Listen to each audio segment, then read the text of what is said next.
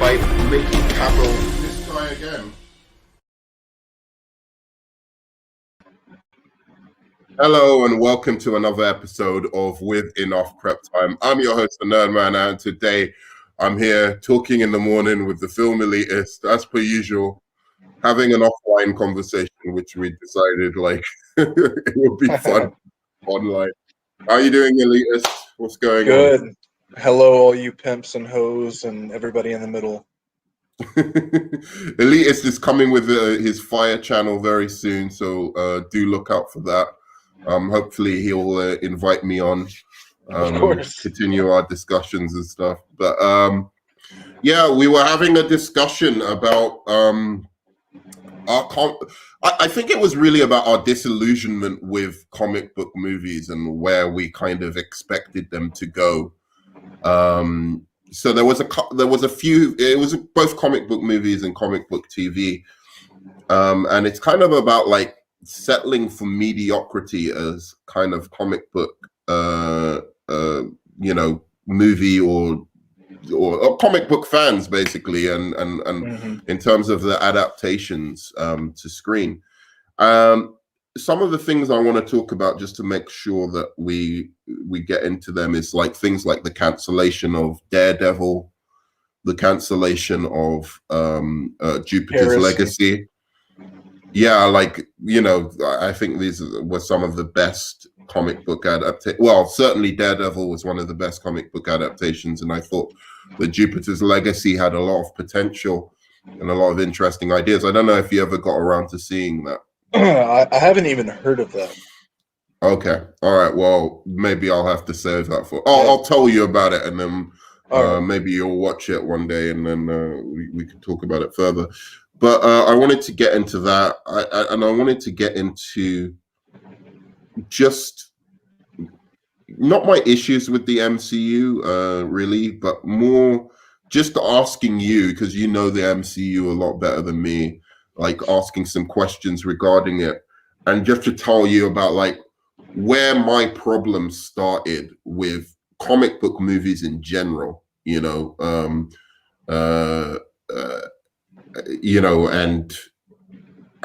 what I expected of them, and how it's disappointed me, essentially. So that's the basic kind of premise of our discussion. So I'll start off with this. I was, around, obviously, and, old enough to really have appreciated when The Dark Knight came out. I was a huge fan of the Burton movies. But since the Burton movies, I was really like the X-Men. I was not a big fan of that franchise. Spider-Man was cool. I liked Spider-Man, those Spider-Man movies. But again, Spider-Man wasn't really my character, and I found it like all a bit too pulpy and silly to like really go back to and engage with, so many times. But I did think they were really good. If I was a huge Spider-Man fan, I would have been completely, over the moon with those movies. So nothing against the Raimi movies.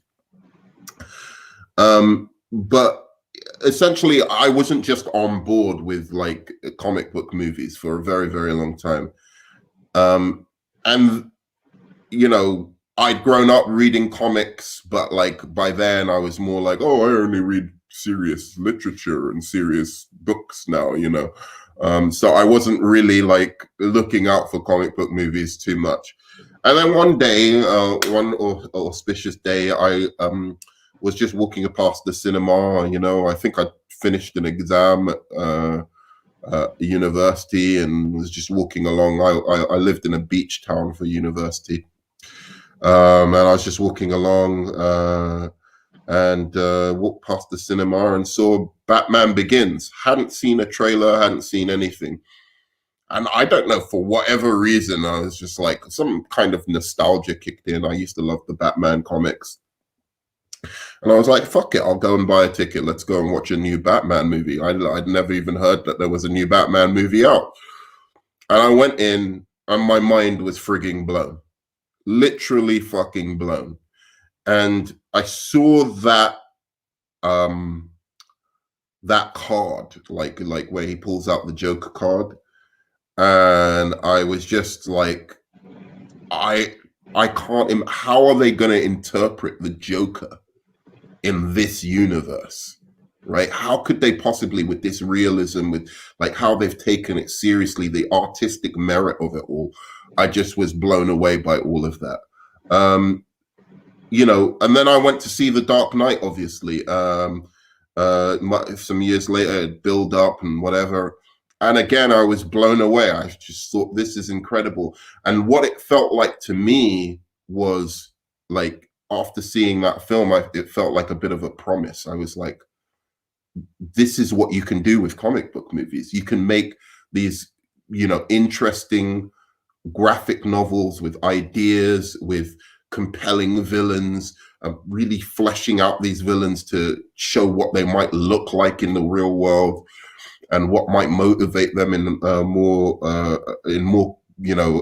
contemporary times. And also, more poignantly, I was like, wow, what you could do with this is you can really have director-driven point of views on these kind of comic book movies and make them like a little bit more personal than just your, average blockbuster.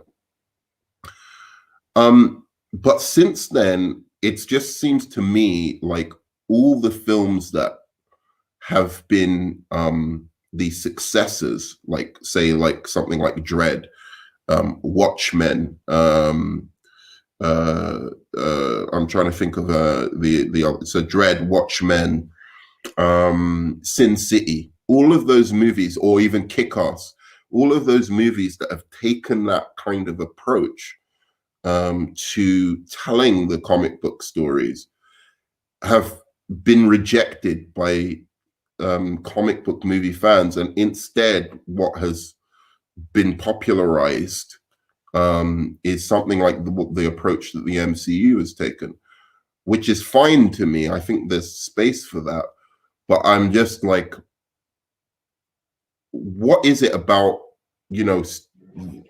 the more artistic, the more interesting comic book takes that don't seem to catch on? And that's what I'm saying. Like, that's the whole gambit of what I wanted to begin with. What is it that we settle for mediocrity? Is it that we, and we can discuss whether the MCU is mediocre. Obviously, the DCEU has some major problems as well. But that's just my opening. Yeah, putting it lightly. But that's my opening. So, what do you have to say to respond to that? All right, this is a lot. We're gonna get into some different angles here. The first thing that pops into my head when you're describing all of that, I'm a little younger than you. I'm in my late 20s, so I was about 15, 14 when The Dark Knight came out, and that was right around the time that I could really start appreciating cinema. Because I watched Batman Begins on DVD with my cousins, and I thought it was good and stuff. And I always loved Batman, the animated series, and I love Batman as a character. He's my second favorite character, to Spider-Man. But when I saw The Dark Knight, it was like a light bulb going off in my head. I'd never seen anything like that. And I agree with you. I remember thinking holy shit, this is going to change everything. And for a second, it felt like it did. It really did. Because I think that's what really pushed Marvel to make Iron Man and create the Avengers and the MCU and really have a mission to make higher quality movies. But the problem is, it's kind of like, okay, so this is what popped in my head, right? In the 90s, there was a revolution in film, and then eventually in the late 90s with TV, with The Sopranos and stuff. But you had Tarantino and Aronofsky and all these indie filmmakers. It was kind of and it happened with music too, with Nirvana. It was a response to the commercialism of the 80s with the Arnold Schwarzenegger films and the hair metal music. It was like the response to that. What would be the word? What's the word I'm looking for? I know what you mean. It was kind of a new form of counterculture, not the kind of 70s counterculture, which was, for want of a better word, a little bit more political and perhaps optimistic. through the 80s, it turned into a counterculture that was a little bit more nihilistic and embracing of, you know, how would you put it? Like, it embraced, or not, sorry, not embraced. It was dealing with a more cynical world, a world where Yeah. we didn't necessarily trust our politicians. We didn't necessarily believe in our heroes anymore. They had been corrupted and sullied and all of those kind of things. And I think art and film was reflecting that there was no way out of the mega machine that we'd created, but it was a direct but it was response. giving voice to the alternative, the people who had somehow fallen outside of that, out of the status quo, were given voice in the art. If you want to put it like that. So that's what grunge and and at some point, I think that for lack of a better example, I think the 2010s, we saw the tail end of that counterculture stuff with The Dark Knight and with some other really interesting movies that were coming out. But then we got back into this like shit of Transformers and Michael Bay and highly commercialized IPs and redone prequels and sequels and origins and cinematic universes with the Avengers that made every studio wanted to make $1 billion movie now. It's not enough to make a profit. You got to have $1 billion movie. And I think with streaming and with music and just everything, there's an unoriginal feeling right now. We're back in the 80s in a way, you know, and we need that there's a comfortable feeling amongst people that they think that their counterculture by being a part of the herd is something that I see sometimes. It's like, and I'm not going to get political here, but just in general, that's all I'll say. There's people that they say they believe in one thing, but they're more than happy contributing to the thing that they claim to hate. I see that a lot when it comes to like the commercialization of technology and video games and movies and pop culture. And I don't feel challenged. I don't feel like I have to think about anything. It's like every time I watch a movie, it's like exactly what I expect. And that takes all the fun out of it. Right. And that's it. It's the kind of this kind of filmmaking approach where you see that they, you know, especially in the kind of mainstream films, that they don't want to challenge you intellectually. They don't want to offend. They don't want to, you know, I remember watching The Dark Knight, and there was a dad and his son in the audience, and like the son was just like terrified of the Joker. When the Joker came out and was like, rah, you know, like, this is how crazy things are getting, and all of that kind of thing. The son was just in tears, and the dad eventually had to take the son out of the cinema. And I've always thought back to that kid, and I bet you now he absolutely fucking loves The Dark Knight now he's older, right? Like, even though it was terrifying to him, like when he was like 7 years old, I can imagine that he's probably grown up like now and just looks back at that and thinks, oh wow, that was such an incredible thing that it was terrifying to me. Maybe anyway. But it's that kind of filmmaking where they, you know, just allowing bad guys to be bad guys, for instance, villains to be actual villains and to be terrifying and to be unlikable or to be challenging in some way. I find even that just basic form of storytelling is lacking. I mean, you look at the MCU and the DCU, one of the biggest problems is the villain problem, right? Like in their films, right? And to me, you know, I've given, and this is even me, I've been giving so many films you know, like just things that I wouldn't usually do in terms of critiquing a film. To me, a villain, a good villain, is so fucking essential. It defines what the hero is actually doing. And you know, like I watch Wonder Woman and I give it a break, right? Because You know, I love Wonder Woman, and I love the character, and it, you know, and the emotional kind of beats of that movie were kind of inspiring. But the fact is, it lacks depth, some depth, precisely because it doesn't have that great villain. You know, and I shouldn't give it a break, like for doing that, because that's not, technically speaking, you could just say, oh, even on the basis of that, it's not that great a movie. You know what I mean? To not have a compelling villain, to have such an obvious kind of turn in the movie where, like, you know, Ares, like, is, you could see a mile away who he was, and it wasn't worth that reveal for him to be hidden in the background. But anyway, I don't want to get into like that so much, but you know, just as an example. Yeah, come. Okay, I know that we drift into politics on accident sometimes, and I don't want to take it in any particular direction with the politics. No, cool. Don't feel free. I do want to make this point though. Something that bothers me about the politics or the social messages in films, and the reason they don't feel authentic to me, is that it's always the easy, accepted thing that's going on in society. They're never ahead of the trends, right?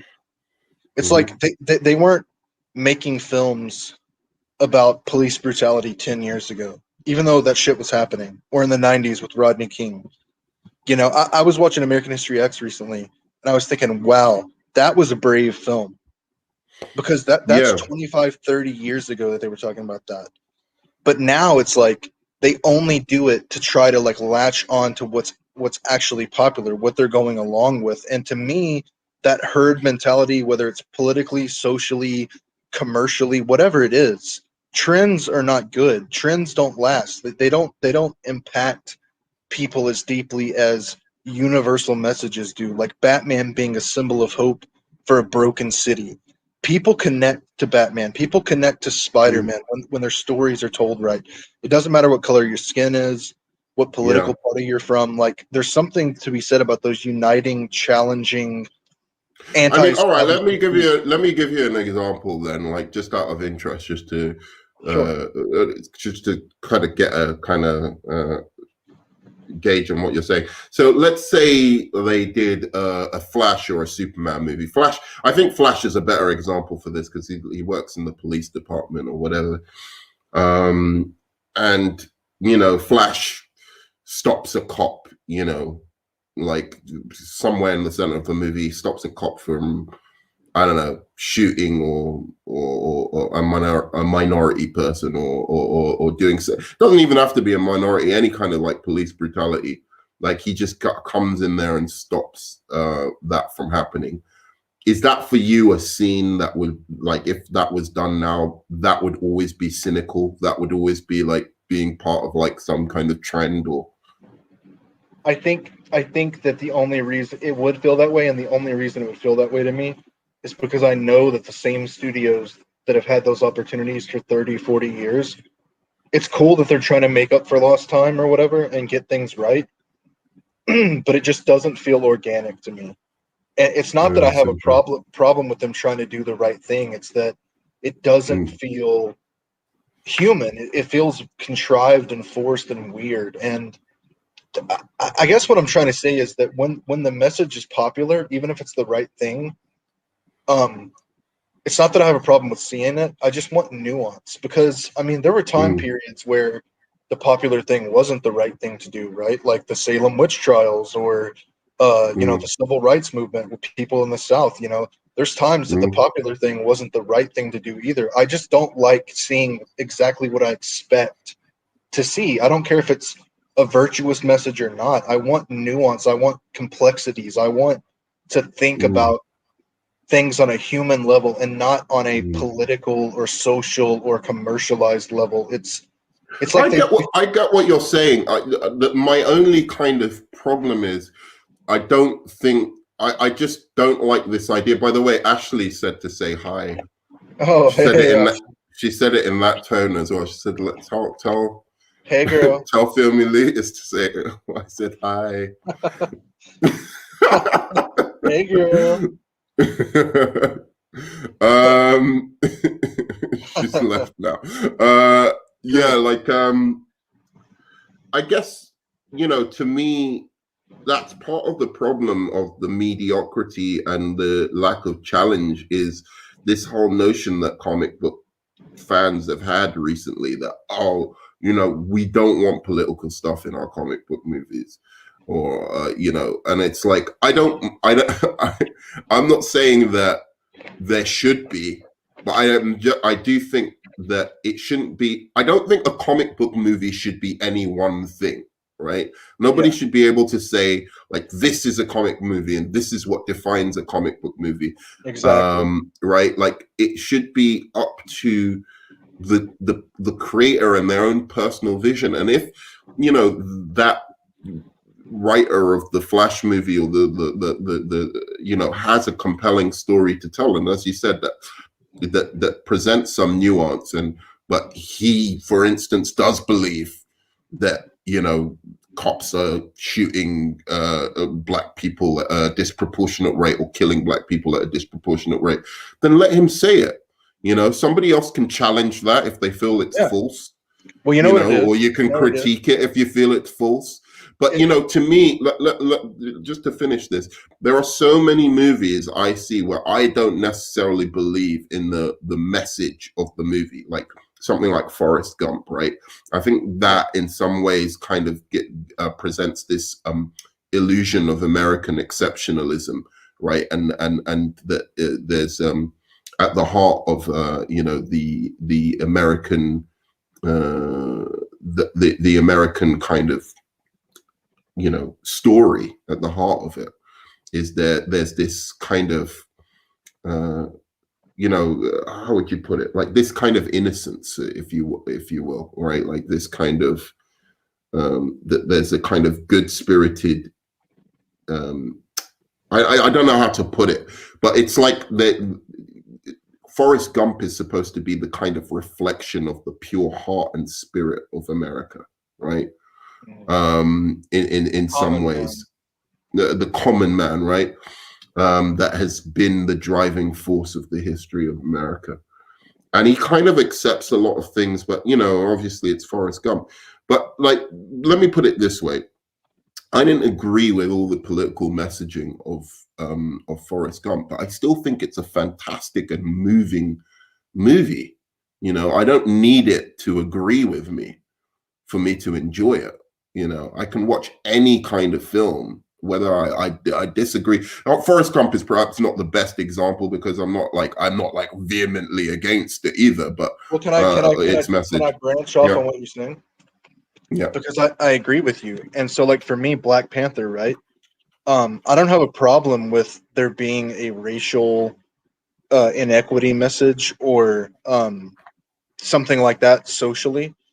And in that movie, I thought it was handled in a way that was original and unique, and it made sense to the roots of his character, and it made sense from Killmonger's background. It felt very organic and real. Even Mm-hmm. though Wakanda is obviously not a real place, it felt more real to me than Falcon and the Winter Soldier somehow. Because the characters, I understood where they were coming from. It's not that I have a problem with politics, it's that I don't want to hear the same message told 20 Well, times. I'll tell you why that is. I'll tell you exactly why that is. Because, and I was having this discussion earlier about Sam's speech at the end. Sorry, not to interrupt you, but like, just very quickly. It's because the characters in Black Panther spoke from from their perspective. They didn't speak from the writer's perspective, right? Everything Black Panther said in that movie tracked with who Black Panther was established to be, or T'Challa was established to be. Everything Killmonger said tracked with what Killmonger, had been established to be, right? They didn't all of a sudden have Killmonger like straight up, say the philosophy of the writer or author of the story, or have T'Challa do that, right?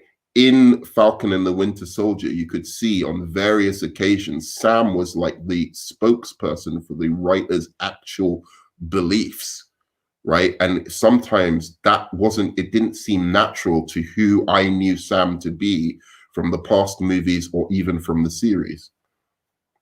Yeah, well, it's like there's a difference in having a vision and having an agenda. You Mm. know, that's I think what it comes down to. And also, it's not that I have a problem with the political messages, it's that I don't want to hear the same exact message told 30, 40, 50 times. And with Marvel right now, it's the same tired shit beating you over the head over and over and over again. Mm. Well, this is That's where I'd have to defend Marvel, because what films of theirs have political messages apart from like Black Panther and maybe Captain Marvel? Falcon and the Winter Soldier definitely had a lot of political stuff in it. Okay, all right. So Falcon and the Winter Soldier, Black Panther, and Captain Marvel. And I also What think what that just else? when you look at the slate of movies that are coming out and you listen to like the plot lines and you pay attention to the writers that they're hiring and the vision that they're kind of laying out, I don't want to judge it before it gets here, but when every single character from Iron Man to Hawkeye to Thor, they're all being turned into Gender or race swap? yeah, Yeah. gender and race swap, and then they're hiring people that are like, like Tanahashi Coates was hired for DC or whatever, but um, Marvel is Mm. hiring people like that too that have very obvious political beliefs and messages that they want to get out to the world. Yeah. And they're hiring like the lady that's writing Blade. Like I know that Blade is not going to be a rated R Blade film about vampires now. It's going to be some kind of racial uh, effigy where it's rated PG-13 and it's watered down. And it's not only not a good Blade movie, but it's going to be some kind of convoluted political movie. And that's what bothers me. It's not that we. It's But, not hey, that. but wait. Mhm. Go ahead. Go on. We have to get back to the topic, but this is interesting. Yeah. But carry on with what you're saying. I wanted to listen No, to it's the just when it's the thing about mediocrity, right? Is that mediocrity and commercialization, when everything looks the same, or the message is always the same, or the story is always the same, it's not just the politics, it's that the story beats are always the same, the villains are always lazy. There's political messages on top of that. It's over stylized CGI. They're not focusing on the character arcs as much as they're focusing on the explosions and the political messages. It starts to become very boring to me and preachy on top of it. It was already kind of like cartoonish and theme parkish, as Martin Scorsese said. But now they're also getting like convoluted political messages on top of it. And to me, well, that's where I'm having a problem. well, and that's what saddens me, because it's one of the things it's not like a big deal to me about the DCEU, but it was something that I enjoyed about the DCEU.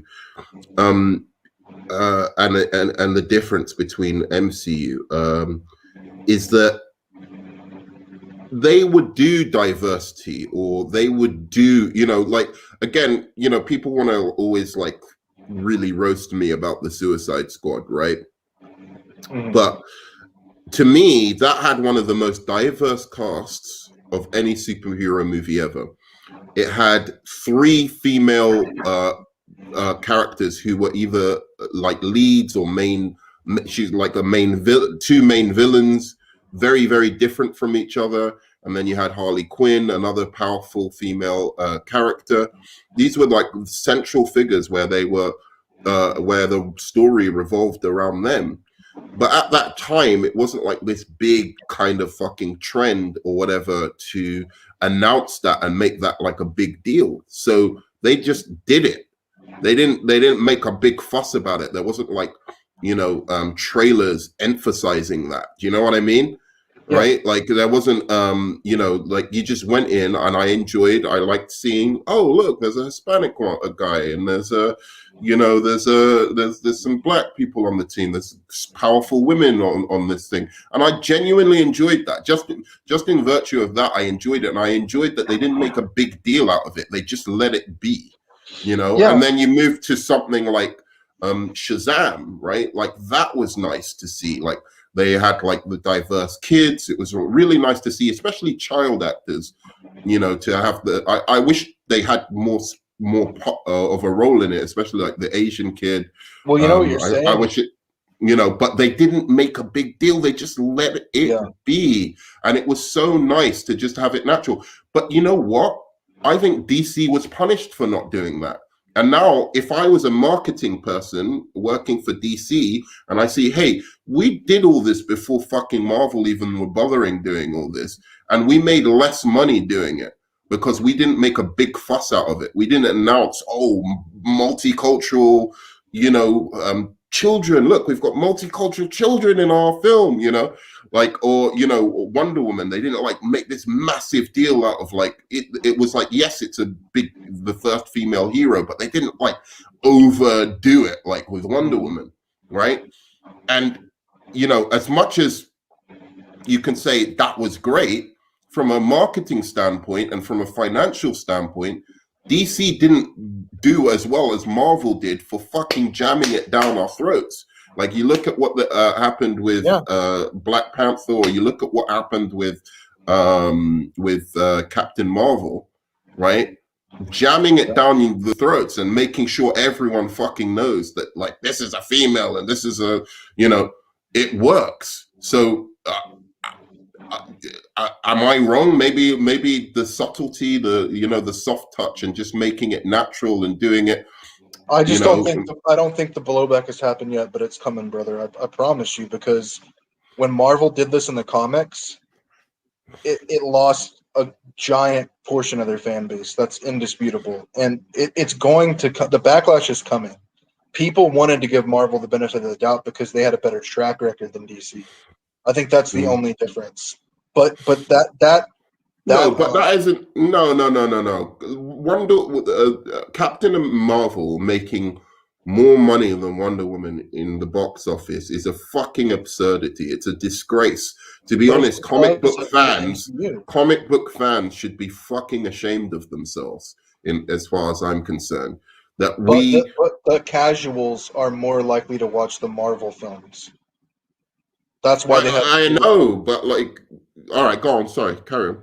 So that's what it is. It's that it's the casual movie-going audience have been turned into Marvel fans over the last decade, where other than the Batman films and then the one Wonder Woman film, DC hasn't really had that track record where now almost pretty much every Marvel movie that comes out, they're going to make somewhere between $700 million to $1 billion. It doesn't matter if you know the character. Guardians of the Galaxy, hardly anyone knew who they were.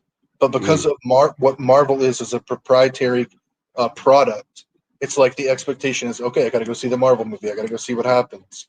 You know what I mean? Right. I get that, but that is lessening, though. That is lessening, I think, and the blowback is coming. And something I wanted to say is that growing up in the 90s, I don't ever remember Denzel Washington, Will Smith. They were huge box office stars. And I don't ever recall anyone coming at it from the angle of like, this is something that we have to do. It was just accepted. Like, these guys are great actors. They're two of the biggest stars out there. And when their movies come out, you're going to watch them. And I don't ever remember there being anything weird about that. It was just normal. And I know that doesn't happen enough for people of color. And I get that we need to do a better job and stuff. But all I'm trying to say is that maybe it's not so much about who is playing who or what sex they are or whatever. Maybe it really comes down to, do you give a shit about the characters? Are you looking at it from an angle of this is a way to appease people, or are you looking at it from an angle of this is a way to tell a good story? Because at the end of the day, there's plenty of good movies and good comics and good video games that have women or people of color as main characters that are great because the story is great and the people writing it understood what the characters were about, and they fleshed them out and they gave them arcs, and it was fulfilling. But a lot of times, this is what I'm trying to get at. The studios, they're monopolizing and commercializing the social issues as a way to get an audience out of it. They don't really care about the character. They're not showing any love and care for the story or who the characters are. They're losing that part of it. They're just going after, this is a way to get some traction in the new generation and to appease people, and the story is secondary. That's what I'm trying to say. No, I look, I get that. I mean, I'm not as offended by it perhaps as you are. Like, I'm not offended. I'll say this. I mean, I checked out of the MCU a long time ago, so perhaps if it was, you've seen my kind of take on like the Black Superman stuff, so you know it annoys the shit out of me as well when clearly it's, for me, it's done as a kind of like political stunt as opposed to telling a good Superman story, especially when you're doing it at the expense of actual characters that have more recently or historically been depicted as people of color in the comics themselves. You know, there's no, like, there's main Justice League members that people have been wanting to see a film about. We're at the point of this comic book boom where everyone's looking for like these comic book movies and stuff. Why on earth do you not do a Martian Manhunter? Why on earth do you not do a Green Lantern? Why on earth do you not get like a great like director who, like the director who just and you've got to watch this film if you haven't watched it, One Night in Miami, because I'd love to do a review of that with you, given your interests and your kind of social political views. Be really curious what you think of that film. But you want to get someone like Regina King, right? Like to start doing like some of these comic book movies, give her something she can succeed in. You know, this is a Black female director, right? And she's clearly very talented. Why would you want to like associate her with a fucking thing that you know is like almost definitely, look, there's a 20% chance this Black Superman movie might be good. And I'm going to give it a chance. I'll give any film a chance. I'm never going to prejudge something just because of my own biases. But I'm almost 80% sure it's a fucking stunt. You know what I mean? Like there's no, like it's Ta-Nehisi Coates, all of that kind of stuff. I believe it's a stunt. And for them to do that, as I said, at the expense of that, what hurts me even more than them not even bringing these great, you know, superheroes that are of color out, like doing a Jon Stewart movie, is that you're going to waste a talented Black director like Regina King's talents, or, you know, whoever they bring in, like, you know, because you know it's going to be a Black director, right? You're going to waste their talents on a film that potentially is going to get them labeled among comic book fans and all of that kind of stuff. Is like, oh, they're like this ultra political, ultra, you know, like woke, you know, kind of directors. But they were approached with this material. They were approached to do this fucking stunt. You know what I mean? Yeah. Like, they don't know better. They're not fucking comic book aficionados. They could probably make a good movie because they're good directors, but give them the right material for them to succeed in. Mm-hmm. You know, that's what upsets me a lot as well. You know, I would hate Regina King to go anywhere near that fucking movie, because I think she's a fantastic talent as an actress and, you know, as a director and as a woman. And well, what's weird is like, it gets into this weird territory where it's like, and I'm trying to navigate this properly. Mm-hmm. But really, shouldn't it just come down to who has the best story and the best vision? Because, you know, the Rocky film series, the boxing films, Ryan Coogler, the guy that did Black Panther, which was a great film, and I thought he addressed things perfectly and nuanced, and it was awesome. He came to Sylvester Stallone and said, I have an idea for another Rocky film, but it's about Apollo Creed's son. And he told him about it, and he had a vision, and he laid it out, and he pitched it to him, and he said, hell yeah, let's do it. And it was great because he had a vision. He had a vision. It doesn't matter that he's a Black guy. Like, of course, that had something to do with why he connected to the character of Creed, but he had a vision. He had a story he wanted to tell. It wasn't about, let me just try to get one for the Black guys. It was about, let me tell this story about this Black guy, and I happen to be a Black man, but I have a story and a vision that I want to tell and a world that I want to create. And I think that's why Black Panther works a lot, because I don't think he has the same instincts as, like, for instance, actually, the people who did Captain Marvel, funnily enough, are very, very good directors on like their indie stuff. I don't know if you've ever watched a movie called Full Nelson. Yeah. Or Half Nelson with Ryan Gosling. Yes, great movie. Yeah, exactly. So I was going to say, like, I know, but that's what annoys me when they get these directors who are super talented and they put them on these projects, which they know. Well, actually, that was a bit their fault because they wrote, I believe, the Captain Marvel script, right? I'm not 100% sure. I don't know if they did or not. I think it was. Oh, It was. yeah. I think they let her write it with another woman, actually. Okay, well, whatever it is, it's just like, taking that approach, I just think. Anyway, let's not talk about that too much. I want to get back to the topic at hand because we were having a conversation about. I mean, I think it's pretty easy to say why the DCEU is kind of mediocre. The thing I like about it is like sometimes it's swung for the fences, and just DC in general at the moment. What's up, bro? What's up? They wrote it together, right? The directors of the Captain Marvel movie. Well, I just looked it up. Um, They also had the writer from the Tomb Raider reboot. okay, yeah, it felt like that. It felt like there was somebody, Something went wrong. yeah, something went wrong. Dude, I don't mind that like new Tomb Raider movie though. I know it's bad, but it's bad in a way that I kind of like, like a guilty pleasure. I just Kind of forgot thing. it existed. It's kind of like Mortal Kombat. I just watched it once and forgot it existed, flushed it right out. I think the two guilty pleasures I have is that and then Charlie's Angels. And New Charlie's Angels I actually thought was all right. I thought it was quite funny in a stupid kind of way. Just seeing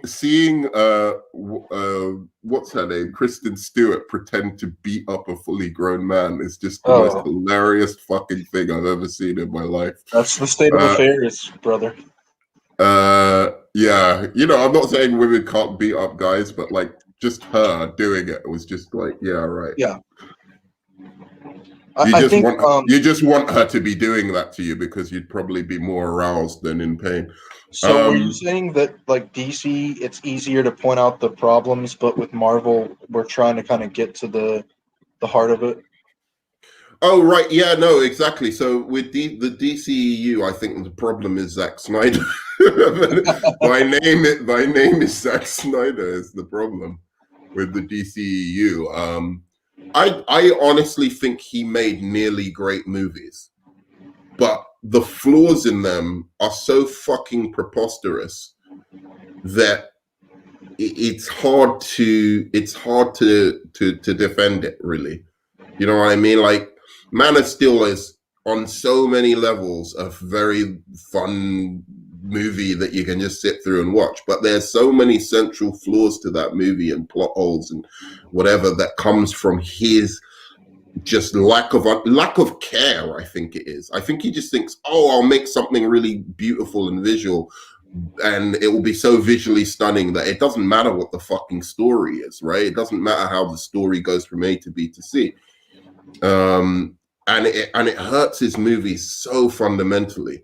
And it goes through every fucking movie.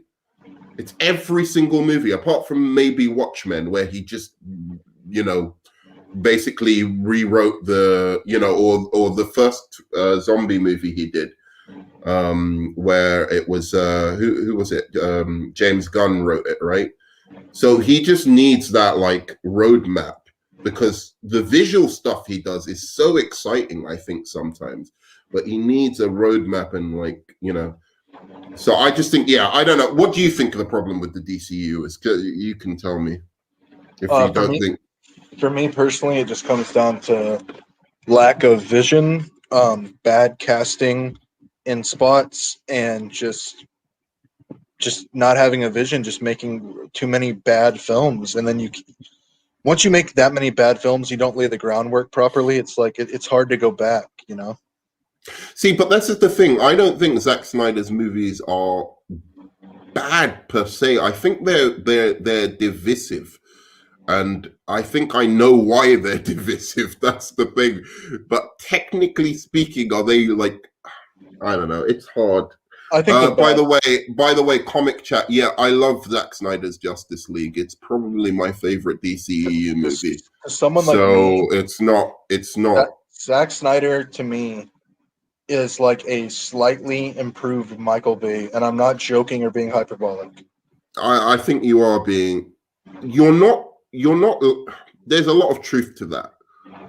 He's very into the action and not the story.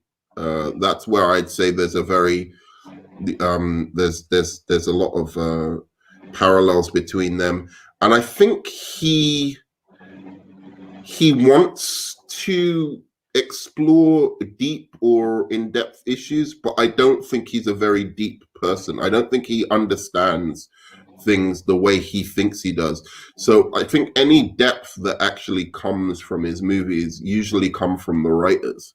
Do you know what I mean? Like he knows how to film it to make it look grand and epic, but like the actual source of the depth in any of his movies, I think, comes from the actual people who wrote the movies as opposed to himself. I remember, like, even like I was watching some of his watch along party to BVS, and I was really excited for him to talk about the helipad scene with Lex Luthor, because I thought there were so many allusions that Lex Luthor was making to several different things, whether it be like, you know, Lolita by what's his name? Kubrick. Fucking up. No, the actual writer of Lolita. Did you get the? I know you probably got the reference to Lolita in it. In which film? In Batman v Superman. No, I didn't. Oh well, it's where he says it's nothing big. It's just he says like plain old low in the morning, Lola in slacks or whatever, and he's referring to Lois Lane, and that's the opening lines of like of Lolita by Vlad. Why have I just forgotten the fucking guy's name? It's so crazy. My memory at the moment is just. Oh, Nabokov. I was thinking Vladikov, and yeah, it's Nabokov. But anyway, yeah, Nabokov, the Russian writer. But he has like all these references and allusions and puns that he's making on the helipad scene, and I was like thinking like Zack Snyder will bring all of that up, and he doesn't bring any of it. It's like it's like I don't even think he realizes it's happening. That's probably why he filmed it like that and didn't get a great performance or the greatest performance he could out of Jesse Eisenberg, because I don't think he understood what the writer was doing. I think it's a combination of things. I think it was a bad script. It was not a bad script, dude. I'm telling you, man. I'm gonna go through with you. We're going to find the script for that helipad scene, and I'm going to go through with you every single line there. No, I mean the entire film. Oh, the entire film. So that's the thing about the entire film. So the film was David Goyer wrote it first. He's a fucking terrible writer. He's, you know, Man of Steel. The worst part about it is the script. Daredevil, you know, no, it wasn't He didn't do Daredevil. He did Ghost Rider, even worse. Oh, right. Both Ghost Rider films. Blade 2, Blade 3. He wrote and directed. He's had a couple of hits, which was Batman Begins, which is, you know, if you actually read the script for that, Christopher Nolan improved that script. There were so many, he had good ideas, but like there were parts of it which were very, very badly written, which clearly Christopher Nolan came in and fixed. And then Blade 1 is probably the best movie, where I don't know how that came about or whatever, but he wrote that. And I don't know, you know, like if the director improved it or whatever, but certainly he wrote the Batman v Superman script. And then what Chris Terrio had to do is come in afterwards and keep the same beats of the script, right? So everything was the same in terms of the beats of it, but he was there to improve the characterization and the dialogue. So that's why I think the dialogue is so good and the story is so shitty. Well, So I does don't that? think I don't think the dialogue is good, and it must have been real bad before he got his hands on it because that movie is Well, shit well, we'll on have to all go levels. over this. I'll have to agree to disagree with you on this, but we'll go over it one day. I don't think But the to dialogue your is point, bad at all. I think it's very naturalistic. It sounds like real people talking. Sounds better than fucking Aquaman's dialogue, and people are always saying Aquaman is better than BVS. Aquaman's dialogues, it sounds complete. It sounds like a fucking like a fan fiction person wrote it. You really don't feel like it's naturalistic speech yeah, no, in that. I'm not gonna Mhm. say Aquaman is better. Look, man, it's difficult because when I see something like Joker or even Wonder Woman, which I didn't think was amazing, but I thought it was pretty good, and I compare it to Batman versus Superman and Aquaman, it's like the Batman and Superman, Batman versus Superman and Aquaman are like on the level of like 2003 Daredevil, Punisher, You're Warzone. hyperbolic. No, Batman v man, Superman I'm is being dead honest. better. I'm being seriously honest myself. Batman v Superman is better than half of the MCU movies. Half. I'd give it a bit. If it was an MCU movie, right? Like if it was to be lodged in the MCU movies, I would put it pretty much. It's got to be up there. It's got to be really, really high up there in Oh, come comparison with the on! MCU movies. I'm sorry, man. It's I'm like sorry, dude. it's like Thor: Let, The let, Dark let's World or Ant Man let's 2 level.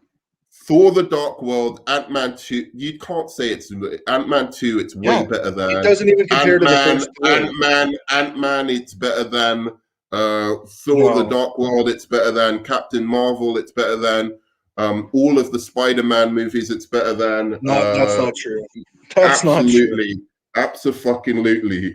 You are on some. Let's not get You're into on this some right now. fire rocks, dude. No, dude, it is. You know it is. You know in your because we're going to talk about the MCU movies in a minute. I would Okay, say it's about just under the Avengers level. That I three think. hour version of Batman v Superman is not that Oh my much worse god. than the Avengers. The I'll, Avengers is a basic movie. It's hey, a I'll extend an really olive basic branch. movie when you look at it. I'll extend an olive branch for you. I think Man of Steel for me, and I know this may be an unpopular opinion. Man of Steel for me compares to like a Thor 1. I don't think Man of Steel is all that bad. Man It's of not good. Steel, It's not I good, but hate it. I it's not loathe it with all my soul. You know, I it loathe. does not it I does not really. repulse me on the same level that Batman v Superman does. That movie is Well, so awful. why is that? Because what? So Batman's killing, or what? Because I've got the same repulsion that you have towards BVS for Man of Steel. That's where I'm repulsed. I'm that It's not movie the infuriates me. So it's not the Batman killing. It's the middle half of that movie is dog shit. And so is the but you third can't act. just say it's dog shit. Give me some Okay, give I mean, me. okay. To be fair, I've only seen it twice, and it's been many years since I've seen it. But Okay. to the best of my recollection, the second and the second and third act of Batman v Superman are a train wreck. Um, I think that the opening of No, that movie. dude, I like all the stuff with Batman, all of the stuff where he's being the James Bond Batman, going around, sneaking around, getting clones of people's phones. That was fucking a cool take on Bruce Wayne. I That like the was Batman fine. action scenes. The I like the warehouse scene Batman was fine. the chase with the car better than most of the stuff I see in Marvel movies. I would take like all of those Okay, Batman scenes in that can I get to movie something real quick? over. Yeah, go on. I'm gonna use your own logic against you. You have been railing about the inconsistency and plot holes and the impracticality of some of the stuff in the MCU. In the second and third act of Batman v Superman, there is some Blade Trinity level bullshit going on. I am not being hyperbolic. You That are shit, being hyperbolic. Lex Luthor, that is one of the worst interpretations of a comic book character I've ever seen portrayed on screen. And the impracticality of Doomsday and Wonder Woman being juxtaposed into that final act, mixed with the bad CGI of Doomsday and the death of Superman, were just so ridiculous And then the Martha thing, the fucking Martha thing, that alone takes that movie down to a 5 The out of 10 at Martha best. thing made sense, dude. Oh my I really don't want to. I don't really want to talk. Like honestly, like I'm wondering if people want us to continue talking about this or not. But like, Hey, if anybody in the I comments, actually, let us know. I actually, this isn't the point of our conversation anyway. I'm gonna get him if you want me to, guys. The Martha thing does make sense to me. I just think it was set up a little bit sloppily. Okay, that's But fine, but it yeah, does not come off well. You could at least say that it's bad. I don't think it comes off half as badly as people. I mean, it's Batman. He's got PTSD. You know that this is the thing that would trigger him. Somebody saying Martha like just before like he's about to kill them, and Okay, now he thinks he's become Joe Chill. That was the but whole listen, point of it. Batman. Him thinking that, oh shit, I've gone so far into this darkness. I've let it like But they set up in that what movie that they were trying to do the more detective Batman, right? With the cloning the cell phones and him having the intel on all the Justice League members and shit, right? He's like the Batman that's like from the comics that like knows everything about everyone. Why the fuck would he just in that moment it hit him, oh, his mom's name is Martha? Like he already knew that if he's the Batman, you're already explaining that he No, is. he wouldn't. Why would he have known that like Clark Kent is his mum's name's Martha? That's nonsense. Because he knows What are you everything about talking about? everybody. He This is didn't know. Batman. He didn't even know it was Clark Kent. Well, that's stupid too. That doesn't make sense in the Batman that you've established in the film. The logical inconsistencies in that movie are unparalleled. No, wait. Look, I will give you this. There's no, dude, they're not plot holes. There's not even logical inconsistencies. They're just maybe at best a little sloppy. The stuff in fucking Endgame is unfathomably bad. There is no justification for 1 minute, in 1 fucking minute, like something that is set up and established as a rule of the fucking movie, right? Just in fucking like literally minutes later being completely overturned just so that they can continue their story. So you're telling me Bruce Right? Wayne, There is let me say this: Bruce Wayne, who has video of Aquaman and has found out who Wonder Woman is, and even knows her name and knows who all these people are, he doesn't know who Superman is or his family background. That what do you doesn't make mean sense. he found out who Aquaman is and doesn't know? What are you talking about?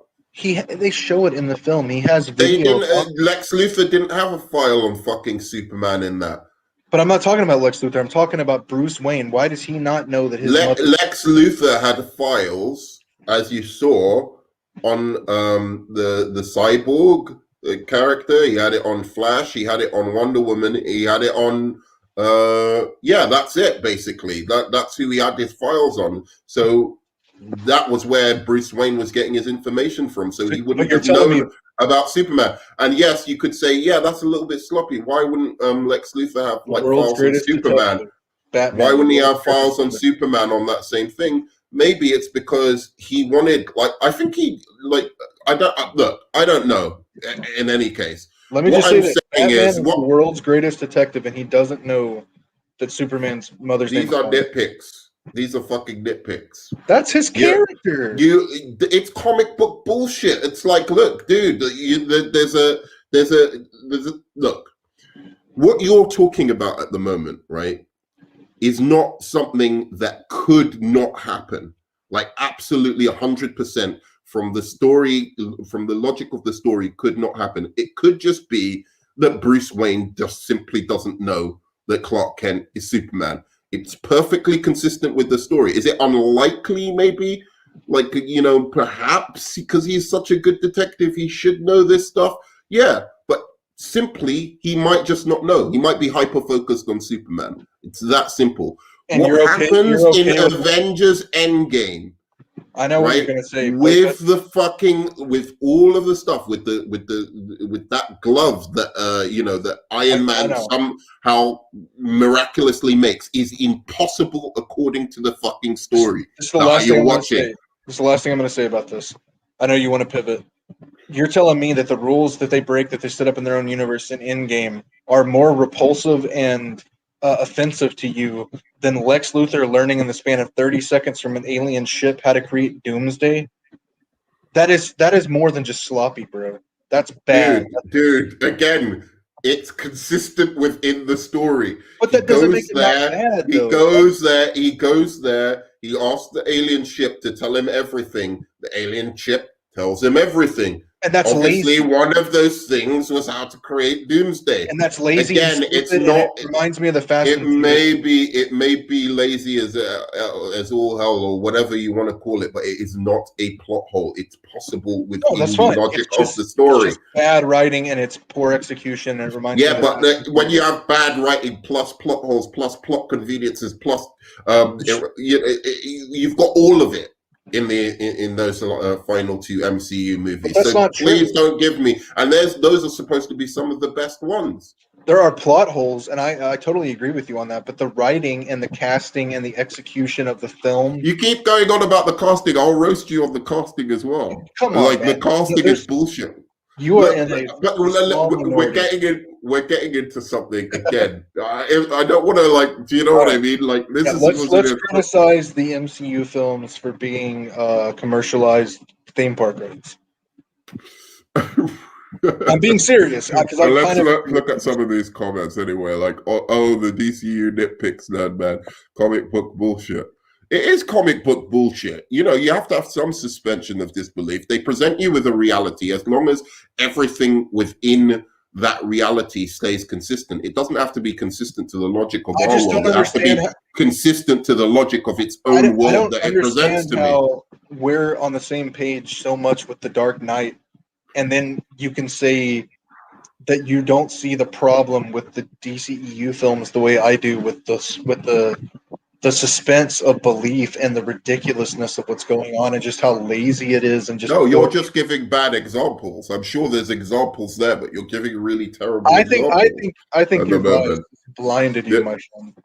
my bias has not blinded me. Otherwise, I would love Man of Steel. I would love like Wonder Woman 1984. I'd love, I don't love love those movies, and I do see the flaws. I'm constantly criticizing Snyder movies for certain inconsistencies in them, but like you're not pointing any of them out. That's not my fault.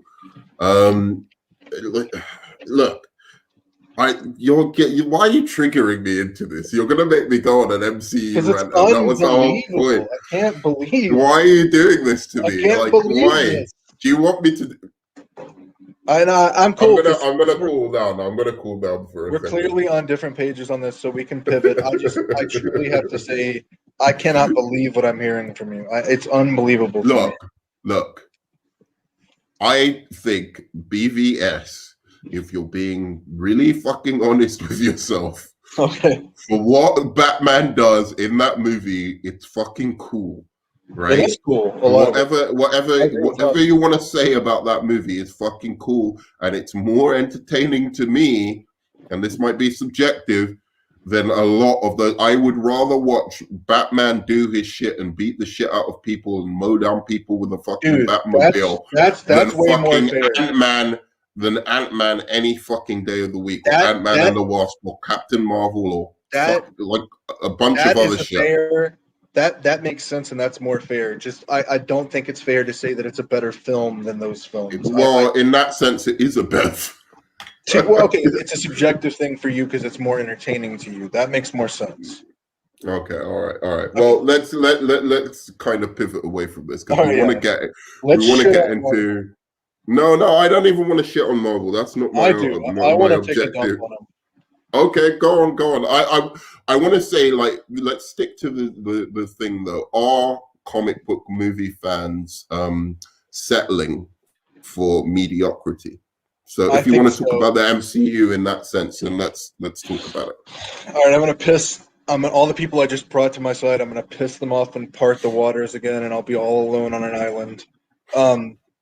I think that the MCU, for me personally, the first three phases, at least 80% of the first three phases, were some of the. Okay, I'll be fair. I'll say 70%. 70%. Because I'm not. Let me be fair. I'm not including Captain Marvel, the two Ant-Man films. 50 Hold at on a best. second. I'm telling you just my assessment. I'm not including the Dark World, Captain Marvel, the two Ant-Man films, or Guardians 2. Everything else I was fine with.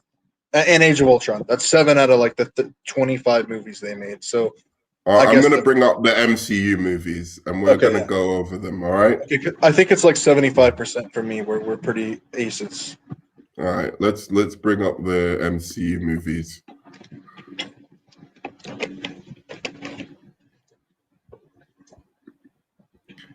All right. So we've got Hulk.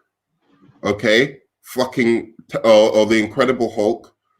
Look, there are aspects I like about the Incredible Hulk. Yeah. I love Edward Norton as an actor, so I give it a little bit of a break in that Why is sense. Venom on there? I think the Hulk in that movie is so much better than the Hulk that we've got, past Avengers in the rest of the MCU. So in virtue of that, I always look at it in a fonder light than it should. But I genuinely Not to speaking, interject, but that's not the correct slate. huh? Because there's a bunch of X-Men and Spider-Man and Venom. Yeah, I know. I don't know why it won't give me Marvel Cinematic Universe movies after. Oh, let me try that. Okay, yeah, that's so we can have some context here. What? What the fuck's going on? We're in an alternate universe. Oh, there it is. Yeah, I don't know. Oh, let me see if I do that. Will it do it? Oh, okay, Yeah. here we go. Right. Now So as I was saying that in that light, I often look at it in a fonder light, but I'd never revisit that movie because it is so paint by numbers. Like it goes from A to B to C. The whole thing with him working in a fucking factory making green juice, it's so moronic and stupid to me. Dr. Banner is barely even a fucking character. I barely even believe Edward Norton, one of the smartest actors in Hollywood, is actually a scientist in that movie. He figures out nothing. Everything he relies on this other scientist for. It's a bad characterization of Dr. Banner.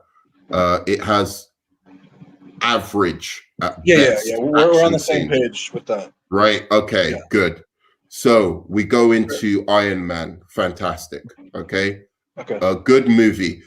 Terrible third act. They go on about Wonder Woman about the third act. Fair. But I was saying it's weak. That part's weak. It's weak.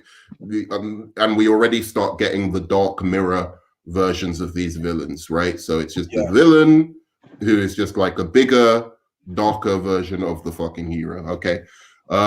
Captain America. Again, I look on this film with a certain amount of fondness, mainly because of where Captain America has kind of gone since in the MCU, right? It's a nice movie at best, right? A nice origin movie, but the villain, again, so vanilla. You're talking about Red Skull, one of the greatest comic book villains of all time. I'm just going to do phase one. Just to start, and then you can tell me about your view of phase one. Thor, I think, is atrocious. I really do. I think that whole second part of Thor, right, as soon as he leaves Asgard, is a bore fest in which Natalie Portman and that other girl spending most of their time, ogling fucking Thor. So it has the first act, which is good. And then it's got right at the end that sacrifice by Loki, which is also nice, and a few bits with Loki and his exchange with his father that is nice. The rest of it, I honestly think, is a paint by numbers, average, uninteresting comic book movie, and I don't even care about the central conflict in it because it doesn't feel like he's saving the world. It feels like I don't know who he's fighting or what he's fighting for. Maybe to get his hammer or something. I don't know. So there's those movies. Have I missed out anyone? The Avengers. Iron Man 2. Iron Man 2. You've got like Justin Hammer, and Tony Stark, amazing in the movie, but the rest of it, broadly speaking, forgettable. I'll say this: Justin Hammer is so entertaining, and every time I watch that movie is kind of a guilty pleasure, just because Justin Hammer is hilarious. But it's not exactly because it's an action movie that, like a good, well put together action movie that I'm watching. It's more the humor of this Justin Hammer character that I like. And the Avengers, look, Avengers is amazing in what it like did. Andrea Shaw. I don't know. Okay, I thought they were talking to me. Avengers is amazing in what it did, like what it achieved of bringing all of these characters together, like in a one plot. But again, very, very basic. When you look at the movie, it doesn't surprise you. It doesn't challenge you. It's not. It's just the most revolutionary thing that it does. Like, not in terms of its action scenes, is it like really revolutionary? Not in terms of the cinematography. It's it's joke heavy. The kind of injection of that kind of Marvel humor. The humor is kind of very good, but I don't know. It's a good movie. It's a good movie, but I don't think it's, I think the main draw of that movie is that the heroes are together, and this was done for the very first time. Apart from that, it is pretty fucking average. The storyline, the MacGuffin at the center of it, what they're trying to achieve or what the villain's plan is not very interesting. I'm rolling my eyes at you right now. It's not very interesting. So look, yeah, it's a good movie. I'll say this: other than Iron Man 2 and Thor, and even those two, I don't think they're bad. I just think they're average. Every other movie in the first phase, I thought was either good or great. Great. Okay. I think the Avengers and Iron Man are great. But why is the Avengers great? The Avengers is great. It's because it's done something for the first time. It's not just that. I rewatched it recently. I think that the whole part where they're on the helicarrier and they've been setting up this tension between Cap and Tony, and Bruce has his problems with being the Hulk and he doesn't want to be there, and Thor is only back on Earth for the first time since his movie, and everyone has a dynamic going, and even Fury with they gave him something to interject in with him building the weapons and hiding that from them. Everyone has a motivation and a suspicion, and there's this whole great scene when Loki is fucking with them with the Mind Stone and the Scepter, where everyone's problems and everyone's arc and everyone's motivations all come to a head, and then they're attacked and they learn to be a team. That's really good writing, and it's really engaging. It's not really good writing. Look, I know what you're saying. The dynamic is kind of nice, but it's not revolutionary or anything like one of the greatest comic book dude, everything from a story level point of view, from a character writing point of view, everything in a movie like Kick-Ass is better. It's more sophisticated. The cinematography is more sophisticated. The character work is more sophisticated. If you want to say Logan, the twists and turns. If you want to say because those are way better than the Avengers. That's on a whole different Kick-Ass is not better than level. Kick-Ass is better than the Avengers. Even X-Men Days of Future Past in many ways is better. No, not Days of Future Past. X-Men First Class in many ways, I'd say, is on a level with Avengers. It's not that much greater. I think that the stuff I was just talking about with the film, with the teamwork, coupled with how good of a performance Samuel L. Jackson, Robert Downey Jr., Chris Evans, Mark Ruffalo. That's the only time he really got to be good as the Hulk. All of them gave really great performances. They all had memorable dialogue. It's quotable in the same way that The Dark Knight is quotable. It's endearing. And the final action scene, one of your common complaints about Marvel, not their action movies that don't have memorable action sequences. That final battle in New York is one of the most memorable action sequences I've ever seen, and it's not just because it was the first time I saw those people coming together. It's just really well done. The film sets it up great. The last two That's a acts of good that point. movie are fantastic. That's a good point. It really doesn't stick the landing. I And at think the the end, setup. I think the setup is a bit weak, but fair, that's the fair. landing is fucking exceptional. I was so giddy in the cinema watching, and I guess uh, again, I might be a little bit biased about the Avengers movie because the Incredible Hulk got me into comics, and they did such a good job with the Incredible Hulk in that final action sequence that I was just like, it. How I told you, like, when the Flash turned back time, right? Like, Flash is one of my favorite DC characters. When he did that thing, I was like jumping up and whatever. That's how I was in the cinema when the Hulk was just like mowing through cats and like, puny god and all of that stuff. I just thought that was excellent. But again, I might be biased because the Hulk was my first ever character that I loved because of the Bill Bixby show, and then I collected the comics.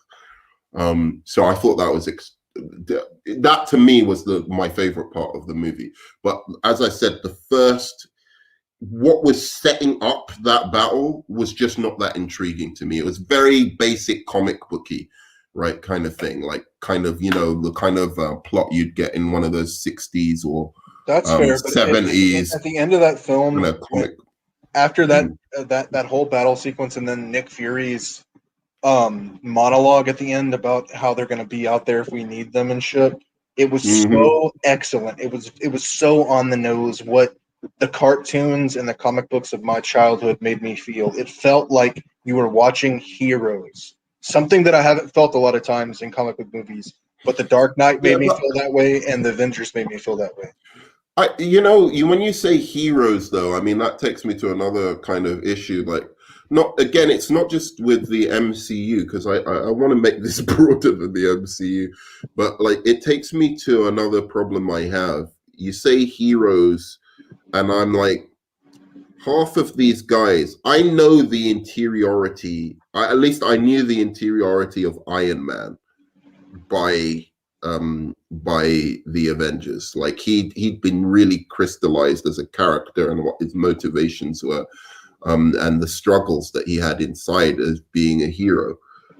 Captain America was a bit paper thin by that point. He got a little bit more depth in his later movies. I think in definitely in Captain America, Winter Soldier, and Civil War. That was for me the announcement of this Captain America as like a great character to watch. But I thought, for the most part, he was just the good soldier and whatever in that first Avengers. But where it really kind of, I think, a lot of points can be taken away is like Thor, Hawkeye, Black Widow. These were really, really thin characters that I don't know why anybody particularly warmed to just from those movies. I know why Thor got into the conflict because of his brother being involved and stuff, but I really, till this day, I don't know what he stands for. I don't know what makes him so worthy. He seems like an arrogant prick to me. I don't know why that would be considered something that's worthy of being able to carry Mjolnir. And then it even gets worse with Black Widow and Hawkeye. I'm talking about complete non-fucking characters. Paper thin motivations. Hey, look, no interiority at all. I'll give you Black Widow and Hawkeye are very much in the background in that film. But outside of that, I think they nailed who the Hulk was. That one time they nailed who the Hulk was. They nailed who Iron Man was, Nick Fury, Captain America, and they did it in a way that, and this is something that you're going to like this because I don't think they do this anymore. But early on, there was so much care given to those characters because everything rested on that succeeding. And I agree. It got only worse from there. Yeah.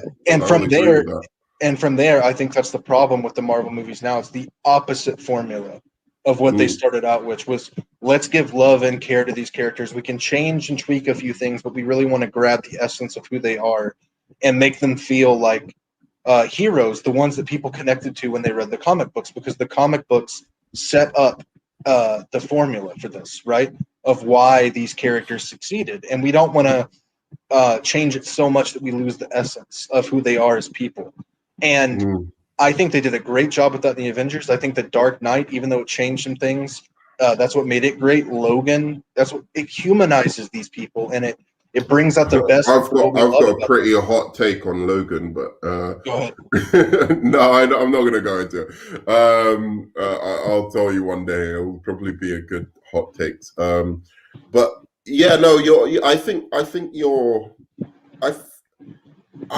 There's merit in what you're saying, but I still think that for me, I liked what the MCU was doing then, as a kind of oh, this is family entertainment. This is like entertainment I don't really need to think about. I can just have fun with, right? But it wasn't doing anything important or particularly novel or interesting to me. No, it's not as I just as Logan or The Dark Knight or Watchmen or Invincible or Daredevil, the TV series. Like, there's a lot of things that took more risks. Right, exactly. So that's where we can agree on.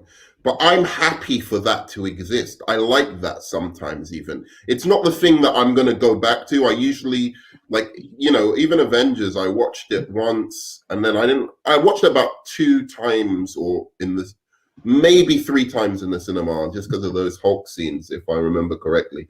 But after I finished watching it in the cinema, and it was not like an intention of mine. I was perfectly happy to watch it again, but it never felt like I needed to go back and watch it because I was like, I got everything from that movie the first time I saw it.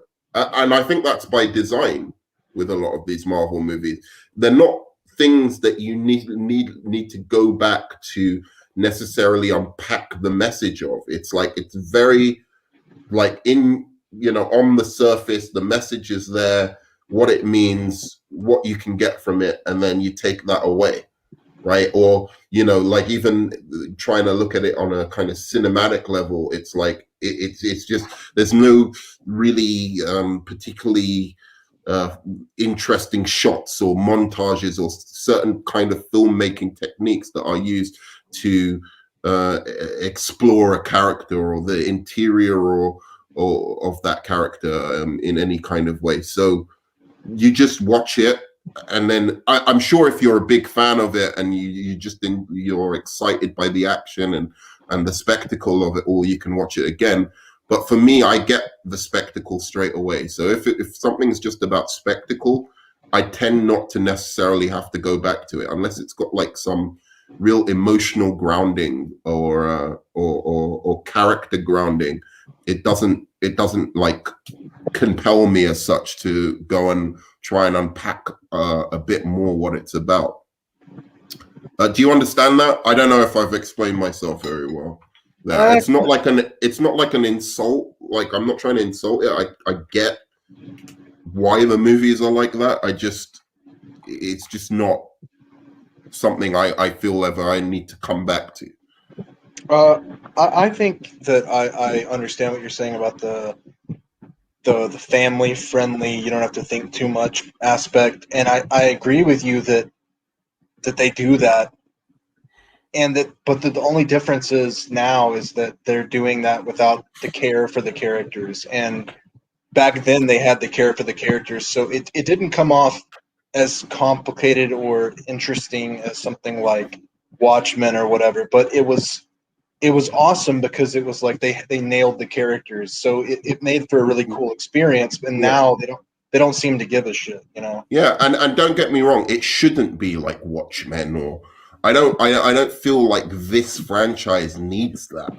So that's why I think people sometimes confuse what I'm saying by that. I don't think this franchise should be exactly what it is. My thing is when it influences other franchises to be like, oh, that's the way you make money, so let's all do that, rather than try and do your own thing.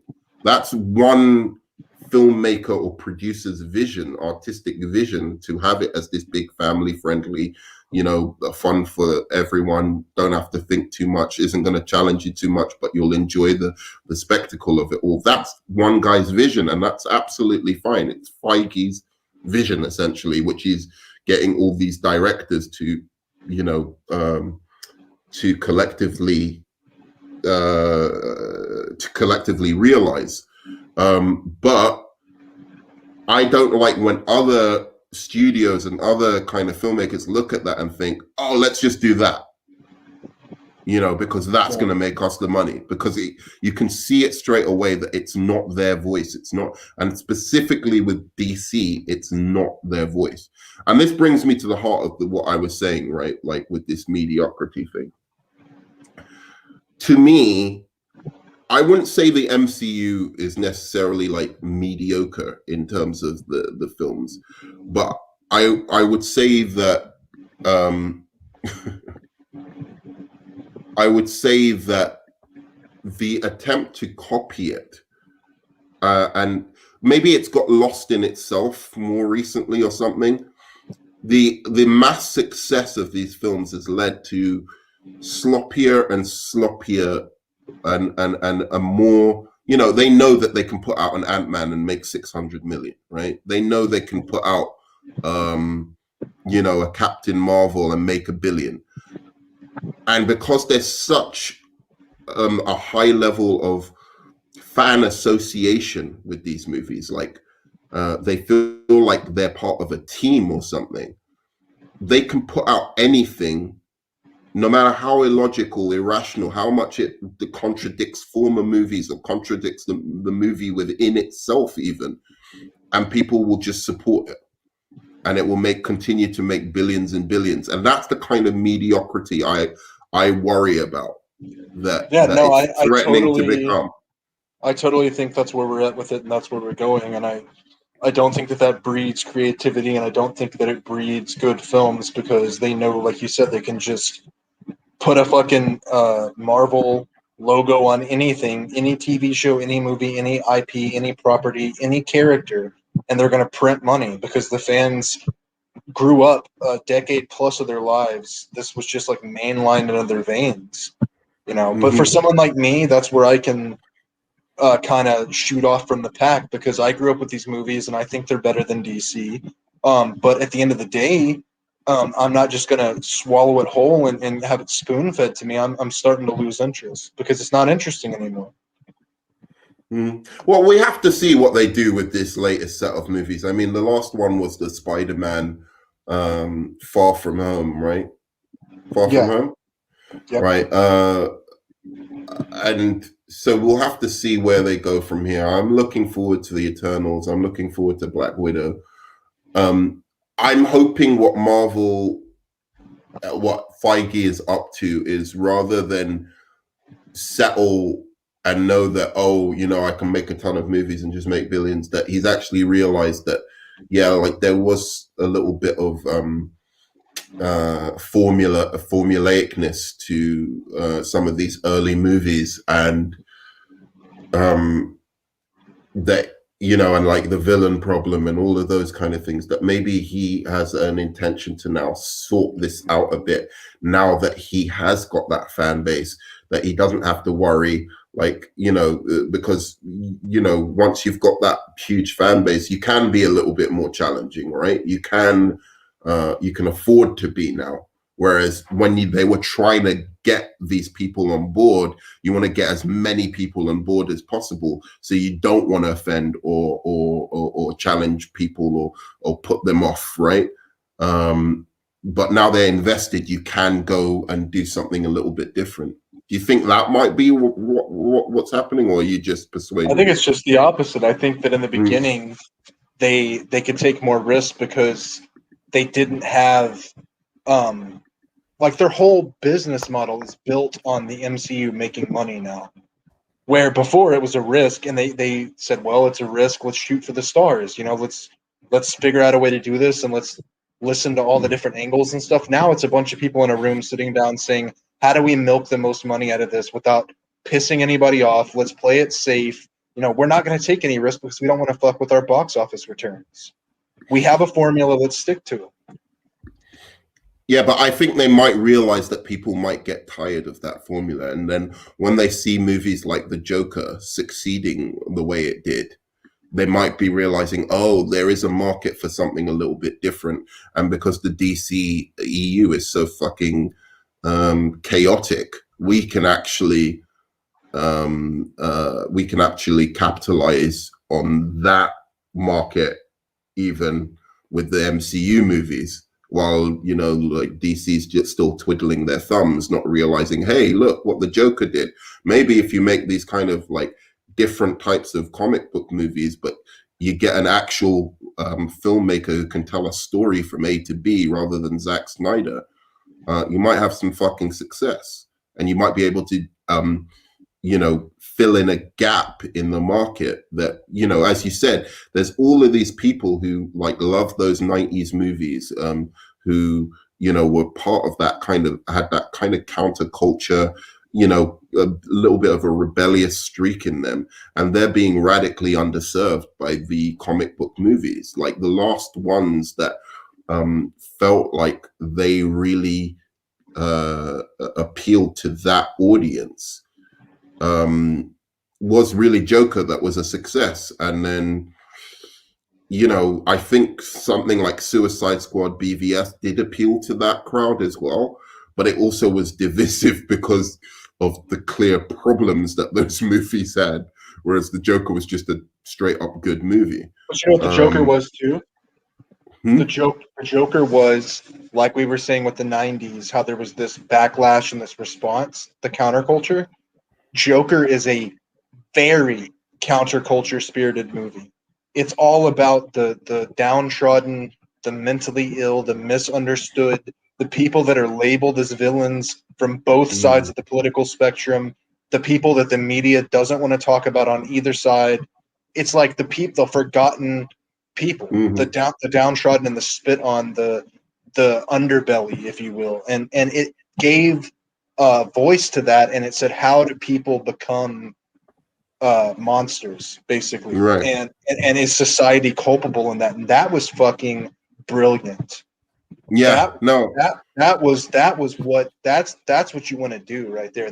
You want to grab something that people are feeling and give voice to it instead of tiptoeing around those issues, because when it really comes down to it, these studios can act like they're brave about their political messages, but I don't care if they're right wing, left wing, right down the center. They don't want to fuck with the ugly parts of the world. They don't want to expose that stuff because that is a risk for them. Right. And that's where I'll completely agree with you on, is that, like, and it doesn't just have to be that particular message, but it is, as you said, like depicting, having these superheroes, super beings, comic book characters contextualized in the modern world in a way that it explores some of the darker areas, some of the not darker areas. I don't want to say darker areas. I just mean it explores ideas. And like, to be fair, to some of the DCEU movies, they have explored ideas, or they have been a little bit more grimy and a little bit more downtrodden. They just haven't done it with the kind of depth and sophistication as the Joker did. Whether it's Wonder Woman, whether it's, Suicide Squad was dealing with prisoners and all of that, that could have been a little bit more, hard hitting with that kind of stuff. Wonder Woman with the war kind of stuff. Even the I think Shazam with its, that whole thing of exploring like how family and stuff impacts an individual and their moral growth. I think all of those things could be done on a bigger, more sophisticated level, and that could differentiate DCEU from the MCU, right? Yeah. Like I think that's, so coming back to the initial point, and we'll leave it after this because I know you have to go. Is, when we've seen like all of these movies, and TV shows and stuff like that that do go there, like Daredevil, like as I said, Judge Dredd, the Dredd movie recently, even Kick-Ass, even though it got a sequel and stuff, which wasn't that good. I'm trying to think, like, there's so many of these movies that were really, really good and interesting stuff, that were new, novel, and they took this genre seriously and explored some heavy themes with them, or presented really kind of cool cinematic action movies or cinematic kind of concepts, like Logan. Even those films seem to have fallen by the wayside in some ways, apart from Joker. It's like people are rejecting them, or even like more recently, the Jupiter's Legacy. So, like, how the hell did Daredevil get canceled? That was one of the best seasons of, if not the best season of comic book TV that I've ever seen in season 3. How did that get canceled? Why are comic book fans not supporting that as well as supporting like the more pulpy? But they were supporting Daredevil.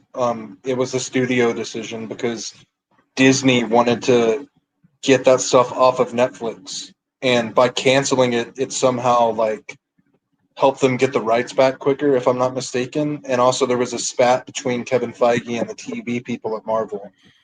Oh, I see. Yeah. So it really comes down to the studios just having too much power. Yeah, Daredevil got cancelled because the deal was over. Ah, okay. So I thought it had bad viewing numbers as well. I'm pretty sure I think if it had better viewing numbers, there would have been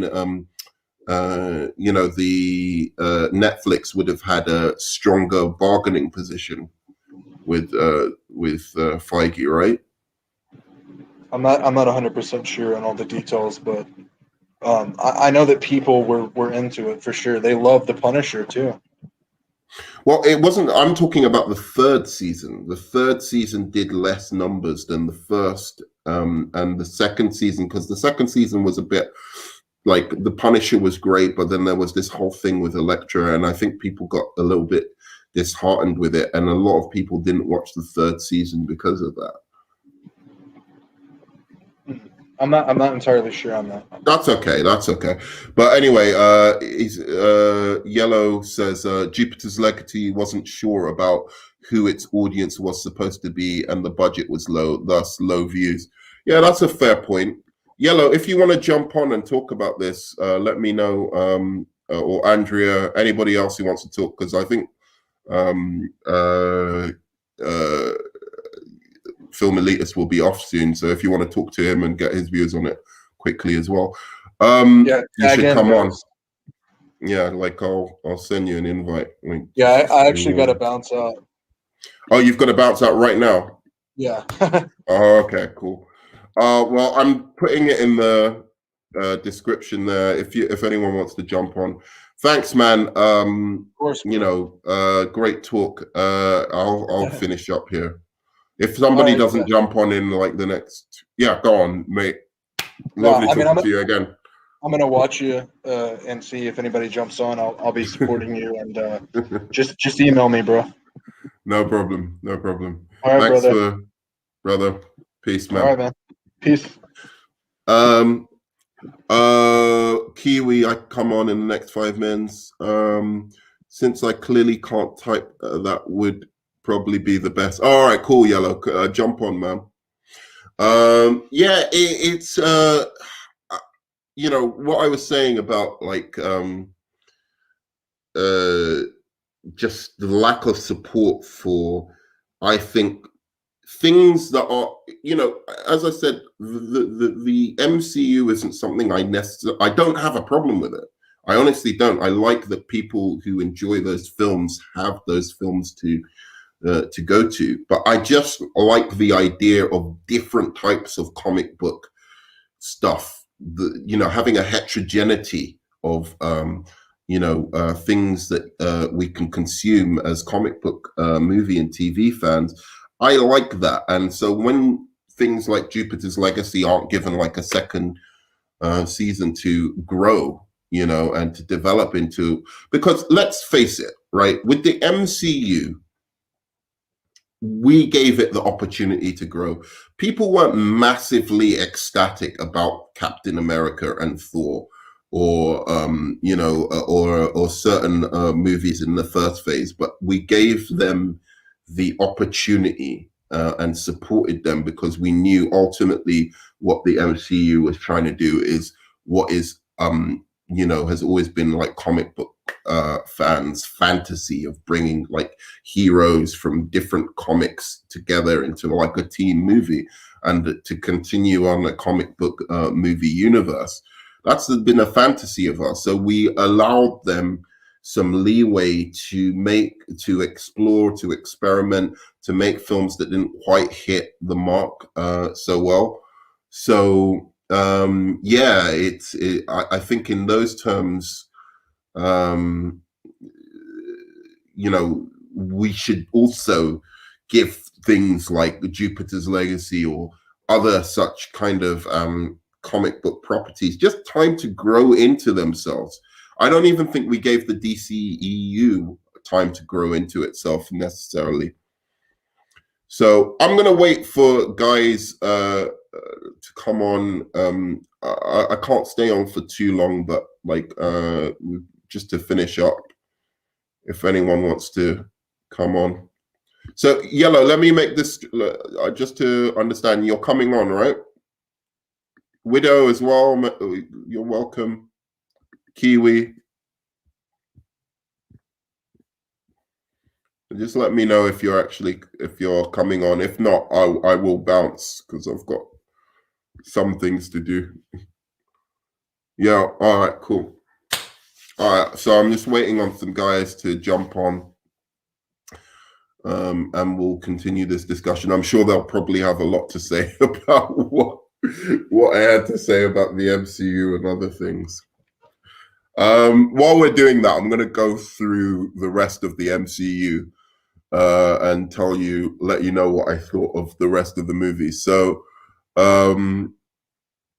we'd got to. So I'll just go along so Avengers, the Thor: The Dark World, I thought was really fucking terrible. Spider-Man: Homecoming has a very boring first and second act, but the third act is literally amazing. Very similar story for Spider-Man Far From Home. I don't like the first and second acts of those movies, although the Far From Home had some really good action scenes as well. And obviously the stuff where he went into Mysterio's illusion, I thought that was really cool. Let me see, what else have we got? Ant-Man, I think, is it's just a waste for me. I don't understand the point of the character or making a film about this character. I watched it. I don't think it's very good. I know a lot of people swear by it, but it's just not my jam. Oh, here we go. All right, so I was just talking blasphemy against the MCU, so you've come right on time to defend the honor. It's not my job, yo. I'm not a shill. I'm not a Marvel shill. They're just really, really good movies. Well, okay. Yellow Man. But I agree with most of what I heard you saying about like exploring heavier, darker, more nuanced stories and all that kind of stuff. But I disagree with why we haven't seen more of it. Okay, what's your take on it then? I think that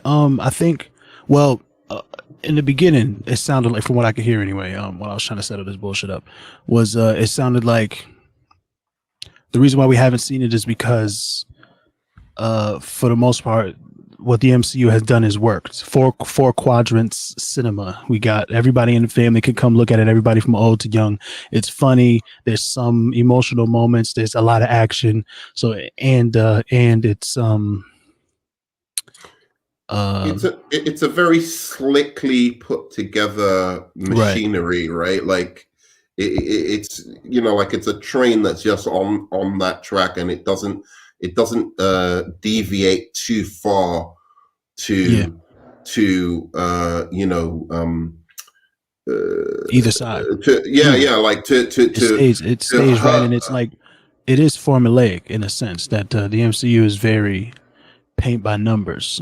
It seems to be, but it's good every time. So yeah, and it's for the good, most part, but not every time. In the same way, like a lot of the time when you go for a McDonald's burger, it's not fun. I always hate, like, I always find it so pretentious. That is a wild comparison, bro. No, I'm just saying, I always find it, no, personally, I find it pretentious when people say McDonald's is awful. I know it's bad for you. I know it's fucking, it's disgusting on a health level, right? Sure. But, like, it tastes damn good. Right, sure. It's fucking a McDonald's burger hits the spot when you need, like, when you just want some shit. I understand that, like, you're using a reasonable person tone, but that doesn't make what you said any less disrespectful. You're not just going to continue to. The fuck are you doing? You forget who you're talking to, bro? Like, you're not going to trick me with civility, all right? No, the MCU gives it's just the only different. Okay, so back to what I was saying.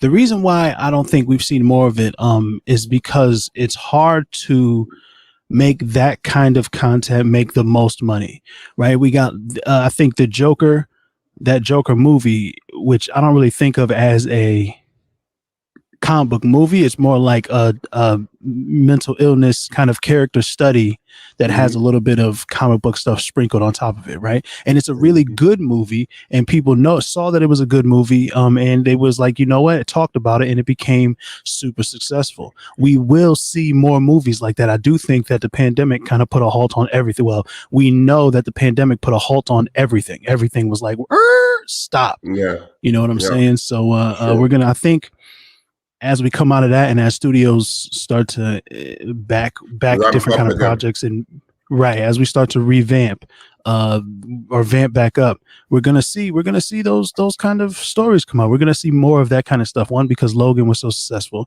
and because Joker was so successful. Well, my worry is the boys as well. That's a very, like, even though The Boys is a little kind of, they play with some very important themes. I think they talk a lot about capitalism. They talk about morality and things like that. Like, these are important themes to explore. It gets, I think The Boys a bit cynical in its approach to using titillating humor to like to shock explore value themes that I mean, it's almost like preaching to the converted. It's not like I'm not that shocked by what it's telling me on a political or whatever level. It's just like, oh yeah, like I agree. Like there's all of this. Do you know what I mean? Like some of the things they're saying, it's like, oh, there's clearly Trump allusions, so they kind of jumped on that train. Like, oh, let's go the kind of anti-Trump route. Like, let's make Homelander a bit like that. All the character of Homelander is the same as he was in the comics for the most part. Oh, so yeah. It's like the allegory to current times is obviously just to get people to watch it and talk about it. But the themes that are being explored and the lengths that they go to explore those themes, all of that I think falls in line with the kind of storytelling you're talking about. You know what I'm saying? It is cynical and it is super biased, but. Mm-hmm. Mm-hmm. Sorry, go on. Of course. No, it is cynical and it is super biased, but it's also it's in the same vein. It's exploring these themes that are, hard to have conversations about. Yeah, and it makes it easy by having a boat drive through a whale. You know what I mean? Like it makes it easy to. And I applaud it for that. I just think that the way it's done in certain other things is a little bit more sophisticated for me, like Daredevil or like like the Dark Knight series. Things like that are it's a bit more. It looks like epic on a bigger scale and thematically, or even Watchmen, like for instance that film. It's not just like, oh, you know, they're talking about the root of certain existential or bigger, you know, existential themes rather than Sure. let's take a shit on the current political regime, right? Like, it's obvious it's a load of crap, but we're not getting, you know, to, I don't know. If you do, let's take a shit on the current political regime, plus sprinkle some humor in there to make it a bit more easier to digest. Accessible. I think and accessible. I think that's what The Boys is essentially doing very, but it's very not just well. the current political regime, well. though. It's not just what they're seriously having conversations about capitalism, having conversations about like the moral relativity. It's like, you know, is it like these are not about any kind of political ideology. This is like the whole world is operating under these kind of multinationals and right. yeah, like and thinking about superheroes in that light, and how did it these fit kind of into that? products and brands and you know, and how a multinational will you know, it's in a sense it's kind of a meta narrative, because you know that's essentially what these multinationals are doing with like Superman and Batman and Incredible Hulk and Iron Man and everything else in existence. So by having these, like they're like the toys that these companies are selling come to life. But what is the kind of morality behind trying to sell and push these kind of ideas on kids, and these kind of heroic supposed values? But when you unpack them, how heroic are they? I mean, how, you know, like how? So I get what you're saying. There is stuff like that in there, but. And I think because of the success of these things, we will see more. Because the fact is that big mainstream media, Hollywood, all of those, they're very rarely going to push the envelope. You know what I'm saying? Like, they're very rarely going to propel something to the forefront that challenges everything that has come before it. You know what I mean? You'll get that on a smaller scale. You'll get independent films and stuff like that, artists who are creating, and you'll get that kind of stuff. But it's hard to find, and it very rarely is pumped up to the, you know, to the top of the conversation. But as we do see success stories like the Watchmen series, that was huge for. That was good. But I've not seen all of it. I saw the Dr. You're out of control. Yeah, I saw the Dr. Manhattan episode. I thought that was fucking fantastic. And then you got to finish that. First 3 episodes.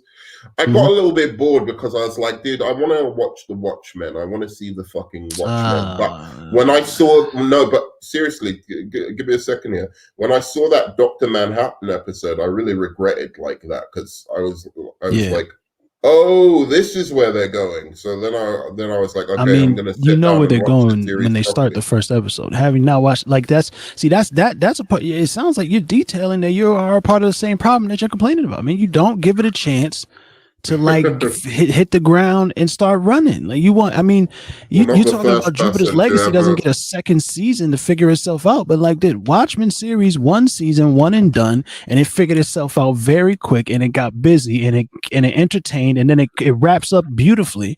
And you could do more, but you don't have to, because that story is finished, right? You know what I'm saying? Like, but if 1 season is too long to get to for a show or any kind of content to figure out where it's going, who's going to sit around and wait for a season 2, especially with the low budget as Jupiter's Legacy? And I liked the story that they made in Jupiter's Legacy. I was surprised by how much I liked it, but I was also constantly distracted by Josh Duhamel's wig and beard. And the low production value. You're right. I thought that might.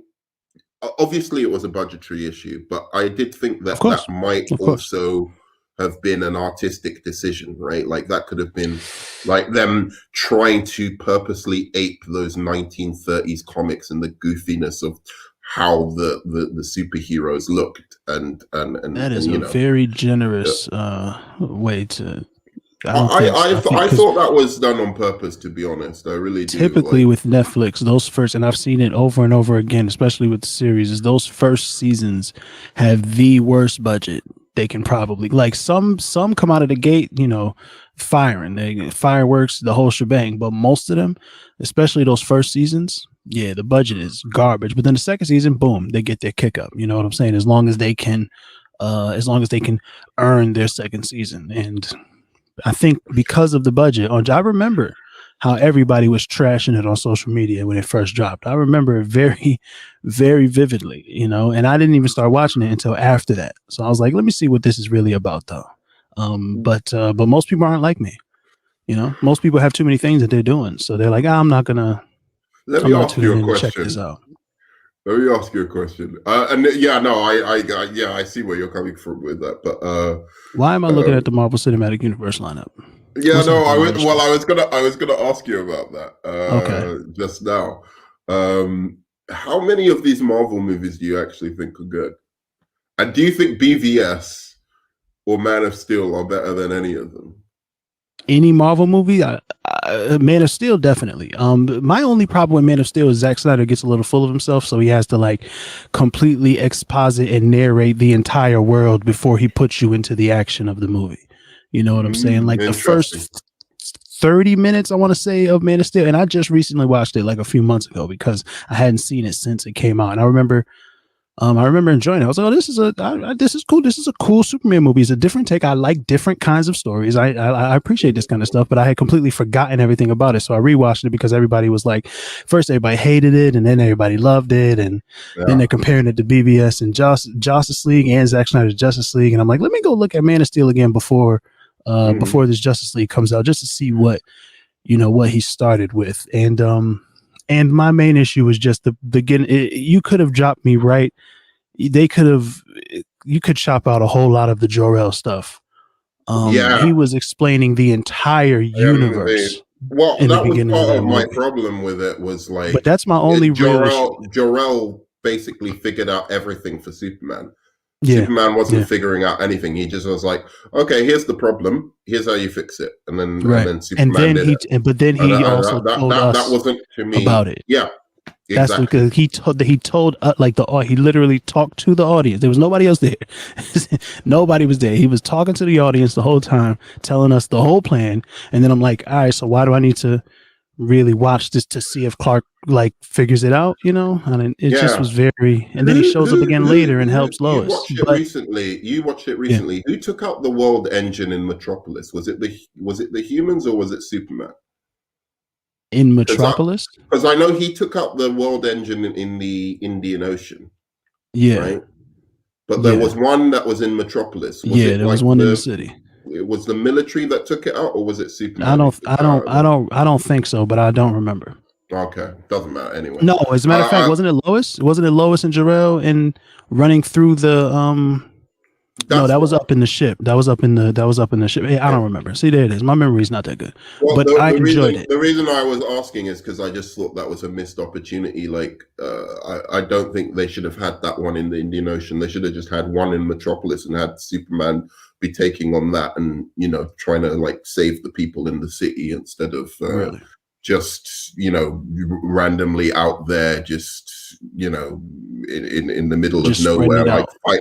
But it makes in the sense middle of nowhere fighting, though, right? Because it's he's only one person, and nobody else on the planet can even, as Omni-Man said, I don't know if you watched Invincible, but look what they got to do to mimic a fraction of our power. You know what I'm saying? Superman is a very similar situation. So for him to just be one man there, for them to be two, and there was a main one and a secondary one, like clearly. And I do remember there being like, all right, so y'all go ahead and get this one, and I'll take care of this one for now. I don't remember exactly how it resolved, though. But there was so much destruction happening in the city.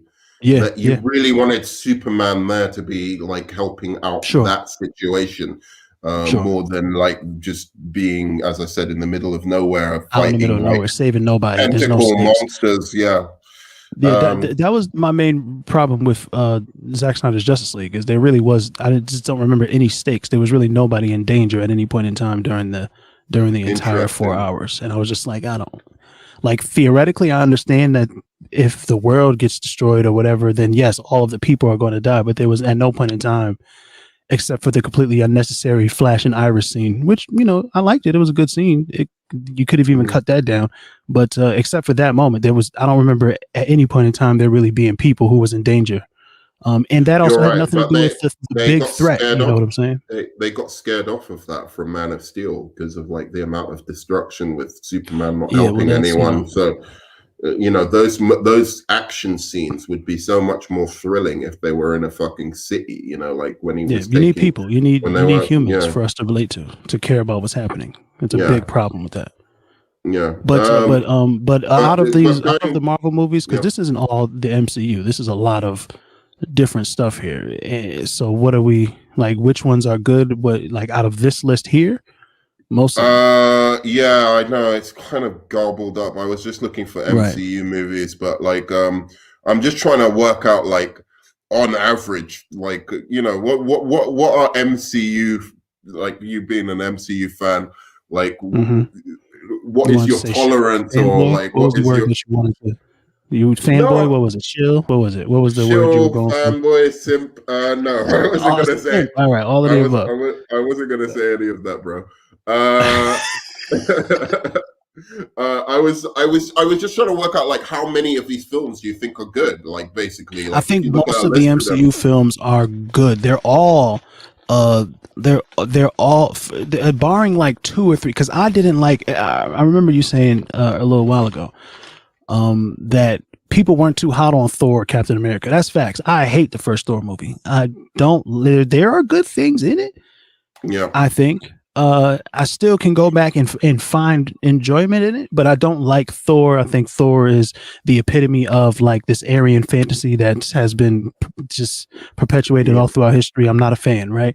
But and Captain America, a similar thing. I've never liked the character of Captain America. The movie is better than I expected it to be, but I still just don't really care much about what's Oh, I happening. I just expected don't. it to be way better, and there's one Yeah. reason I expected it to be way better, and that's because Red Skull. Right. Right. Even when I didn't like Captain America himself, Mhm. I'd read his comics because Red Skull was such a Yep. bad art villain. This is a Yeah. villain who could be like the Joker. You know, he's Yeah, fucking Red Skull. terrifyingly evil. Like, I would And say he can't be like the Joker because the Joker is the greatest fictional character ever created, but he can absolutely be that big bad guy. Absolutely, yes, he's incredible. Yeah. He's an incredible character, and they wasted him. they didn't do enough with him. Yeah, they wasted him, but it was a good Yep. film. It was. But It was Haley a good movie. Atwell's great. Tommy Lee Jones was you know, funny in the role that he played in the movie, and the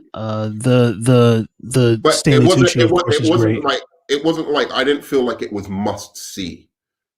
No, it wasn't. Until Winter Soldier retroactively makes that movie better. That's how No. I feel. Winter Soldier's great. I don't think Winter Soldier makes that movie better. I don't think Winter Soldier has any effect on that movie that came before it. I don't think at all. I think Winter Soldier's great. And I still wasn't a big Captain America. I wasn't like, Captain America. But this movie, this whole espionage thing, if Marvel keeps doing this, which they did, they pick a theme and they mix it with comic book stuff and they make a great movie out of it. They've been doing it ever since. I was like, here's where you go. This is what you do.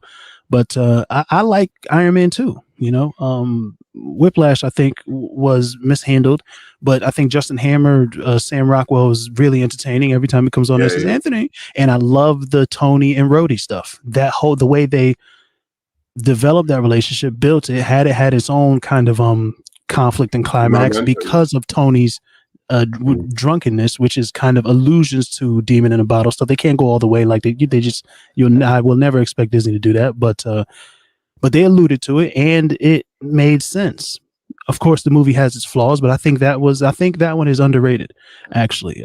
In general, MCU fandom, I think Iron Man 2 is a little underrated. The climax of it is trash. It's boring. It's stupid. They're just a bunch of robots. They do their beams at each other. I'm like, whatever. I don't care. That's bad. But everything before that, I think is very good and solid. And would you say it's better than the first Iron Man, the first two acts? No, because I think it's funnier. No, I think it's funnier. I think it's genuinely funnier than the first It is Iron funnier. Man. Like Don Cheadle is amazing. Okay, Don Cheadle is underrated. I don't know if he's underrated anymore. He's getting those fat Disney checks, right? So I don't know if he's underrated anymore. But But He Don was a Cheadle, great actor he's all the the way man, back bro. from Yes, Boogie Nights. Do you know what I mean? Like I loved him in Boogie absolutely. Nights and Ocean's all 11. of those, yeah, like those early movies with Don Cheadle. He's got great voice and comedy timing, Yep. but like in a like cool way, like as well. Yeah. But I would say that they wasted him though after Iron Man 2. But carry on anyway. You're telling me about Well, like we got the so I've heard that before, but we've got the Armor Wars coming up, and he's going to be a big part of that. You know what I'm saying? Like we have, if there's a lot of stuff that the MCU had to balance while they were figuring out how to be the most successful franchise, and maybe that sounds like me being an apologist or whatever, or making excuses for them. They absolutely have opportunities that they missed. The Black Widow movie not coming out immediately before or after Civil War, complete gigantic mistake, like huge. That should have been happened, but they had a lot of things that they were trying to set up, you know what I'm saying? And we still have, I mean, the only real missed opportunity that can never be fixed is, unfortunately, with the passing of Chadwick Boseman, is, you know, everything that we could have done with T'Challa and the Black Panther. But that's it. You know, everything else it can still happen. Will it? I don't know. And will it forever be it can still, and it can be, and it will be, but like that means that there was some problems, a lot of problems with the movies that we'd already got. And that's where I kind of have the disconnect, because I'm hopeful, you know, I don't know if you heard what I was saying, but I'm hopeful that Feige's lesson from the first three phases is that is that, you know, I've got the audience now, I've got them. We did have this formulaic stuff, but like we've now seen that stuff like like there's an appetite out there for things like the Joker, things like a little bit more challenging. It doesn't have to go as far as the Joker, obviously, right, but things a little bit more challenging. I think we're seeing that though, especially with the series. Up. And I think this is why I'm actually genuinely looking forward to the Eternals. I thought that looked really interesting to me. I don't know what it's going to be. I know nothing about the Eternals, but I get the feeling like I'm going to vibe with that movie a little bit more. And probably everyone else is going to hate it. I'm pretty sure. Because every time I talk to an MCU fan, like they're like, that's the one that looks. I don't care about the Eternals at all. I have no interest. I don't really understand them from, like, in theory I understand them out of the comic books, but I have no real understanding. I've never read any story that like really greatly involved the Eternals, so I have no connection. I just like it looks different. That's what I really like about it. The music, the score was different. The aesthetic of it was different. Yeah, nothing really hooked me in on a story level. They also didn't give you anything for story. Yeah. It was just showing you pictures, and it was just showing you what it's going to look like. It was giving you a feel for an aesthetic. You know what I'm saying? And then they had their joke at the end of the little teaser trailer. But because of Guardians of the Galaxy, because I had no idea what that was, I didn't know what. I watched the first trailer, I was like, I don't know, I don't really care. I watched the movie because Guardians of the Galaxy was so great. Yes, it has its flaws. The villain is trash. The climax, even though the villain is trash, the climax is still good because it's about the team. They made it about the team. So they did an incredible job balancing that, I think. And because of that, the MCU has cachet with me. I'm like, well, I'm going to go see the Eternals.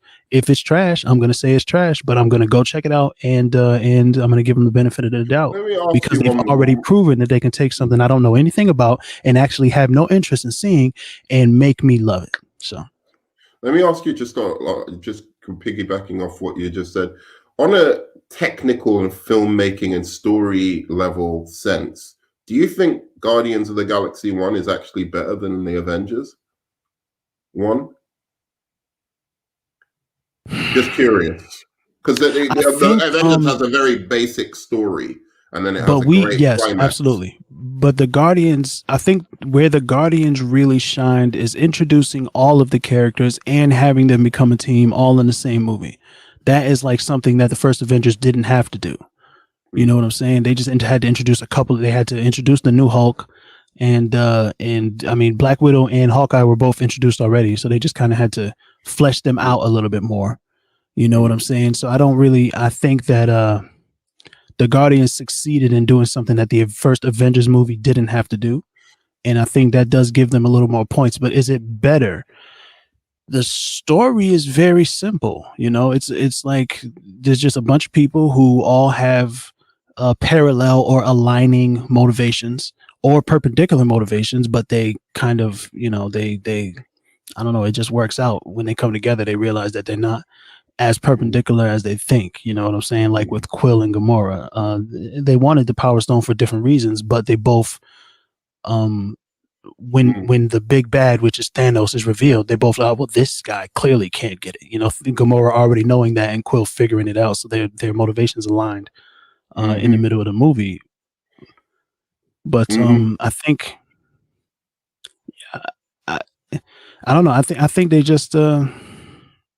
I've just hurt your brain there, haven't I? Because you're no, yeah, absolutely, yeah. I just think that, but I think that the Avengers is much more spectacular, much more spectacle than the Guardians. I think, and it's because it has the benefit of us, for the most part. I mean, a lot of people, not me with Thor and the Captain America, but us loving these characters already and wanting to see, you know what I'm saying, what happens. So it's like it's a different kind of. It's a different kind of thing. Which one would I say is better? I think I would put the first Guardians over the first Avengers from a interesting cinematic from a filmmaking standpoint. Yeah, because James Gunn is a creative genius. Just visually, the way that he can tell a story visually is something that Joss Whedon just can't do. And and he did a great job with Guardians. But Guardians also had the benefit of having a successful MCU franchise. Budgetary and whatever techniques that they learned from making all these different movies that Gunn could then implement. So yeah, I think it's better, and I think it was supposed to be better, really. You know.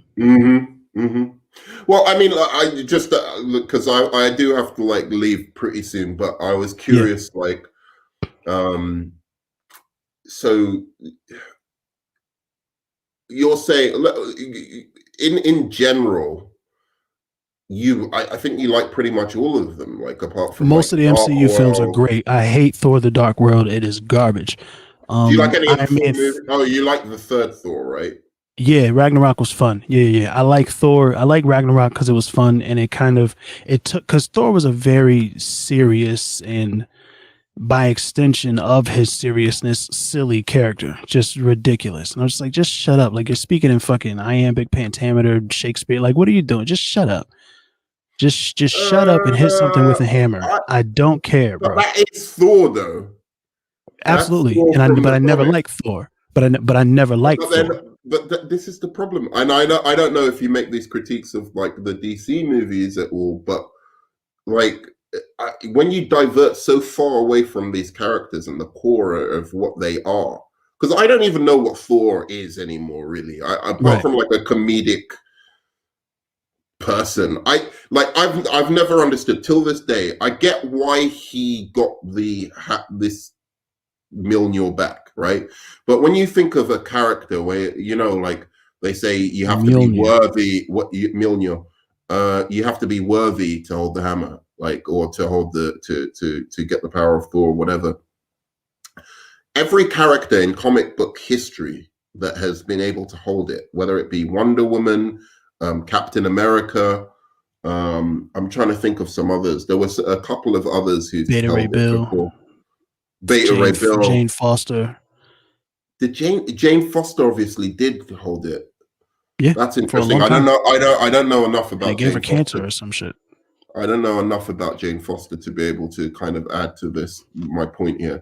But it seems it's like really, really noble characters, like pure aspirational kind of heroic characters are the ones who can hold this thing. But Thor isn't that. Thor is much more of a flawed hero who's, you know, his biggest flaw is his arrogance and sense of self-importance, his privilege and privilege and all of these kind of things. So I'm just wondering what makes him specifically so worthy of this thing where it's noble characters again, like Wonder Woman, like Captain America, who usually are the other people outside of Thor who can hold this. What makes him so morally righteous? I don't see him as that. Thor is like Thor, from what I've seen in the movies anyway, and a little bit that I know from the comics, he is a good person. right? Yeah, He's like the Iron jock Man. who was always good at all the sports. You know what I'm saying? It's a different kind of thing. Well, Iron Man, I don't know about Iron Man. And Spider-Man. Iron Man Spider-Man falls they can't on mill the New York. Iron Man falls. Well, that's probably just because no one has wrote it that way, though. That's not like if you have. I've never seen Spider-Man try to pick up Mjolnir. You know what I mean? Yeah, but because we all know by logical inference, of course, Spider-Man can't because he's a flawed hero. He's not a no. He's not. No, but He's that's not noble. He's being noble, but he's flawed. not Being as. flawed isn't a part of the being flawed doesn't prevent you from being able to lift the hammer. That's not. I'm not saying that when I say flawed, I don't mean. I mean morally flawed, right? He's a morally flawed.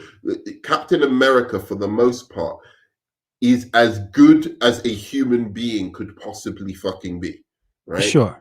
Like at least that's the idea behind the comic Right. character. I'm not saying But like he couldn't lift the hammer in Ultron, so which again I found kind of silly. I never understood. So he could kind of lift it in Ultron, but like then suddenly no, in Endgame, he couldn't he lift could it. summon it like from. No, I'm saying he couldn't lift it exactly. He Right. just Yeah. like nearly like there was a little Yeah, it budging shook a little moment bit. or whatever. It Right. reset its weight. It was like I had this argument with Widow the other day, and she tried to finesse me with that shit because I don't know these movies as well as her. Yeah.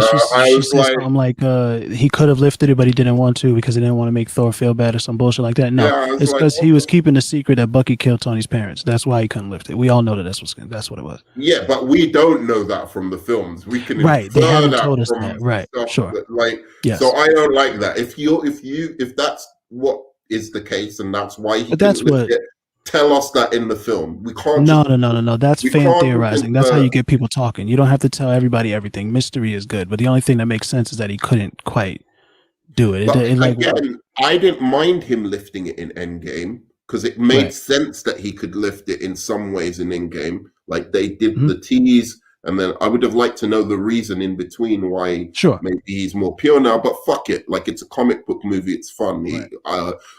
Get Captain America to lift up the hammer and use the powers of Thor and kick Thanos' Yep. ass for a little bit. That's all Yep. cool shit.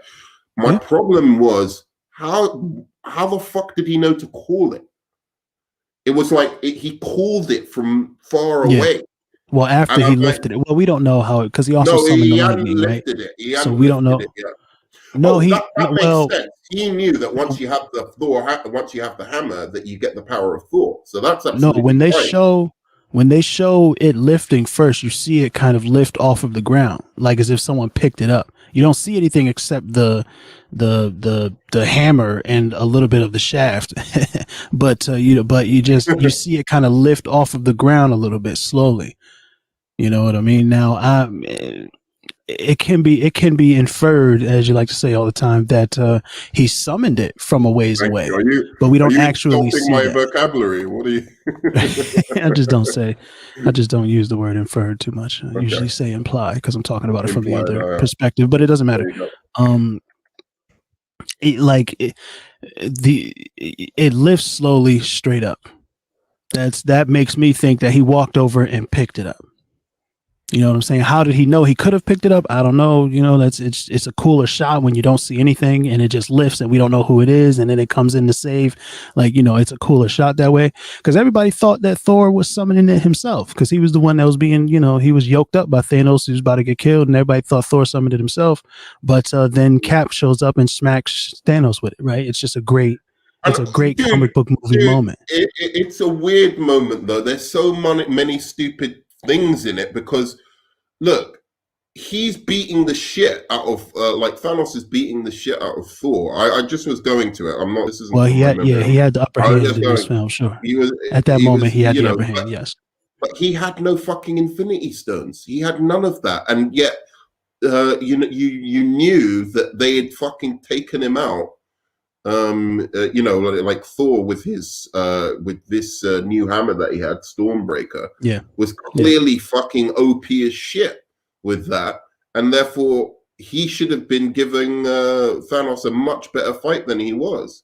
He had this now. He had both of them, in fact. So it was kind of weird that all of a sudden, Thanos had.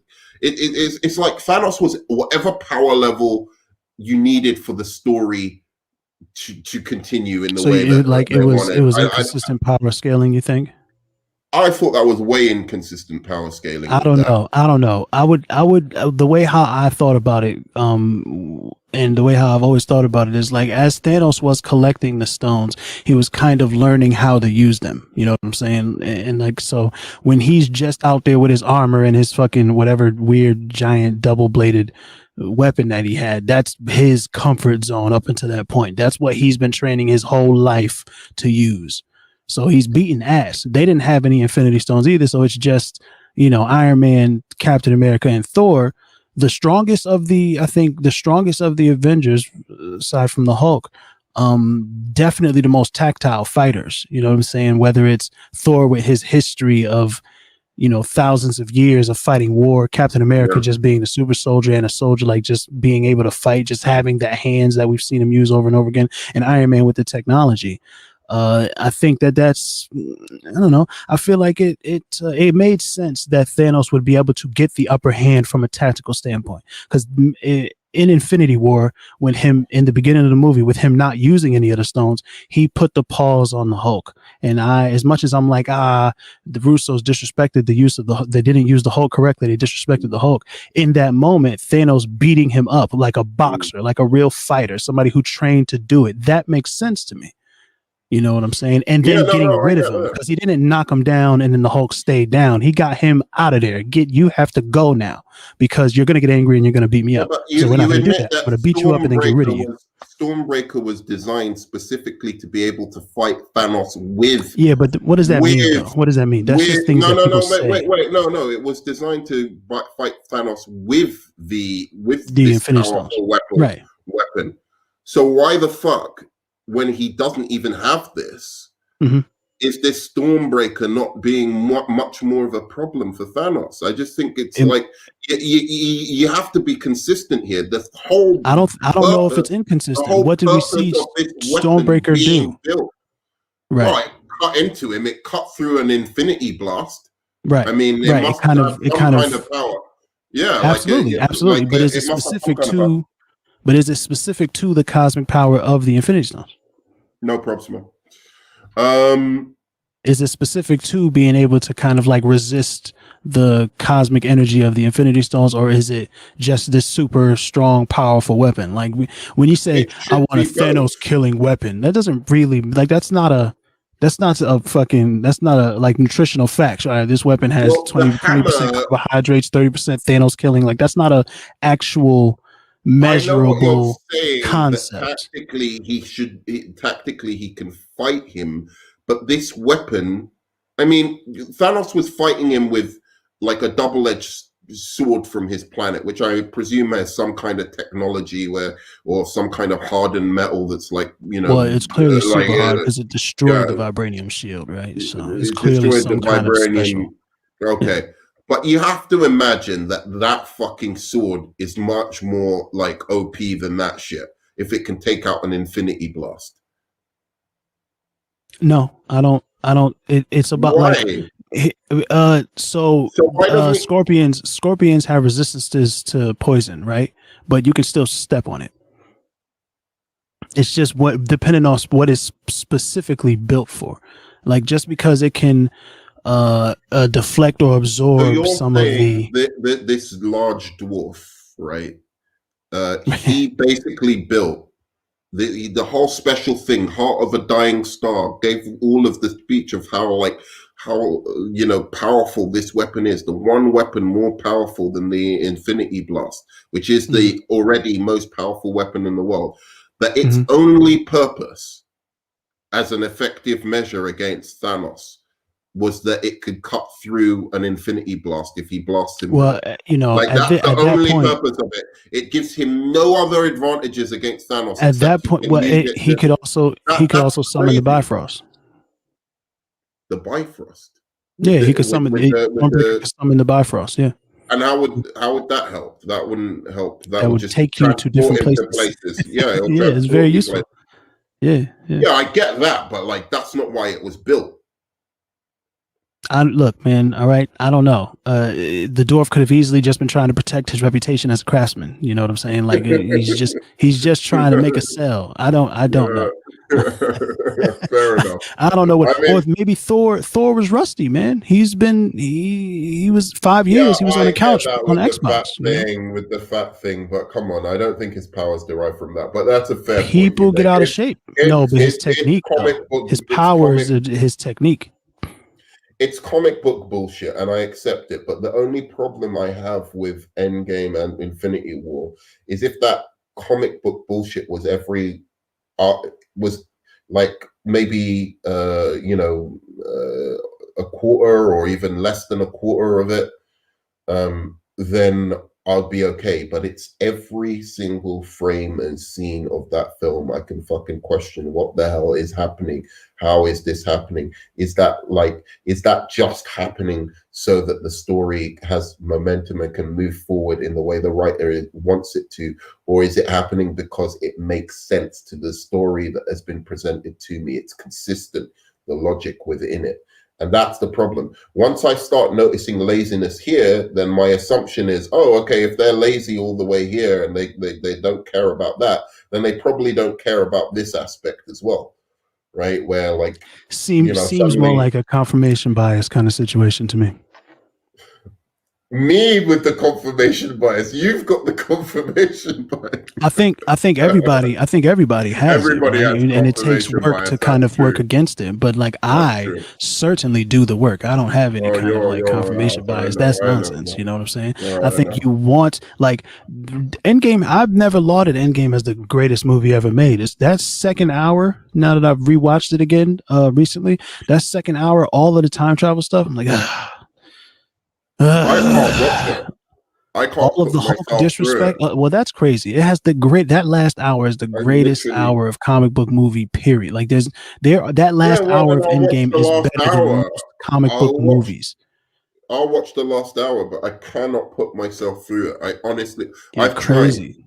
The I've first tried, hour too bro. is I also find great. The it way it kicks off, it gets you right so back. We start off with Hawkeye's family, and fucking they just boring. dust while he's going to It's get fucking because hot you're dogs. invested in these characters, man. I'm telling you, if you're not, like I can get into comic book movies where I'm not What are you saying? necessarily invested I in don't the understand what you're character when saying. I You're start the movie. saying what That you're you see. invested in all of these characters and their stories and how it's going to conclude. And that's why you can get through and tolerate all of the stuff. I am not invested in most of the MCU. I'm not even that invested in Iron Man. I'll be Well, quite I honest mean, with you. But like, I'm it's not. sorry. I'm sorry that I you can't find know anything to like in the greatest film franchise in history. You know, like whatever. I'm it's sorry not. that you have to live that dismal life, but they're fucking fun, and the characters are very. That's what the MCU I think has done very well is they've handled their main characters. Like a lot of the flaws in the different movies, some of them, not a lot of them, but some of the flaws in the different movies come from the fact that the characters who don't matter, like the villains and other plot things, they don't flesh them out or develop them very well because they just focus on their characters. And that's Mhm. what I mean. Yes, I am invested in those I get characters, it, and I'm and sorry that you're not. I'm That's crazy. But then, like BVS is a great movie. I don't even understand how that makes sense. It's fine to have fun theme park red specters coming in hot already. Right. Well, But no, look, it's true. what I mean by, look, when I say I'm not invested in these characters, how would I put it? It's because when I watch these movies, I don't feel ever the need to come back to a lot of them because I don't see them as individual movies standing on their own as something that intrigues me enough on an intellectual or emotional level, or even a cinematic, just appreciating it for the cinematic aspects of it. Nah, see now you bullshit. Wait. Let me finish, because I think as a whole, when you take it as a whole, it's a cinematic achievement, right? As a And a lot of the whole individual thing. movies cinematically, absolutely. But as individual movies, I've rarely been like blown away by it as a cinematic, as a piece of art in and of itself. I honestly don't find any of these movies, like I really don't. And I'm not trying to gas the movie. I'm going to compare it to Up a lot. I don't think this is Just one of don't the compare it. greatest Just movies. don't compare it. I It'd be am going better to if you just don't compare it. compare it. I'm going to compare it right now. All right. All right. Jurassic Park. Okay. The first Jurassic one. Park, the first one, Okay. to Yeah. me is more engaging. I'm more invested in the score, in the cinematography, in the achievement it is as a cinema, in the characters, the character work. The humor is more sophisticated than That's not true. all of these movies, pretty much. Yeah. All of them. Yeah. So Jurassic Park is probably one of the best movies ever made, right? Like, absolutely. Not really. It's one of the greatest Jurassic Park is blockbusters. easily one of the greatest best movies ever blockbusters. made. Like top 10, probably. It's Top like 10 that Jurassic blockbusters. Park, that first Jurassic Park. The use of the practical effects, man, the like Alfred Hitchcock evolved Alfred Hitchcock style use of suspense and all, like it's Right. that thing, It's and the fucking music is good. great, and it's like, and the acting is all, the for point the of most me part, the acting is good, except for The maybe, point of me comparing it to the MCU is I think that they're trying to achieve very similar things. When I look at what the films are like, I'm not talking about like in terms of the story. Obviously, MCU isn't trying to tell stories about fucking dinosaurs coming back. Like, I'm talking about very similar things in terms of like family entertainment, fun for everyone, 4-quadrant appeal. It's a big CGI spectacular, essentially, right? well, I'm saying Jurassic Park the wasn't sophistication, CGI. well, practical effects, whatever you want to call it, A the big deal. sophistication. You know what I mean? Like it's making imaginary things come to life, right? Like imaginary, like things just that aren't effects, like just that. visual effects. Visual effects. There we go. But in the care, it seems it's taken, and the sophistication and the intelligence of the script. Yeah, I just think they it's never, far when you say, superior. I agree with Go you on. when you start talking about you've never been intellectually or like emotionally moved. Emotional, I think there are very emotional moments in the MCU. There are a lot of good ones, but yes, when you say that you've never been intellectually or emotionally moved, but yeah, I can fully see why that would be, because they are very, very, very good, super high quality, better like popcorn movies than you've ever seen before.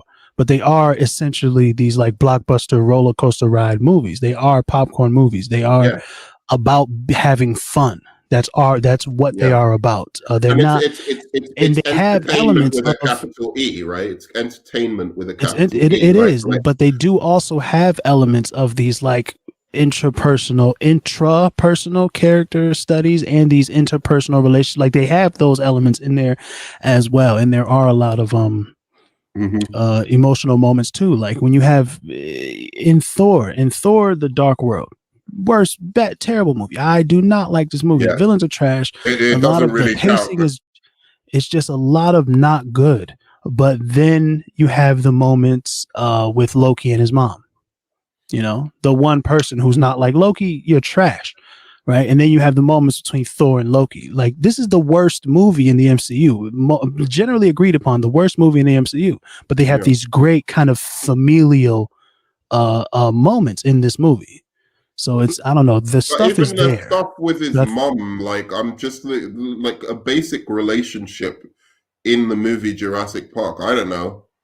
I'm just trying to think like some of this just some of the basic relationships in Jurassic Park are more engaging than anything with Thor and his mom. I'm sorry, like it doesn't, like I know it's particularly emotional. I think the kids seeing the dinosaurs for the first time and the pure wonder in their eyes and that music and the score and the way it's all put together was much more impactful to me than anything I've ever seen in like the Thor movies. So I don't know if it might be emotional on a text level, right? Like the text, what it's saying on the kind of surface, this should be emotional.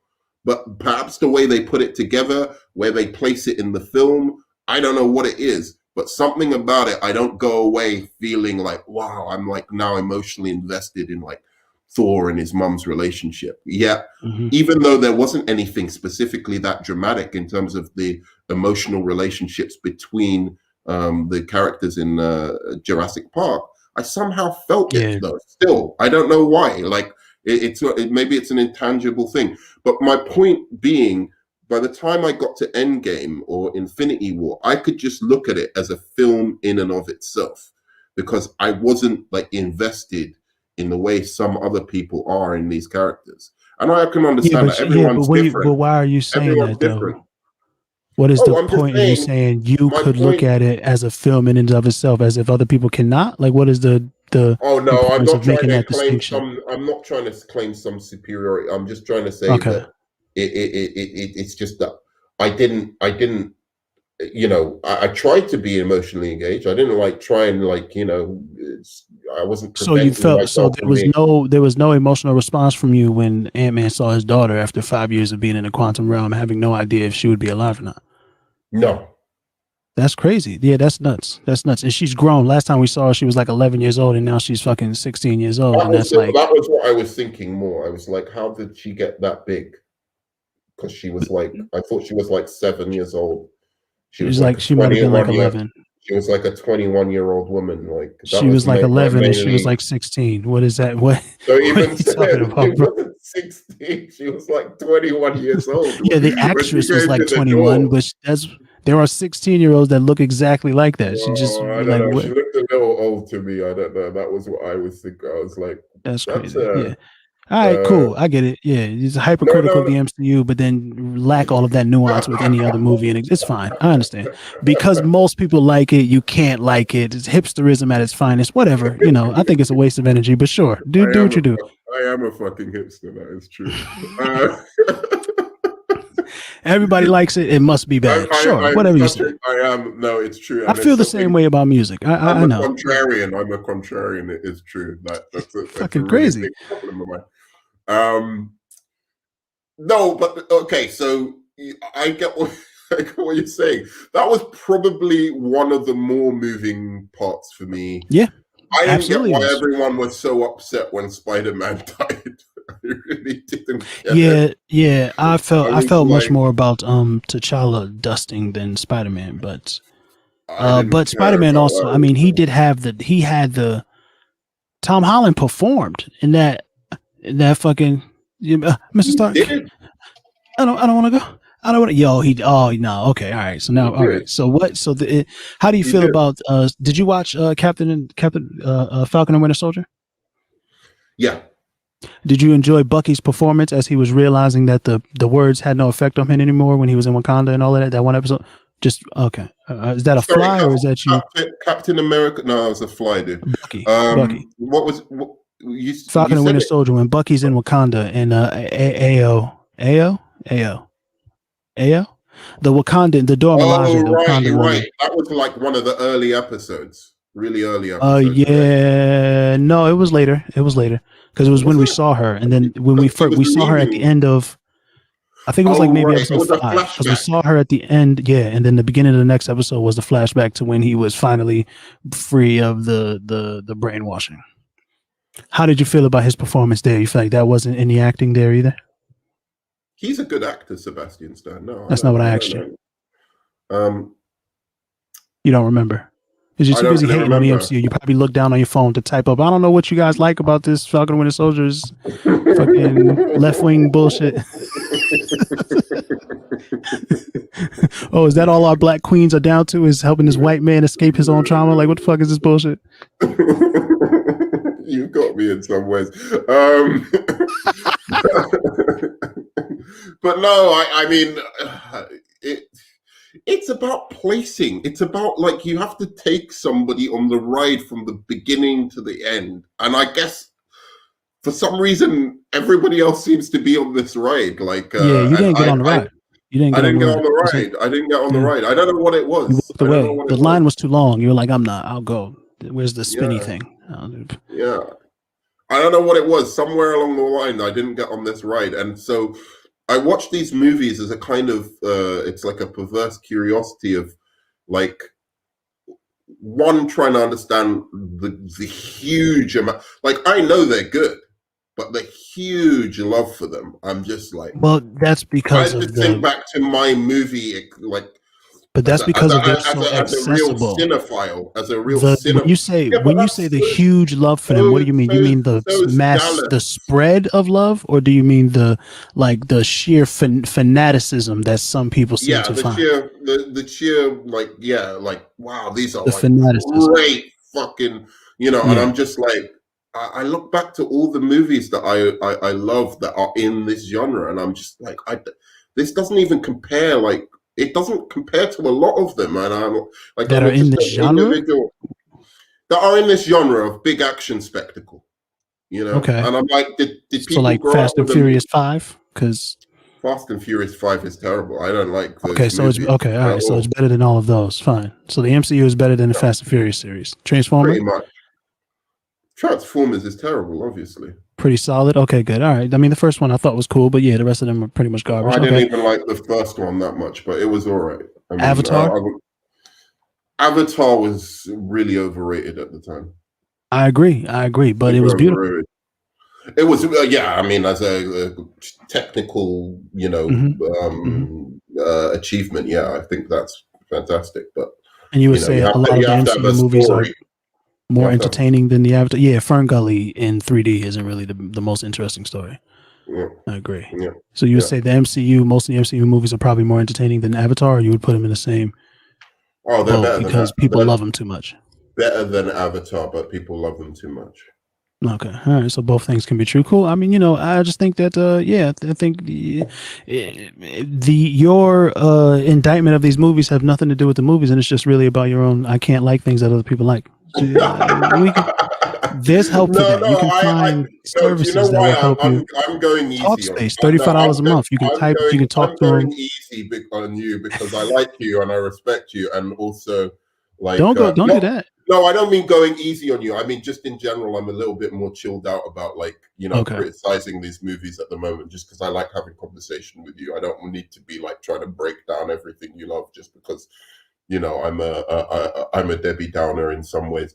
But I do have, I think, very But that's the thing too, though. Like fundamental I'm super critiques of negative. these People are movies. constantly accusing me of being grumpy and not liking nothing. So it's Yeah. like it's nice to be in a position where, somebody else is that. So feel free to go ahead and try to destroy the things that I love. It won't work because like Oh no, I'm I've not. already destroyed No, them. I mean, look, I've had this discussion over and over and Yeah. over again, and it's almost to a point where I can't even remember why I don't like some of these movies all the time. Yeah. But I know that I've had like these things and said. Well, you're good working reviews. through it. But I'll tell progress. you. I'll tell you what.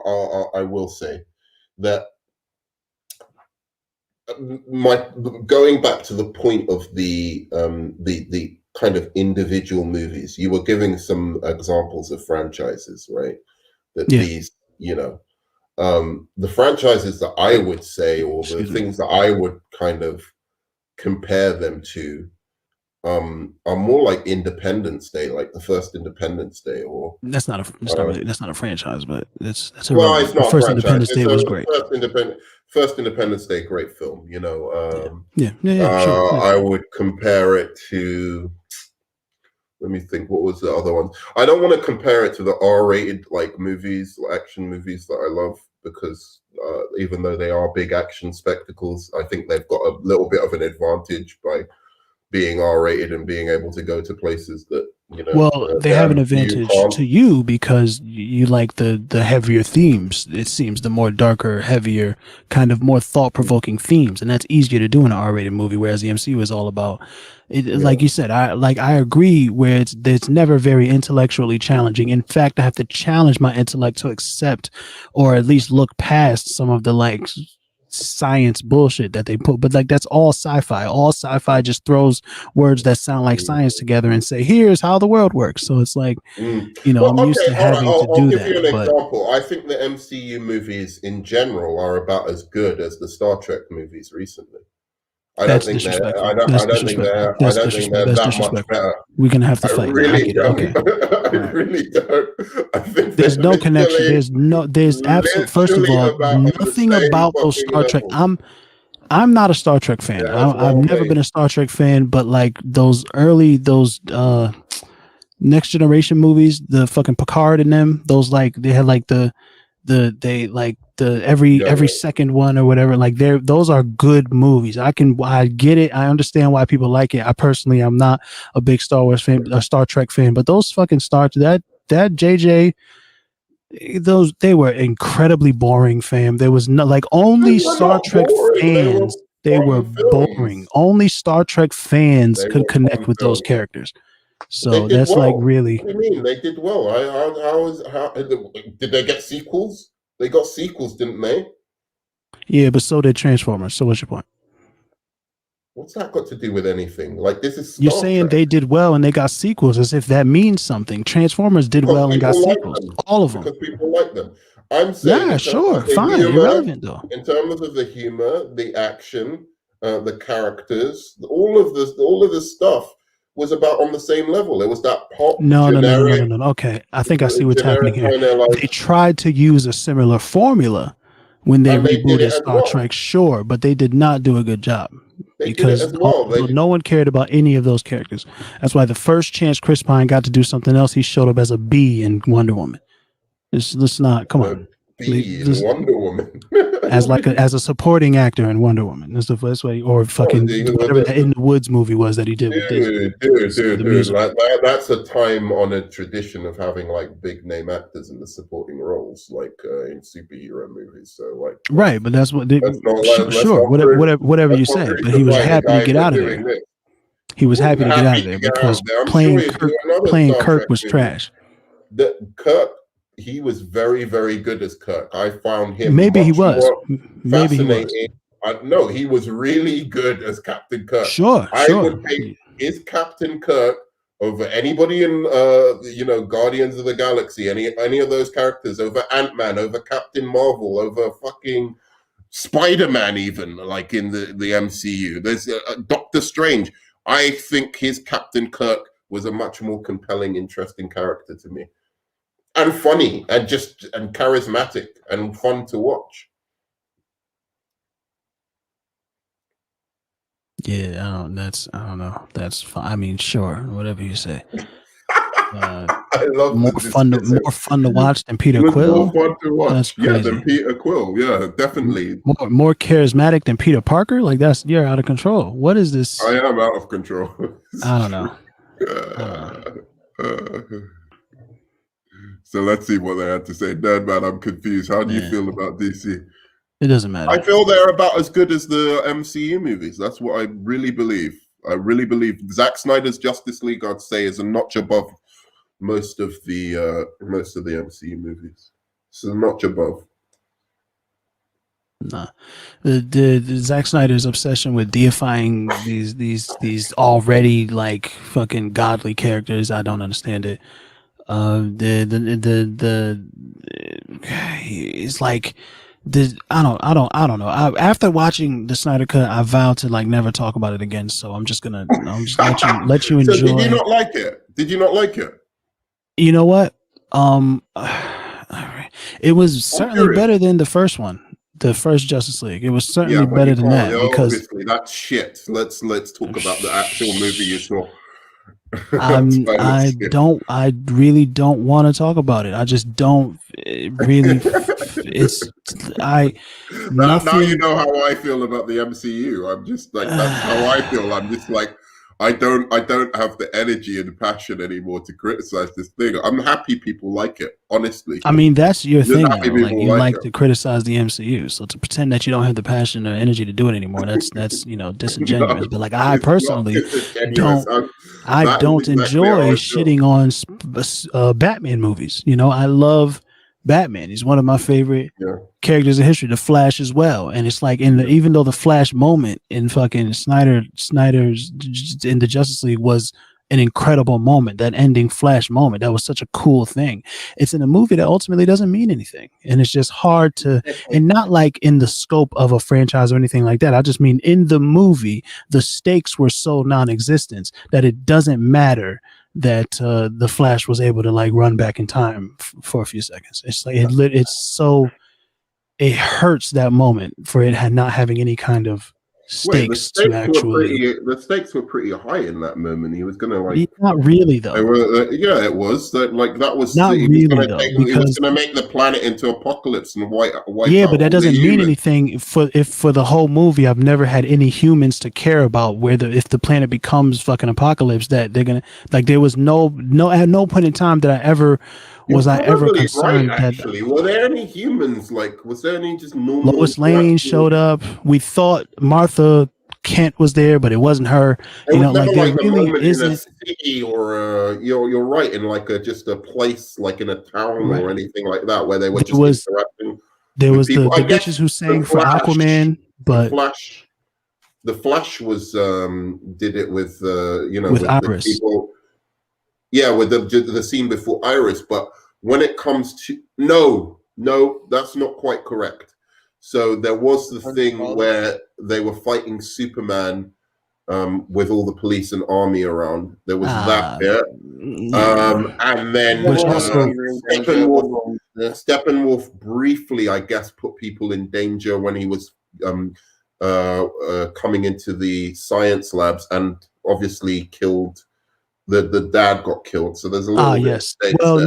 no, the dad of Cyborg got killed because of the mother box went sick. Yeah. That could have happened whether Steppenwolf was there or not. Ultimately, you're right that Steppenwolf never has like real interaction with like there's no real stakes. A population of people where like right. there are no stakes at all.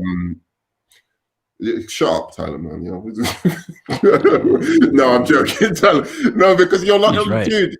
No, he's not right. He'll be okay, man. Don't baby him. He'll be okay. He's coming.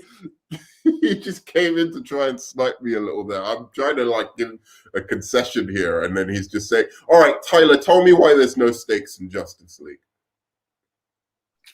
So let me finish my mouthful of food first. See, I knew it. It's just like a fucking clown shit. Okay, all right. The reason why there are no stakes in Justice League is it's a 4-hour movie. That is not the film we would have seen in theaters. We would have got a film that was probably 3.5 hours long, maybe. But Warner Brothers wouldn't even do that because the average audience is. Do you know what stakes means? Do you understand what the question was? I feel like you came here, you didn't read the assignment. I make him write for a living. Of course, I know what stakes means. Okay. Yeah. No, my point is here is that the film itself has no stakes. You don't feel for those characters. I wasn't there. I wasn't there thinking. I don't know what you mean by you don't feel for them. Story. I'm like, oh great, there's a car crash scene about to happen. Okay, 3, 2, 1. Oh goody, his parents are dead. Now he's like all the kids in the Lion King. When his dad died, I absolutely felt for the character, and then when his dad gave the speech at the end, I was very. How long did it take you to? Very emotionally involved. I was really saddened when his mother died as well. Like his mother seemed like a really cool. His mom seemed like a really cool mother, and the way they put all of that together, like the montage of like how he became. There's a DC apologist right there. I thought was quite sad. I thought it was quite sad, and to see him do that heroic moment with the waitress. The mother, you go cut that mother off a cliff. The mother talking to the headmaster was enough for me. I got the vibe of her, and I liked her, and I saw how that was the worst thing. How she. All right. I'm glad you stopped talking, but whilst I agree that yes, nerd man, because you would have kept going. Whilst I agree that Cyborg's role in this film is what Ray Fisher, Zack Snyder have been promising. He was the heart, and the most emotional moments in the movie were with him. Involved with him, absolutely. And I do think that they did a good job showing us what he has lost and did lose throughout the film, and then having the tape recording at the end with Pops, saying the things. I can absolutely understand how one could connect with that. All of that could have happened without Steppenwolf and Darkseid, and any of the anti-life, any of that's like it's such a side. It almost feels like a side quest in a video game. True, but Exactly. he didn't threaten any human beings, according to you. But he did threaten all the scientists. He collected all the scientists together. He was threatening them. The Justice League came in, saved them, took them out of the building. There was Wonder Woman in the beginning saving all the kids. There were moments where there was interactions with the public. What I agree with you on is the climactic. Don't even get into that with me, dude. It should have got more and more intense, that the threat that he was putting on human life and humanity in general.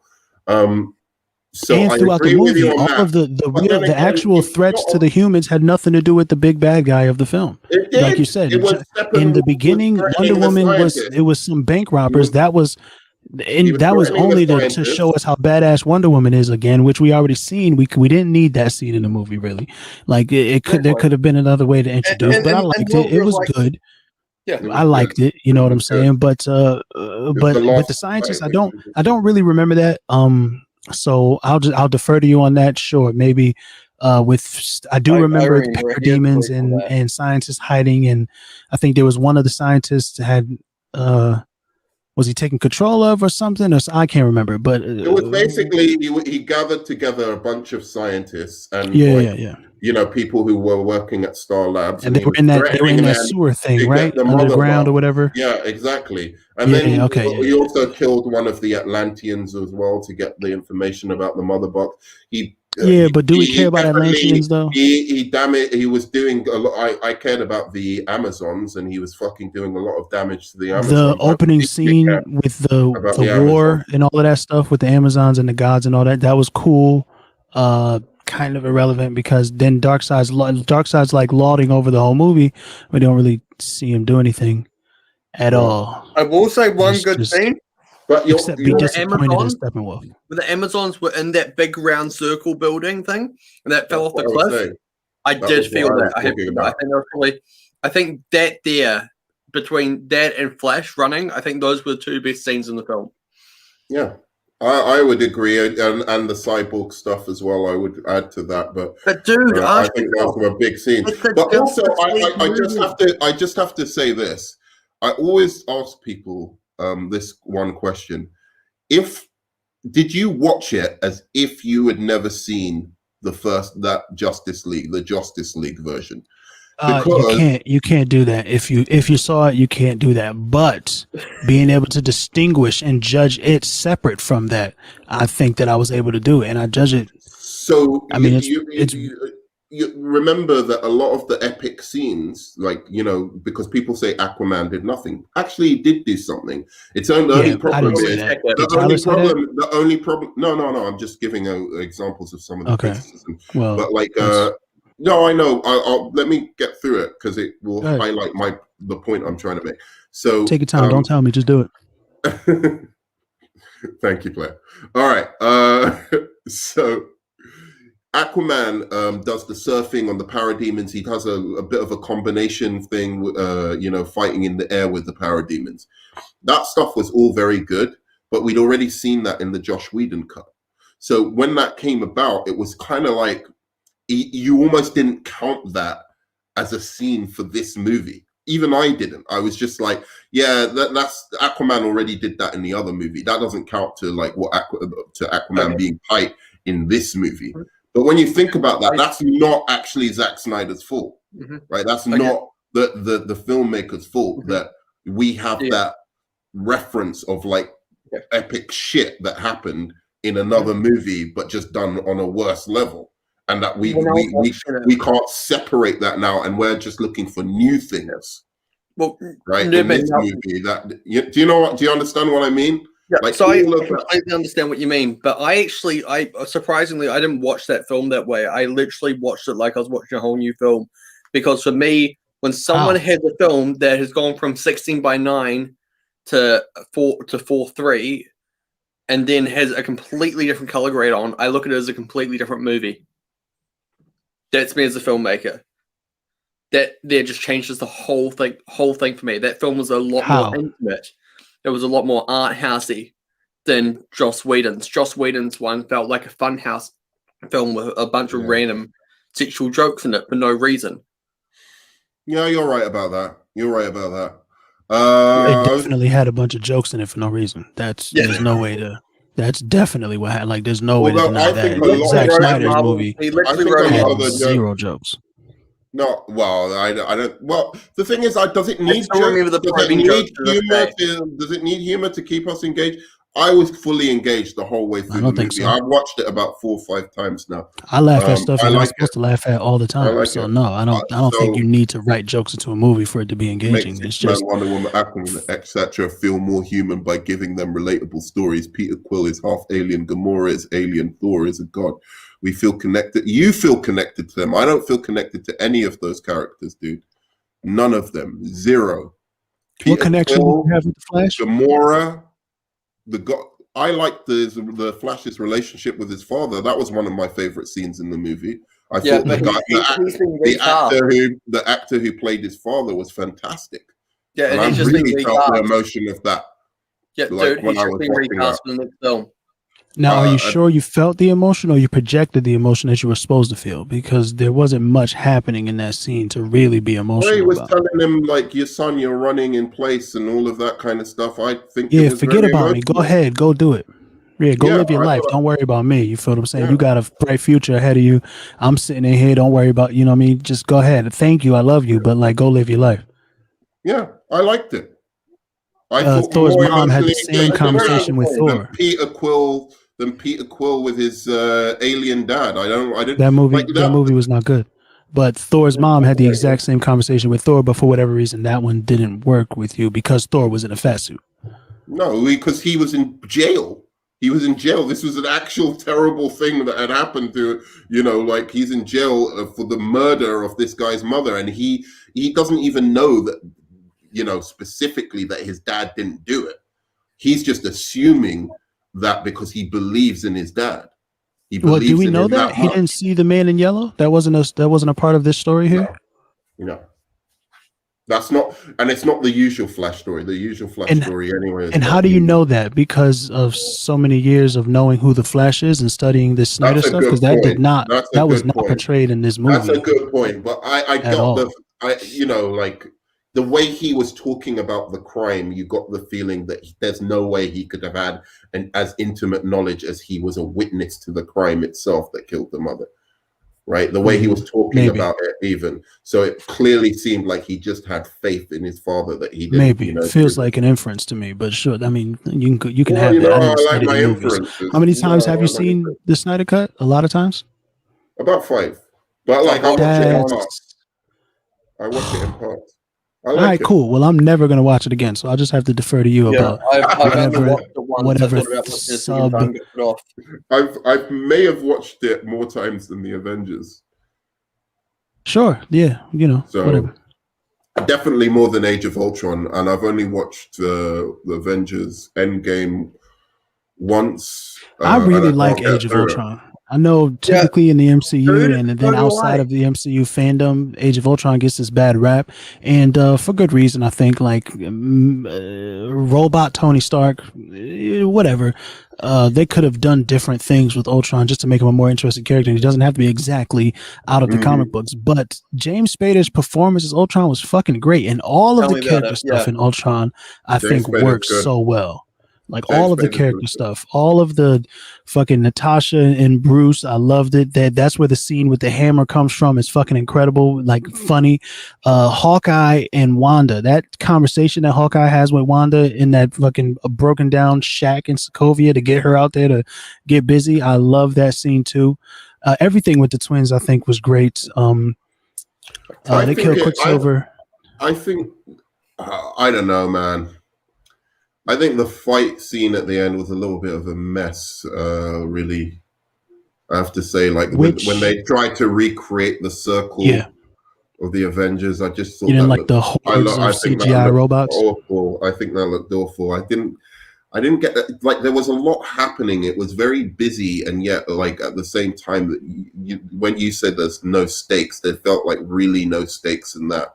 They tried to make you care about Kyoto. No, because they were at the same time when they were fighting robots, they were trying to shuttle people off of the asteroid that was going to I know, and yet I didn't feel anything for those people or anything. It's weird. It's a weird one. I guess you They didn't know handled them that. You know, intimately. that's your own disassociation. You're But clearly you don't care about people, and that's why you love the Snyder Cut because there was no people. I understand. I get it. Yeah. No, man, what I will say though is Yeah, go on. if Go on, you player. heard I love earlier it. about I Zack love it. Snyder and Joss Whedon's films being, watching them both differently. I'm gonna do a hot take here myself. I think that, in my opinion, Zack Joss Snyder Whedon and is Joss better. Whedon's films are about equal. All right, cool, man. So let's talk about the real stuff.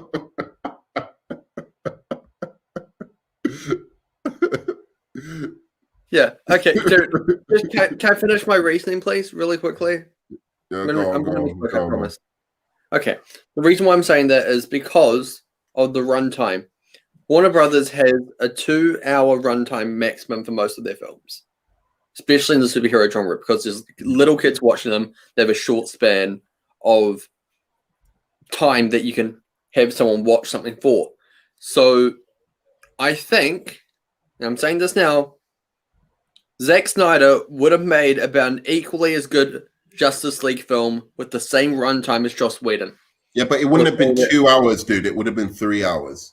And even if it was, all right, let me say, with the exact same runtime as with Joss the Whedon. exact same runtime, but that's bullshit. That's not what the movie was supposed to be. You can't criticize it on that basis. 3 hours, dude. It was supposed to be 2 hours, yes, that the studio mandated after he'd already made a fucking 3 to 3.5 hour movie. You know why? From what I can see, from what I can see of the Justice League Zack Snyder cut, right? That he had that film could have easily been cut down to 3 hours. Okay, and how many years did he have to make that cut? Just tell me, dude. How many years had he had to actually think about how perfectly he wanted to cut that film together? He had a lot of time. He filmed most of it already. He couldn't have filmed. You're on mute, dude, bro. He literally recut the whole thing down. Yellow. My fault. Yeah, no, sorry. To me, it seems like you guys are having the wrong kind of conversation. The fault is not on Zack Snyder for the movie that he tried to make and then was unable to finish. The fault is on WB for not having their ducks in a row to let Zack Snyder know exactly what kind of movie he should have been making. That's the problem. It's all about the organization at the WB. It had been a mess from the beginning, at Warner Brothers, Warner Media, whatever the fuck they were calling it at the time. It had been a mess since who the fuck was in charge? Tsujihara, was he the first one or the guy before him? Yeah. I can't remember, but since then it had been a mess since then, all the way down. So it's like however long the movie was supposed to be, or whatever Zach had plans for the movies that he was making, he had too much stuff that he was trying to do in too little time, and he didn't know that he had too little time until it was too late, right? And then all the situations happened with his daughter committing suicide and him leaving to go to, and then like his daughter committed suicide, and then the studio's like, there's the changes that we want to make. It's like, I don't want to fucking deal with this bullshit right now, and I fully understand that, but like to talk about the movie should have been this long and it was, but it couldn't have been it. Like that just seems like a waste of time on my part. If you guys enjoy doing it, feel free. But it just I'm not going to talk about this for that long. I think the focus is on the wrong thing. I think the focus should be WB had no plan. They didn't know what they were doing. They were trying to copy something that they didn't understand. Studios and directors have miscommunication all the time. How do you think we ended up with Josh Trank's awful Fantastic Four movie back in 2015? It's miscommunication. I think Josh Trank shouldn't have been making that movie to begin with, and then I think Fox also shouldn't have been making that movie. It was awful because no one knew what they were doing at that time. They really should have. Did you just yourself? You've just gone and judged someone on one movie for their whole reputation. I don't understand what are you saying? No. You're judging someone on like a reputation as a film. No, what I'm saying is Josh Trank had nothing before that to have been making that movie. That's a Fantastic Four movie. It's a comic book movie. You have to. If the MCU has shown us anything, you have to handle these things with a certain kind of delicacy and understanding. And I don't think that they don't. The MCU has all of Marvel, who is like, it's like the perfect organization of comic book fans, at least good writers, stuff like, and then all of the money in the world. Fox doesn't have any of that, and they proved it over and over again by having one good X-Men movie and 2 trash X-Men movies. Like they just keep doing it over and over again, and we just keep. And then you have the 2 Fantastic Four movies that they made before that. And the first one was fine, but it was before comic book movies were taken seriously. And the I second like one, as some much as of I the love the Fox Silver Surfer, X-Men was movies. garbage. I like some of the Fox X-Men movies more. Yeah, me too. You know, Some of them. more than the MCU. Sorry, just to finish my sentence. Which, like Logan? Sure. If you want to say Logan is better than X-Men, any yeah, MCU movie, I'm with you. X-Men First Class. I pretty much would have watched that more than any MCU movie. Nah, Days of Future Past, I would be with you. First Class is not as good as Days of Future Past. First Class. Days of Future Past is good as well. I wouldn't say I've watched Days of Future Past is good as well. The only reason I watch X-Men First Class more is because it doesn't have fucking Wolverine in it, and I was so fucking fed up with Wolverine-centered movies. Yeah. So that's what puts me Yeah, off. but that's not. I But that really has. because I find Wolverine such a downer of a character. It's like, oh, I'm so fucking over this. Glug his life away. Bring out the adamantium claws in a bar fight. But then, are you judging the movie or are you judging the studio choices? You know what I'm saying? So you got to be careful of that stuff too. So you're saying I loved First Class because there was no Wolverine in it, and when he did show up, it was to say that he's not going to be in it. That was great. I liked it too. Well. But I think it helped it narratively not having Wolverine in it. It I really did. do. I think it was a breath of fresh air for the X-Men. I disagree. Movies. Really was, and the director as well is a great director. It's the only one that wasn't directed by fucking matey. Sure, but of those first ones. Bryan Singer. Yeah. He's a much better director, that guy. Sure, but I think you could have had the same effect with Wolverine in the movie. He's just not at the forefront like he has been in every other movie. That was the problem of the studio. They put Wolverine at the front of every single other movie, and then they made 2 very, very bad Wolverine movies, like to be like, he's clearly the guy that you want to see. And it's like, no, you have to be artistic first, and then you can maybe find where your studio bullshit can plug into these movies. And that's something I always say, let the creatives create. But the proof that Wolverine wasn't the problem is Days of Future Past being as amazing as it was. That was like the quintessential X-Men movie, and it, it doesn't get much better than that. I think Logan is better than that, but the X-Men, the Fox Marvel movies don't get better than that. I think X-Men First Class and Days of Future Past are better than Logan. I don't like fucking Logan all that much. Logan's good. Logan's great.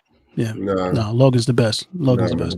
But that's fine. I mean, it's it's like I'm what are you looking for? Because I'm a contrarian. You know how it is. I'm not gonna, of course I'm not gonna like Logan. Logan does what I like that the MCU does so well is they take a genre and then they make a comic book movie out of it. You know what I'm saying? And I think that's what with this bullshit with this genre stuff that they talk about with the MCU. The MCU has one genre throughout the whole of the movies. Or a theme, whatever you want to call it. They take a type of movie like it's an action comedy. A theme, sure, yes. A theme, but like a movie theme, like a movie. DC movies actually are in different genres.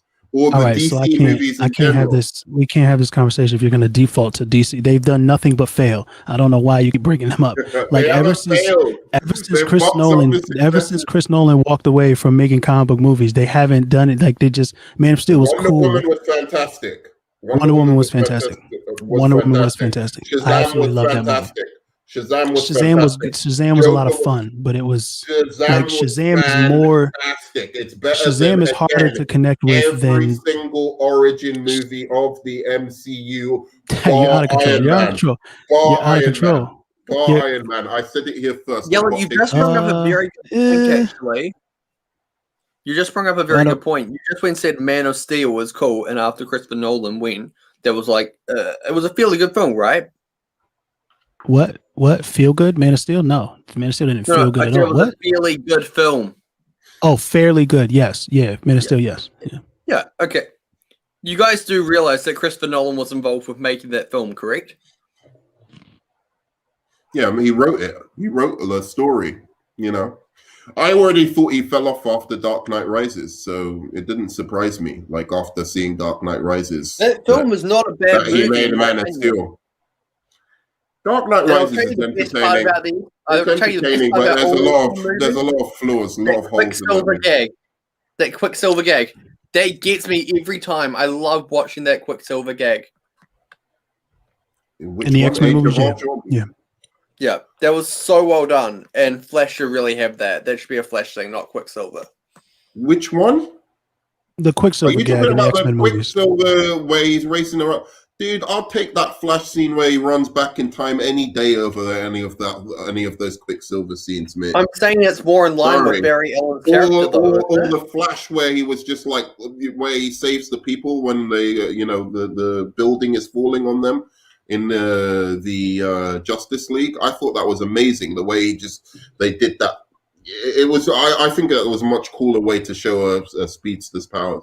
I'm looking forward to the way they show the speedster's They were powers both- Dude, they wouldn't were- you just no, love in to the see a scene? Eternals. That feels when you like say bias to me. That feels like bias. no, They both because were- the Quicksilver thing was just him slowed down. It was like bullet time, just like him running around in bullet time. You actually saw which was also cool. how the Flash would probably move or how it would look in the Speed Force. I like that. Like the visual imagination of that was much better. I'm not saying anything against the Quicksilver scenes. They're all right. That's but what you did. You was like, nah, man, the Flash was way better. That's what you said. That's literally against the Quicksilver scene. The Flash was way better. I liked all of his. I'm just saying that type of gag is really in line with Barry Allen's character. Yeah, kind of. I find it like a little bit like, it's all right.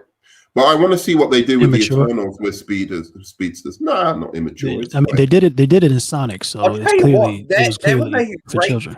pornographic movie. The Flash and bullet time. Wouldn't that be interesting? Like, let's say there's like a slumber party and he's like running around and stuff. I'm gonna get kicked off now, aren't I? Do you need a moment to yourself? What's he saying? What's he just saying? Okay, think about it this way. Wouldn't it be awesome to have like a bullet time scene, but it's like a X-rated movie, and So I was like, this nigga must be joking, man. I don't know where he's going with this. And Iris has all her friends over for like a sleepover, and the Flash like runs through slowly as they're like all getting changed or something, as he's rushing out the door because he has to go. He's gone. Well, I have to go now, Dwayne, because I'm due back on the planet Earth. Is that Woody Allen? Carry on, player. What's going on, man? What do you guys think? Like, wouldn't that be funny? Like, bullet time Flash just running through. He's like getting into bed. Iris has got all her friends over for a sleepover. Like, whizzes past, and like the wind pressure. What do they put in? What do they like? Is there something going on in the schools in like New Zealand or like teenagers these days, man? What's going on with you guys, man? Tell us. Is it the sugar content? What is it? I don't know, dude. I really don't. I don't. I have no idea. I'm just saying. Wouldn't you guys think that's a funny idea, though? Like, I'm surprised no one hasn't done that in the pornographic industry. I'm confident that they have. I'm confident that they have as well, man. Okay, I'm gonna look it up now. I'm gonna look it up now. Enjoy yourself. Cool, man. No, my friend actually used to work for Playboy. And guess who he used to work with in Playboy? Don't care. Michael Bay. Yeah, there you go. That's a name drop. Well done, man. And that there is why we have those Megan Fox scenes in Transformers.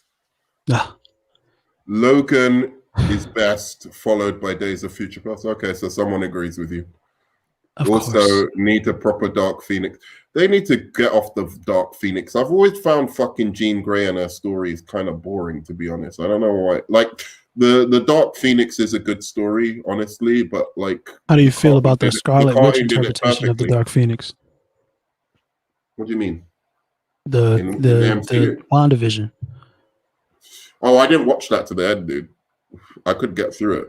The last episode I didn't watch. I haven't seen it yet. You haven't seen the last episode, but you were able to sit through the first, second, and third. The look on his face, bro. Just stop talking about the MCU. How I don't want to talk about the Snyder Cut. You should just stop talking about the MCU. Just period. Just stop, because you don't. I don't think you have the faculties to even. I just don't understand. I agree with you, Yellow. He really needs to just zip it, doesn't he? I watched all of Falcon and Winter Soldier. I watched all of that. That was all right. Yeah, dude. Even my sister, who hates that show, Her friends watched that. She didn't. So what happened? Go on. What happened? What were you trying to tell me about? There was a Phoenix I don't issue. remember. I don't. You would have to watch it. I guess that doesn't matter. Who cares? All right, you're trying to intrigue me into watching it or some shit. We can just All right, move. No, not at no. I no, do not you care don't if you even watch it care. or You not don't care. You at don't care. all. But like what they did was they kind of treat the Scarlet Witch like the Phoenix Force. You know, I agree, dude. sort of. I was trying to And, figure out what and- that thing reminded me of. It's definitely Dark Phoenix. It's it's they kind of gave it some of Did those they do it elements, better? and I think I think so, but you couldn't get through the series, so who knows, you know? I'll watch it today. I'm gonna watch the last episode today. Fuck it. But it's like the last episode. I didn't mind it. I just wasn't like, it didn't grab me into be like, oh, this is must see TV. Like I don't know. I loved watching Elizabeth Olsen act through that thing. It was just was her good. and Vision too. And Vision was also good. was great as well, Paul Bettany even was with all the amazing. shit on his face. It's Paul Bettany, yeah. So it's like That show I had loved some it. great medical feats. Sure, maybe I don't really. That's I'd have true. to watch it again. But it's Matthew's like speaking facts here. The Dark Knight Rises did have problems, but it was better than a lot of CBMs. It's true. I was kind of mainly pissed that they didn't have the Riddler in that one. That annoyed me. I was like, I want Nolan to do the Riddler because he's gonna do that justice, and then he didn't. Well, I mean, he's coming up with Reeves, yo, and that first trailer looks good. I know you guys are like, Reeves is coming I know up all of hot. y'all hate Matt Reeves' Batman movie before you've even seen it, but that fucking first trailer that they made having only 25% of the movie done, or at least that's what they said. Who knows if it's true? That first trailer looks great. So It looked hot. It does look really good. Hot. I was really It did impressed look that they hot. even released the trailer with 25% of the movie done. mm. That's an It did look impressive. hot. What was the last thing I wanted to talk about? That MCU is awful and DC is the best. Right. Nah. As much as I love the first think Wonder it's on Woman, par. I think it's on par. I do. you can't even do that. You can't even do that. There's no way that you can really. But I like Suicide Squad. I like BVS. So when Yeah, but even if you those- like Suicide Squad, which is like there were good parts about Suicide Squad. I think the first half of Suicide Squad is very, even with the weird introductions and all the fucked up editing, I thought it was very entertaining. I thought they had a lot of good stuff going for it. Yeah. You know, and then and I like Cholo Joker. I didn't mind don't the want to see my Joker act like that, but I like having a different interpretation of the Joker. He's not my Joker, but like that was fine.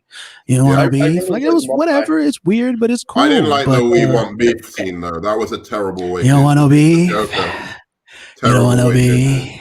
Nah, I loved it. I thought he was thought it one was of the worst parts of the. I film. love Joker being like a mob gang member when he like got Ike Barinholtz and put him in a chair, the security guard, and then went like, I like the bluntness of this statement. Suicide and he Squad like slapped, isn't you know, like he good. was slapping his face and Yeah, stuff. it's not. It's like what call this chat or something. I like it. Maybe it's a guilty pleasure. I don't know, but I like it. I don't understand how you could like it, Everything really. And I thought they did. I like the Amanda Waller. I thought she was boss. That was my favorite. She was thing about the movie. amazing.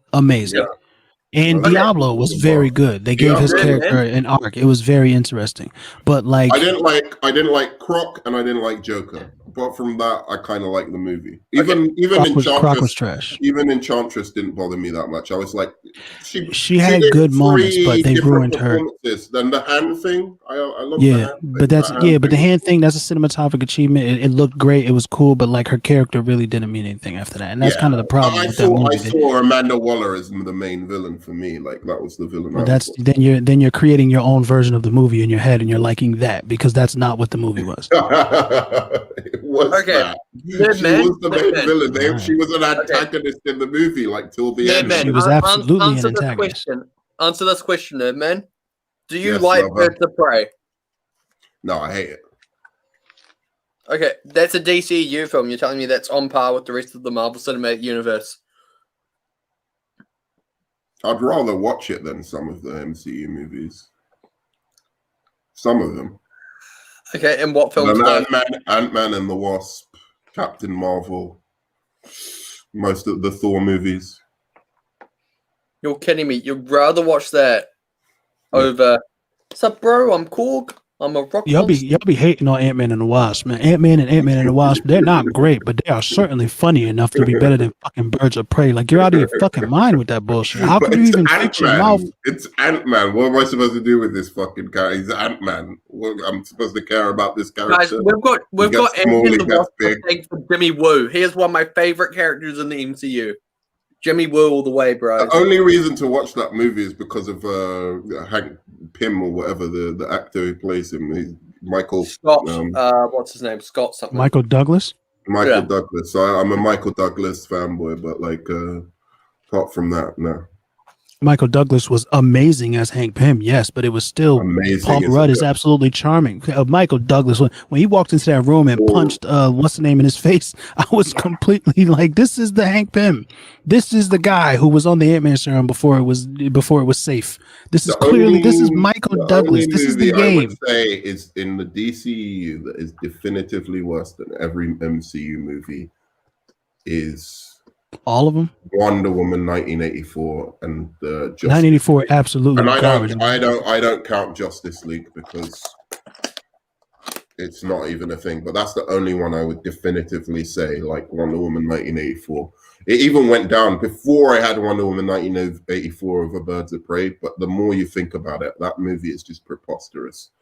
It's I can't believe what they did. Okay, I mean, they had this great character that everyone loved, you know, from that first movie, and then they just anyone who was banged by Gal Gadot on that set is a lucky man. I didn't even give a shit about all of that stuff. That was what as long as he isn't gay, and they made him look a bit gay in that last scene. What did you make of that? Because I was like, people I don't know what like you're wanting about. to be angry and offended for no reason when apparently Gal Gadot, you know, with the body swap, she sleeps with this guy or whatever. The guy who didn't consent to having sex with him. Yeah, like how's he going to consent? What does that even mean? Yeah, it's a weird thing. It's this thing that like the right wing nut jobs do is they try to find all of these weird like made up hypocrisies and highlight it and pretend that like the left wing agenda is the worst thing in the world. That's really all that is. But then again, I got a T-shirt out of it. I got to grab my T-shirt. It says Wonder Woman is a rapist. Enjoy, but there is, I think, there is a conversation to be had about Steve using that body to have sex with him, and I don't think it would be an issue if he didn't then show up. I don't think it would be an issue if then that guy didn't show up at the end of the movie, like Christmas time. Oh, hey, you smell familiar. You know what I'm saying? Like that was weird. That's what made it weird, because now not only is it that guy has had sex with her and he has no idea of it, but it's also now she's like, I know what your dick tastes like. You know what I mean? Like that's like, it's a weird thing that they do at the end of the movie. So that, you know, I never thought about it like that, but I'll say this, that if you look at technically what happened, one, she was overwhelmed by like the realization that this guy had come back, right? So there's that. Right, so she's overwhelmed by emotion and feeling. Like you meet a loved one, and for whatever reason, you know, they're in the body of somebody else, but you recognize them, and they want to be with you. You want to be with them. Okay, so there's that, but more on the sense of what actual rape is, like the technical legal definition. Yep, let's talk about that on YouTube. Let's talk about that on YouTube. The crime. The supposed crime that you could, if you want to assign a crime to it, the crime doesn't exist, is what I'm trying to say. There is no crime because nobody can swap. There's no such thing as body swapping in our universe, in our real world. So there's nothing to equate it to. So the fact of the matter is, she had no idea if, you know, this Steve Trevor, one, he could have been crazy. So, you know, he could have just been imagining that he's Steve Trevor. Secondly, or more significantly, he had no idea that he could ever swap back. For all they knew, that this swap was forever. And so she slept with him on the first night, figured, you know, that this swap was like a thing that could not be reversed, maybe. right? And if it can't be reversed, say it couldn't be reversed, are you saying for the rest of this guy's life he can't have sex because, you know, he has to get consent from somebody who doesn't exist before he can? It just makes no sense when you start thinking about it logically. You're on mute again, bro. You're on mute again. I'm going to keep doing that too because I'm an idiot. But the same logic that they use to come to the conclusion that they come to, they just continue on that same logical train. They will realize that they're talking nonsense. But no one ever does that, right? They only go as far as they can to prove their point. Right. Exactly. It's like doing a Google search. So anyway, man, I'm gonna unless you have anything else you want to talk about, I was gonna just look at a couple of these comments and then Batman can't eat Catwoman's pussy and Harlequin because DC is like, heroes don't do that. Does that interest you? Batman can't eat Catwoman's pussy.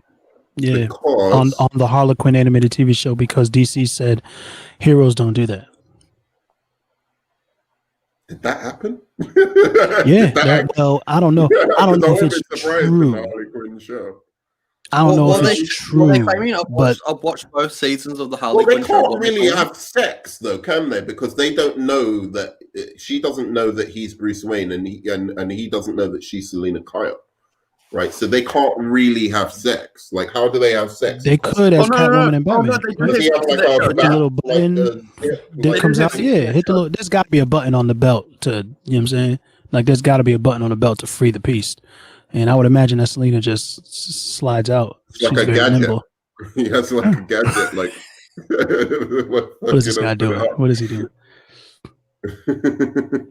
But yeah, no. I again, you know, I'm going back to this MCU thing. I really am happy that I've met all these MCU fans recently, and they've kind of educated me a bit more on like their love of it. And it's just fascinating to me because I think that to me, I just enjoy something different, but it's wonderful to have these conversations about it with people who are passionate on the other side. And there's a lot more of you guys on the MCU than there is of me, but it's been really fun. Even if we do have 9 viewers right now, I'm sure we'll have more tomorrow. What time is it where you're at, Tyler? 7:06 p.m. Not too bad. 7:06, okay, p.m. What time is it over there for you guys? It's 9:06 a.m. Yeah, it's 3. What does it say? Birds of Prey was undeniably ignorant with Jude Law's villain. That's not the right guy. I think she means you and McGregor. I think you're confusing your anti-feminist Captain Marvel. He's confusing Captain Marvel's villain with the other guy's villain. McGregor. But the feminist story. Don't have to be a right-wing nut job for the movie to make you cringe, LOL. My problem with the Birds of Prey wasn't the feminist stuff. Has nothing to do with it. Don't care about it either way. It was a very badly written movie and badly directed. Yeah, no, I thought the action scene at the end was preposterous. I really do think it's one of the worst action scenes. And the worst thing was I've ever seen in a fucking Stahelski, who did John Wick. Yeah, no, I think the whole idea, because do you know what it was what really fucked that up? I think the actresses were like, oh, we want to do it ourselves, let's not get the stunt women. We want to be like, the action women ourselves and do this stuff ourselves. And they just couldn't fucking do it. They don't have it like someone like Gal Gadot or whatever, where she just no, seriously. Look, you're on mute again. I want to have this conversation with you. You're on mute. I haven't said anything. No, I know, but I wanted to have this conversation. I will say something. Gal Gadot. What has Grace Randolph taught you? Gal Gadot in the action scenes that she does I know a lot of it is the stunt woman, but she does a little bit of Okay, it all right, herself. cool. Dude, there's no She action scenes that Gal does. more There's a bit of wire realistic work. in those action scenes. Not in 1984. Not in 19. Yeah, that one really hurts us Wonder Woman fans. All right. It hurt me too. Hurt me too. Big Wonder Woman Dude, fan. Love the first one. Like hands down, loved it. Straight. Yeah. I'm just gonna say it straight. When I went to that movie, I walked out of it loving it. I went and watched a review that someone else went and did about it. I think it was Grace Randolph. 1984. Yeah, I literally looked at it as like, oh my god, it was such a beautiful preaching movie. She didn't kill anyone or fight anyone. Well, you know, that's the way I saw it. I saw it with my family. I had a very nice night out at the cinema. You know, it wasn't the message. The message was kind of decent, although there was a weird aspect to the message where it was like, yeah, they delivered it. You know, like, and then when I went to watch Grace don't, you know, like you shouldn't wish. I'm like, holy shit, this was a bad film. Like, there's no shortcuts. Yeah, no, exactly. There's an echo, dude. I don't know who's that. Oh, yeah, dude, it'll be me. Yeah, oh, great. Like, okay. Yeah, no, it was the message of like at the end where it was like, all right, so if you wish for your kid not to be blind or, you know, for world peace or like, you know, any of these things, that's wrong. So it was kind of really cynical, even though it was trying to be hopeful. It was like, wait a second, most people didn't though. All humanity is going to wish for horrible things. Too many people will. Yeah, I guess you're right. Because so you have to renounce the wish, even if unless you're Mr. Beast. Yeah. Unfortunately, I don't. Yeah, maybe. Yeah. I'd wish for something good, bigger dick. You try to. You would try to. You know, or you would think you would, but what we really would do in this circumstance. A couple more inches. A couple more inches, and let's not have anybody be hungry anymore. It was just a couple more. Actually, yeah, guys, let's go around the circle or whatever this thing is, a triangle, and say what we would wish for if we were in the position in Wonder Woman 1984 and it didn't get taken off us. But what would be the monkey's paw aspect as well? What would be that's the problem? That, you don't know. Yeah, there wouldn't be. Let's say there wouldn't be. What would you wish for? Me? Yeah. I don't know. I like. Of course, you want to wish for world peace, but you know, I'm a lonely bugger, so I'd probably say a girlfriend that I can relate to mentally, and who would star in my movies free of charge. A slave?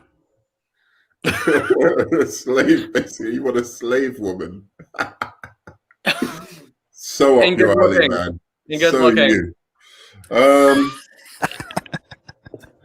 I don't know, man. I don't like. I've got everything. What does basically? I'm trying to say I want an actor that I don't want to be Harvey Weinstein. Huh? Yellow. You know what I'm talking about. What does a man who has everything wished for? Right. Probably better DC movies. Yes, that's why. That's definitely more successful and better DC movies. I think everyone. Which I think we're getting, yo. How do you feel so far about like the little bit of nothing that we've gotten for Black Adam? Based on that, Shazam I really like Shazam. I think it has some pretty big problems that are distracting, but I really like Shazam, and I think that last 20 minutes with the family blew me away. I actually cried watching the last 20 minutes. It was just such a happy. It was so happy and joyful watching these orphans suddenly have superpowers and be able to do something for themselves, because everything that's happened in their lives so far has been just they've had no control. So I thought that was a very powerful moment. But most of the movie, you know, it's like it's just for kids. I liked a lot of it. I thought it had a great heart, and the whole message of the family message and theme and how it was reflected in the villain. I loved all of that stuff. And Billy Batson, I thought he was really likable. The kid, especially like the thing he was going through with his mother, and when he confronts his mother. I thought the thing for me is I think that's just a tight movie. It's not. You know, it's not a good superhero film by any point. It's just a great superhero movie. I don't think there's any. No, it isn't a great superhero movie. This is my issue. It is. No, it isn't. There's fat in that muscle suit. It's a great movie, but it's not a great superhero movie. If you look at what makes a superhero movie, It doesn't That is not outstay its superhero welcome. movie. It never You guys can't outstays talk its at the welcome. same time. Stop doing that. Yeah, but I don't want to listen to him. So Oh, fine, I'll fuck off. no, I'm joking, Tyler. Bye. Yeah, it doesn't. Okay, fair enough. If you took it, but it doesn't outstay its welcome, basically. So I like that. It's just what it has to be, you know. And it is very, you know, if you read the Shazam comics, it takes a lot from it. It's very comic accurate, but at the same time, Yeah. it's a little bit creative with it Mhm. as well. So I thought it was good. I thought it was a really good movie, and I do think it's one of the best origin movies we've seen. Definitely I'm out of curious- DC. No, well, DC's got the best origin movies of all time, so don't talk to me about that. Like Superman 1, Batman Begins, Wonder Woman, Shazam. You've only got Iron Man in MCU. That's it. Well, I mean, I really like Yeah. Doctor Strange too, but people act like that's the worst thing that they've ever made. So I don't know. I thought it was It's just not- visually it's not. stupendous. It's stupendous. It's not Stupendous, that good. And Baron It isn't Mordo is that fucking. good. I love Chiwetel Ejiofor, so I'll tune in for him every time. That bit was nice. That bit was nice. I'm not saying. Do you know what? It's not. It's just a movie again that. It's just. It's there. formulaic. It's formulaic. It's there. It's structured a little bit like the Iron Man movie, but less good. It is. It is. You know. Yeah, and there are very much the characters with the hubris. They are very much the same in that, and then something terrible happens to them, and now they're heroes. Like, yeah, absolutely.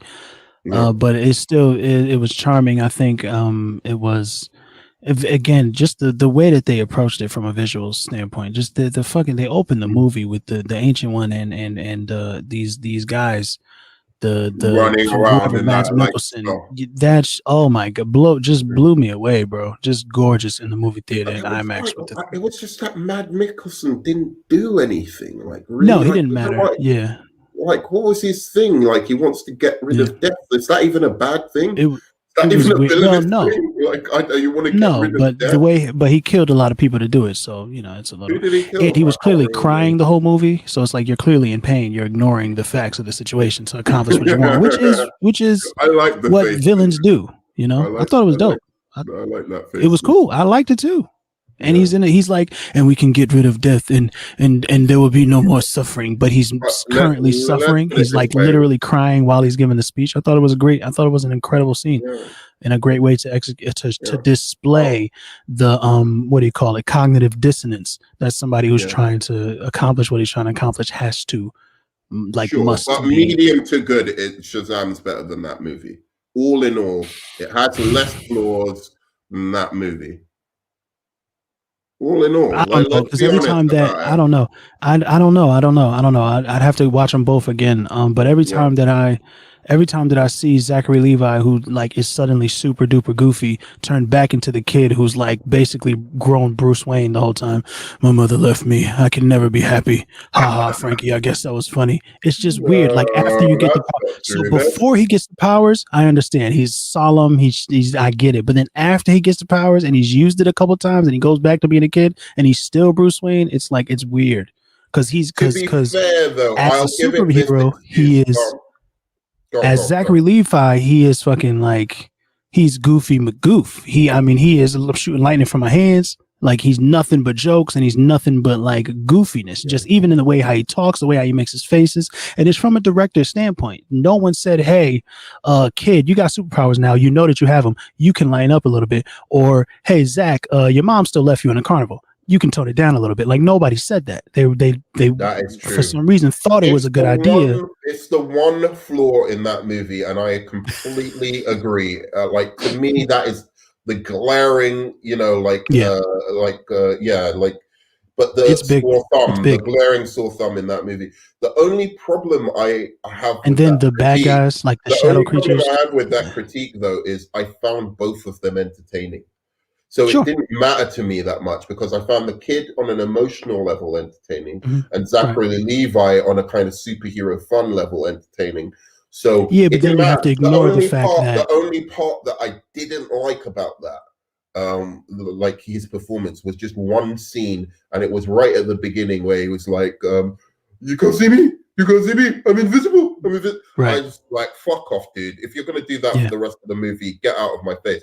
But he Sure. did tone it down a little bit, and there was a similar attitude there because the attitude he displayed after was the same kind of selfishness that the kid was having. Like, oh, you know, Gandhi. The line he talks about, like, you know, just take care of yourself. Gandhi said that.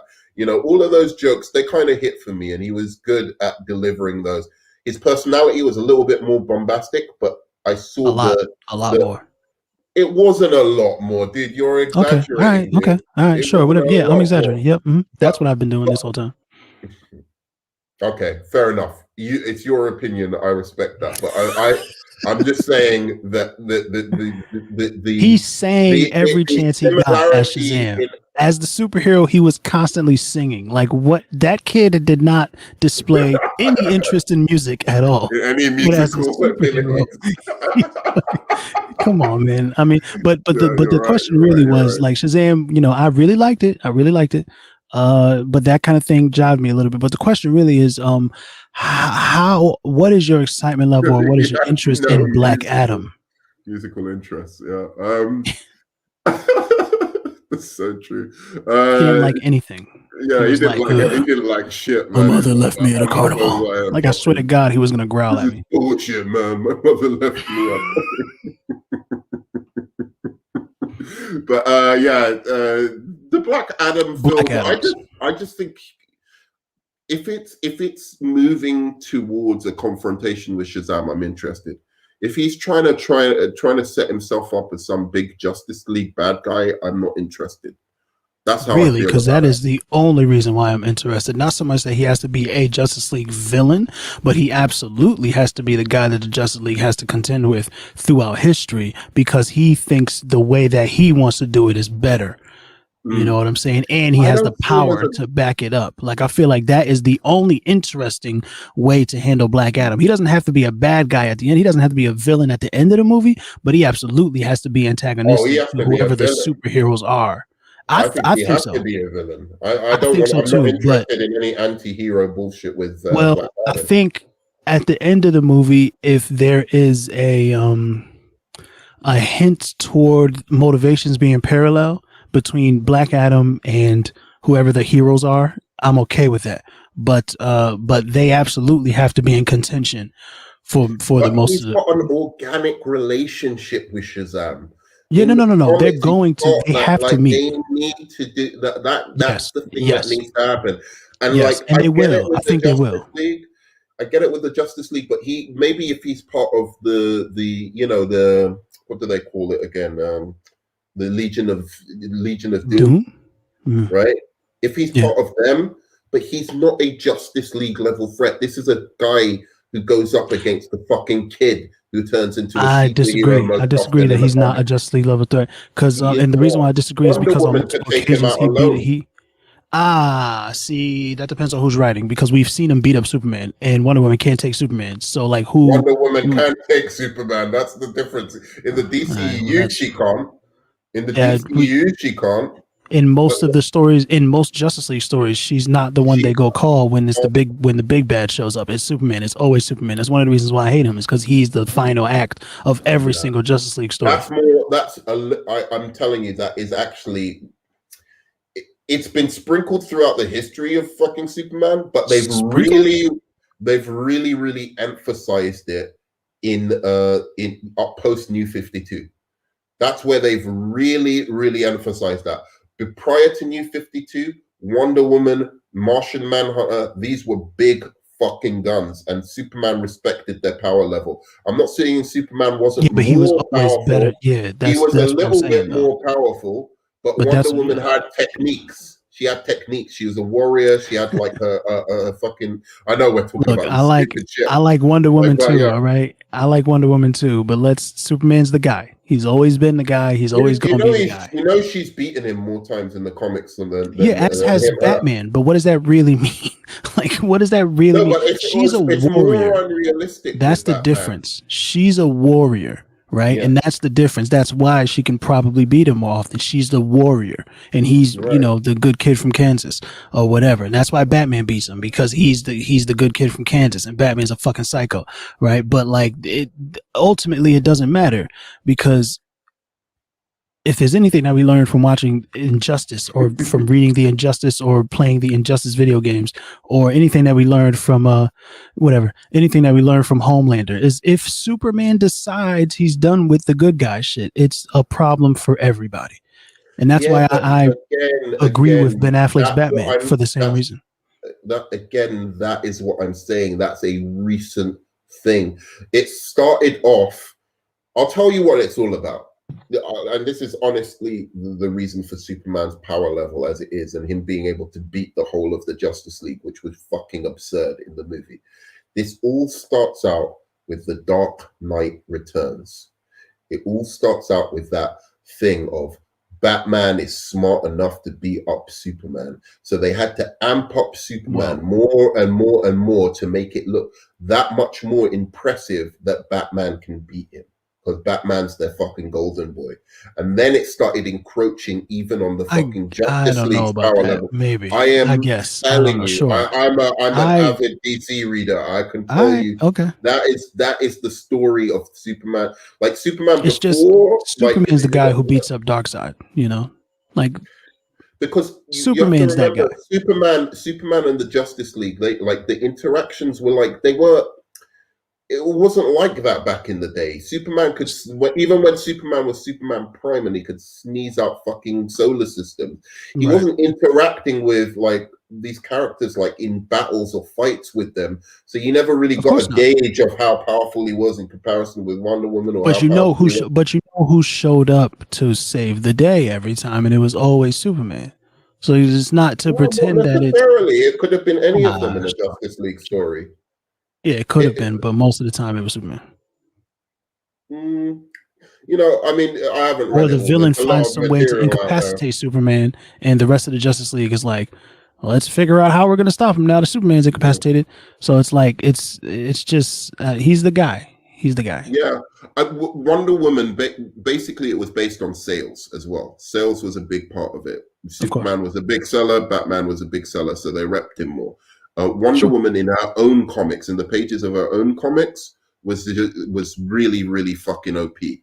As soon as she got into the Justice League stories, but that's because she's fighting Cheetah. Because no, she was fighting fucking gods and shit like that. But as soon as it got into the Justice League comics, the Justice League writers literally didn't even read the Wonder Woman comics. I can tell. Right, they did it because they weren't as popular as like. Do they read each other's comics really though? Do they really ever? I feel like those comics they just come in and make shit up. No, but it's like they were more aware of Batman and Superman's like history and all of that kind of stuff, their power levels, what they can do. So with Wonder Woman, they kind of like they didn't do a lot of respect, put a lot of respect on her name in the Justice League comics a lot of the time. However, at a certain point, like during like 80s, 90s, early 2000s, the Justice League were, it was pretty like, when Superman wanted to, what's it called? He was basically picking up the Earth or dragging the Earth into, it was like out of orbit. I don't know what the fuck it was. It was Wonder Woman, Martian Manhunter, and Superman doing this. Their power levels were hugely, I mean, Wonder Woman was a serious fucking, if Wonder Woman turned against the world, it would have been fucked at that point. It's a serious problem. Except that, Martian Manhunter is like, he turns against the world is a problem until somebody lights fire. Superman turns against the world, there's not who's going to stop him. Like Wonder Woman turns against the world, Superman shows up. And it's a different conversation. It's a fight, it's a battle. It looks crazy, it's amazing. Superman wins. That's that's the point I'm trying to get at. Yes, Superman might win. She might fucking cut his head off with her magical sword to be quite fair. But if that magical sword isn't around, if all she's got is her lasso, Superman's probably going to come out of that. But it will be a hell of a fight. What happened in the Justice League is fucking absurd, and it's because of the New 52. New 52, like it fucking nerfed everyone and fucking raised Superman's power really high. And now you've got all the boys and what's it, Invincible, all reaffirming this kind of thing about Superman just being so much more powerful than the Justice League. It wasn't like that, like really. Maybe, but the boys came out before New 52. It's just a show, and as did the Invincible comic. I'm pretty sure. But so. if you read the boys, no, the Invincible definitely the comic before New 52. But the boys, if you read the boys, the emphasis wasn't like so much, it wasn't like to the degree it is on the 7. Okay. It was much more following the boys, right? Okay. And the power of Homelander, he was super powerful, but like they didn't focus on that much. Did you read? You read the boys comics, right? Yeah. So Invincible came out before New 52. Invincible came out in 2003. I knew it was before that. So it's because Superman is the guy, fam. I knew it was before that. It was because Superman is the guy. Fair enough. But I read. I didn't read the whole thing of the boys though, because it was a comic book in like 2005, and I was like, I'm not doing this. Yeah. Well, it was a good comic book though. No, it seemed really good, but I had to like go find it and pay for it, and I just didn't want to do that. I didn't want to do it. It's 2005. You remember how hard it was to find comics in 2005? Maybe you didn't. Maybe you have a comic book shop close to you, but I didn't. No, I get all mine digital anyway. But like Garth Ennis was like, there wasn't around then probably the digital. Right. It was. Yeah. It wasn't like that. Yeah. But anyway, man, like, Garth Ennis was a great writer. He was really funny in that comic book, but they did a really good job of adapting it and avoided some of the sexism, and not sexism. It was just more. There was a lot of misogyny in that in the comic, but it was mocking the misogyny. But in our day and age, they wouldn't have been able to see that subtlety. So it did a good job of avoiding all of that. The boys adaptation. It's a really good show. No, it is. But yeah, like I don't know, like Black Adam, I want him to be a villain. When I saw him, I wanted him to be a villain. Right. This is the absolute last question. So this is what I was going to ask. So you were saying you've got hope for the future of the DCEU, right? So absolutely. Like Black Adam, they've proven to me that they can make good films. Okay, so what ones are you looking forward to apart from Black Adam? Shazam, Fury of the Gods, obviously. I'm not really, Shazam. Like I'm looking forward to that, but I don't know that I'm really looking forward to any DC movies. I'm just looking forward to seeing how they capitalize on the success that they have had. Because like Aquaman, everybody loves, but the 3 different movies that make up the Aquaman movie, the tone is in contention for me. So it's like I enjoyed it. It was fun, and I really loved the sea epic movie that's in there. But I did not like the rom-com that's in there, and I did not like the Indiana Jones that's in there. You know what I'm saying? So like I want to see what Aquaman 2 does that takes the good parts of that first movie and maybe amplifies those. You know what I'm saying? And Black Adam, I'm very much looking forward to, after seeing The Rock talk about it on Fandom and him saying like hero, but then having to correct himself because Black Adam's not a hero. Just in the way he's promoting it, I'm like, okay, good. At least they're not just making him the hero who wears black. You know what I'm saying? At least they're not going in that direction. So that makes me happy. But the success of the first Wonder... Rock, yo. What's wrong with The Rock, bro? No, The Rock is a terrible actor, but and I agree. But I think he can play Black Adam. I think he can do that. He can't do the Egyptian accent, but we'll see. I certainly hope they don't do accents. Yeah, I think he should just do his own voice. Just fuck it. Yeah, it's okay. Don't even try. we'll figure it out, guys. But also, that was a long time ago too. I mean, that was 20 years ago. You're talking about now. Like that's the fucking the Mummy 2 and the Scorpion King. Those were a long time ago. You know what I'm saying? Like we can move on from that. He's become a better actor than that. He's still not great, but he knows how to be the Rock that we fell in love with in the ring on the fucking movie theater. He knows how to do that now, so we can just keep doing that. Are you a wrestling cat? Absolutely. Attitude Era, like all of us. You know what I'm saying? The 90s. Yeah. That's absolutely. But then who's the GOAT? Well, for me, it's the Undertaker. Shit. But we all love Austin. We all love. What does that even mean? For me, it's the Undertaker, bro. Every time he's laying there and everybody's like, the Undertaker's down, he's out, and the fucking whoever he's fighting is up celebrating Jim or Ross whatever. having a fucking orgasm, like Jim, killing it. It's a slobber knocker. We've never seen Taker in this position. And then he gets up. Oh my God! My The God, dead he's has dead. risen. I fucking love all that shit, bro. Bro. He was completely out of control back in the day. I love it. I love it. I was always on the bad guy's side, so I always liked the villain. Yeah. So I never appreciated Jim Ross. Like, oh, you're crazy. No, I liked him, but you know because he was repping for the good guys. So Yeah, I was always on the heel side. So you was with like, King. I wasn't listening to the way he was saying it. I was just listening to like what he was saying. I'm like, right. King's right, man. Like, dude, you know, the heels always had a point. That was the thing. The heels always did have a fucking point. Those good guys were taking the piss sometimes. Sure, but we all love Stone Cold. Stone Cold was the ultimate heel, but he was babyface. Like, fucking Hulk Hogan was looking up fucking Miss Elizabeth. You know that shit. that was blatant. Macho Man was. I always thought Macho Man was my guy, bro. Yeah. Me, yep. Ultimate Warrior obviously was great. Ultimate Warrior.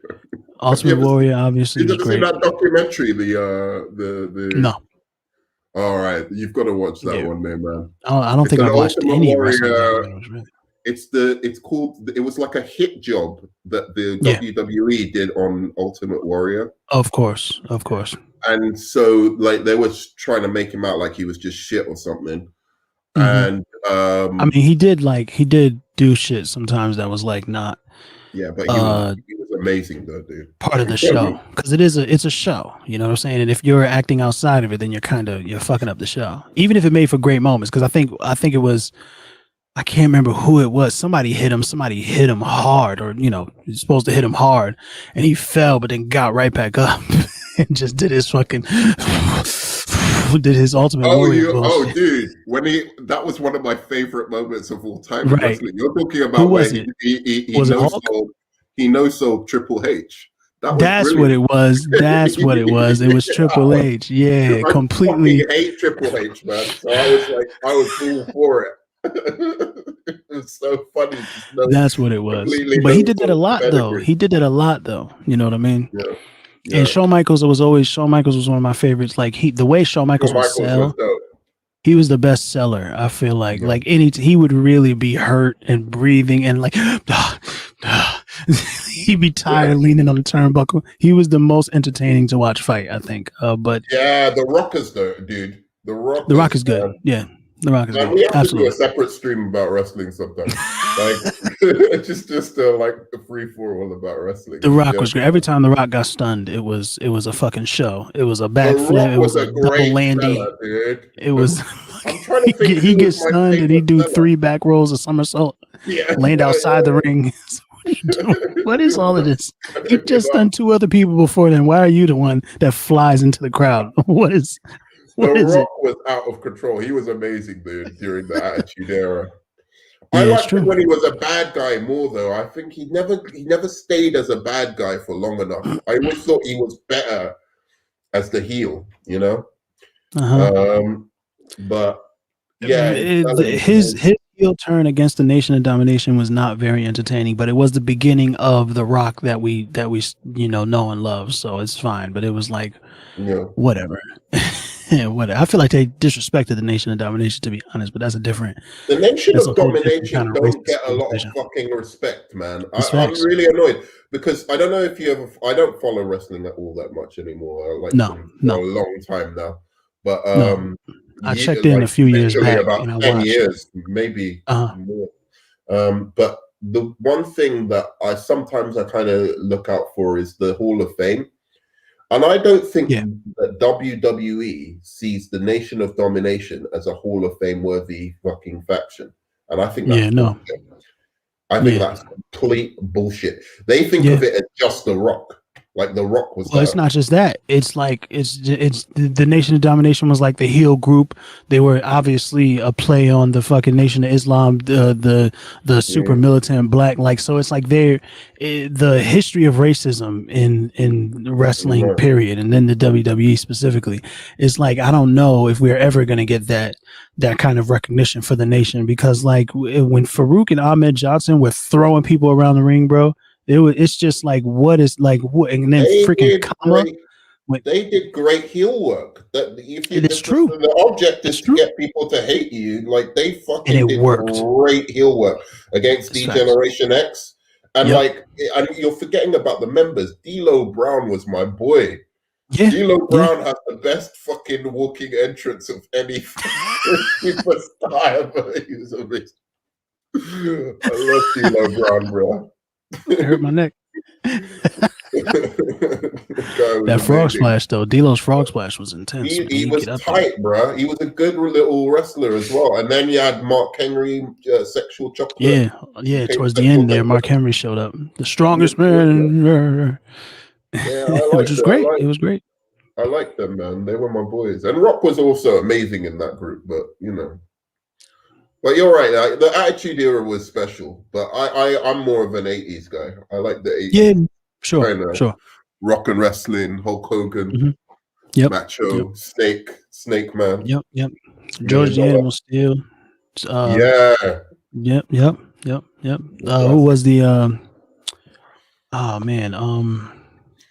Not Tony Atlas. Come on and say that. Come on and say that. Come on, Biggerfoot. Come on, Enzo. Come on, Enzo. Fuck. D'Lo sucked. D'Lo was the man. You're chatting rubbish, bro. That entrance, the entrance alone solidifies him as a legend of all time. He's one of the two people. Sorry, go on. Who's got best entrance? Oh, come on. There's too many great ones, but like, well, what do you consider entrance though? Because when the glass breaks, everybody, it's like there's nothing. You don't even have to do anything after that. You don't even have to hear the rest of the theme song. When you hear that glass shatter, Stone Cold, and that's just the music. That's before he even walks out onto the ramp. So what are we talking about entrance? Like, what do we mean? The mean mug that he puts on the way down, just looking at everyone like he was amazing, dude. I love Stone Cold, bro. My favorite line of Stone Cold was like he was doing this promo about Shawn Michaels, and he's doing this promo like talking about his match with Bret Hart, and he said you got beat by a man in pink, and then he starts talking about that's not the line I like, because he got beat by a man in pink or something like that, and then he goes, you know, I don't dance, son, right? And what is the fucking like? I've got to find it sometime and send it to you. But it's like he says, "I don't dance, son. I'm not a sexy boy." Yeah, he does it in the Stone Cold way. It's like, I don't dance, son. I ain't no sexy boy. You know, you better get serious when you get in the ring. But go on, what best entrance? It's hard, man. It's hard, but I really love The Undertaker, man. Like specifically when the lights go off and he just shows up in the ring. So like that's not even like entrance music or anything, and none of that. Or sometimes they would play the music and then he just show up in the ring. Like that shit it's just the magic of it. It's obviously he's just there. It's bullshit. It's dark. We can't see him. He runs down. He hops in. But like it's just complete the way that it completely changes whatever that match was before then, and however the crowd feels before that moment. The way that when the Undertaker shows up, it completely changes the whole, like it gets serious. You hear JR, he starts saying, he's like, what's going on here? Why is this all of a sudden it's dark? Like he starts whispering and shit, and it's, God, Taker he's in the middle of he didn't like those things that he had to say. You know, like I really believe that like he thought he was a zombie. I don't think he knew. I don't think he knew he was an actual wrestler. From Death Valley, Arizona. This guy is from Texas. Shut up. From Death Valley. Yo, Elitist, you're back. What's up, look, man? I just wanted to use this moment in time to call out The Rock right here, right now. Fight me on the next Jake Paul card. Do you understand me? For any amount of money, I will kick your ass. You hear me? Rock will destroy you. Of course. That will be He's an a fuck- embarrassing moment. He's a fucking. He'd actually do a rock A bottom monster. on you. He's not a human. He's No, a he's not monster. human. He's not human. Not my roommate Mick walked out Foley. Mick Foley was my boy, bro. That's Not the facts. best yeah. entrance though, but I was going He to ask doesn't you get enough about respect. Stinger's entrance though. Oh The man, music? wait, which one though? The fucking like the The music helicopter or one was quite sweet. Yeah. But the music. He come flying in with the bat. You're like, yo, but that's NWO era stuff. You know what I'm saying? So Yeah. like before that, when he's just the fucking When he's just in there, he was just hanging in the rafters and shit. yo. It's like, what is he there for? Who does he want? What are they talking about? I don't know. They sell the drama, yo. It was good stuff. All the drama, It like, was good stuff. yeah, I always like the Stinger though. You into wrestling, Matt? Oh, sorry, Elitist. Right. I Oh, guess he's not. gone quiet. He's gone quiet. The whole mute button. Film Elitist, if you're talking, you're on mute, dude. Oh, what'd you ask me? Oh, were you ever into wrestling, and what era? Hold If on you one were. second. Okay. All right. So what did you make of Kurt Angle? He's probably like all together. yo, like, I'm gonna be ring, honest. I was personality, completely everything. My when favorite Kurt one. Angle showed up, I was the perfect mark. They wanted us to hate him. I fucking hated him. They wanted me to hate him. Oh, I hate this goody. Same reason why I hate Captain America. Same reason why I hate Superman. I was the perfect mark on Kurt Angle. It was only later, one wrestling with my friends and just how smooth you can throw an angle slam on somebody. I mean, it's like, wow, you can hit him back to back to back. But then later when he's fucking, it's true. I was like, oh, this guy's a genius. He is a genius, and he's an incredible wrestler. He was amazing. Yeah. He really took to he got hurt a couple times. About all the aspects of wrestling. Right? Yeah, he cut the promos. He was really good, but it was just I don't think he had that. He just didn't have the attitude that really sold wrestlers at that time. You know what I mean? Hey, look, I knew he was a Bret Hart fan. Enzo, come and talk about this, man. I bet you Enzo's a Bret Hart fan. Wrestling anymore. I hate Bret Hart. The Bret Hart. I get it. He's a great wrestler, but he's a great wrestler. But you have to be able to talk shit, bro. You have to be able to. Dude, you can talk smack about DCEU all you want on my channel, but I am not having you. I knew you were a Bret Hart fan. The best there is, the best there was, the best there ever will be. Amazing. I know. I hear you. He was an incredible wrestler.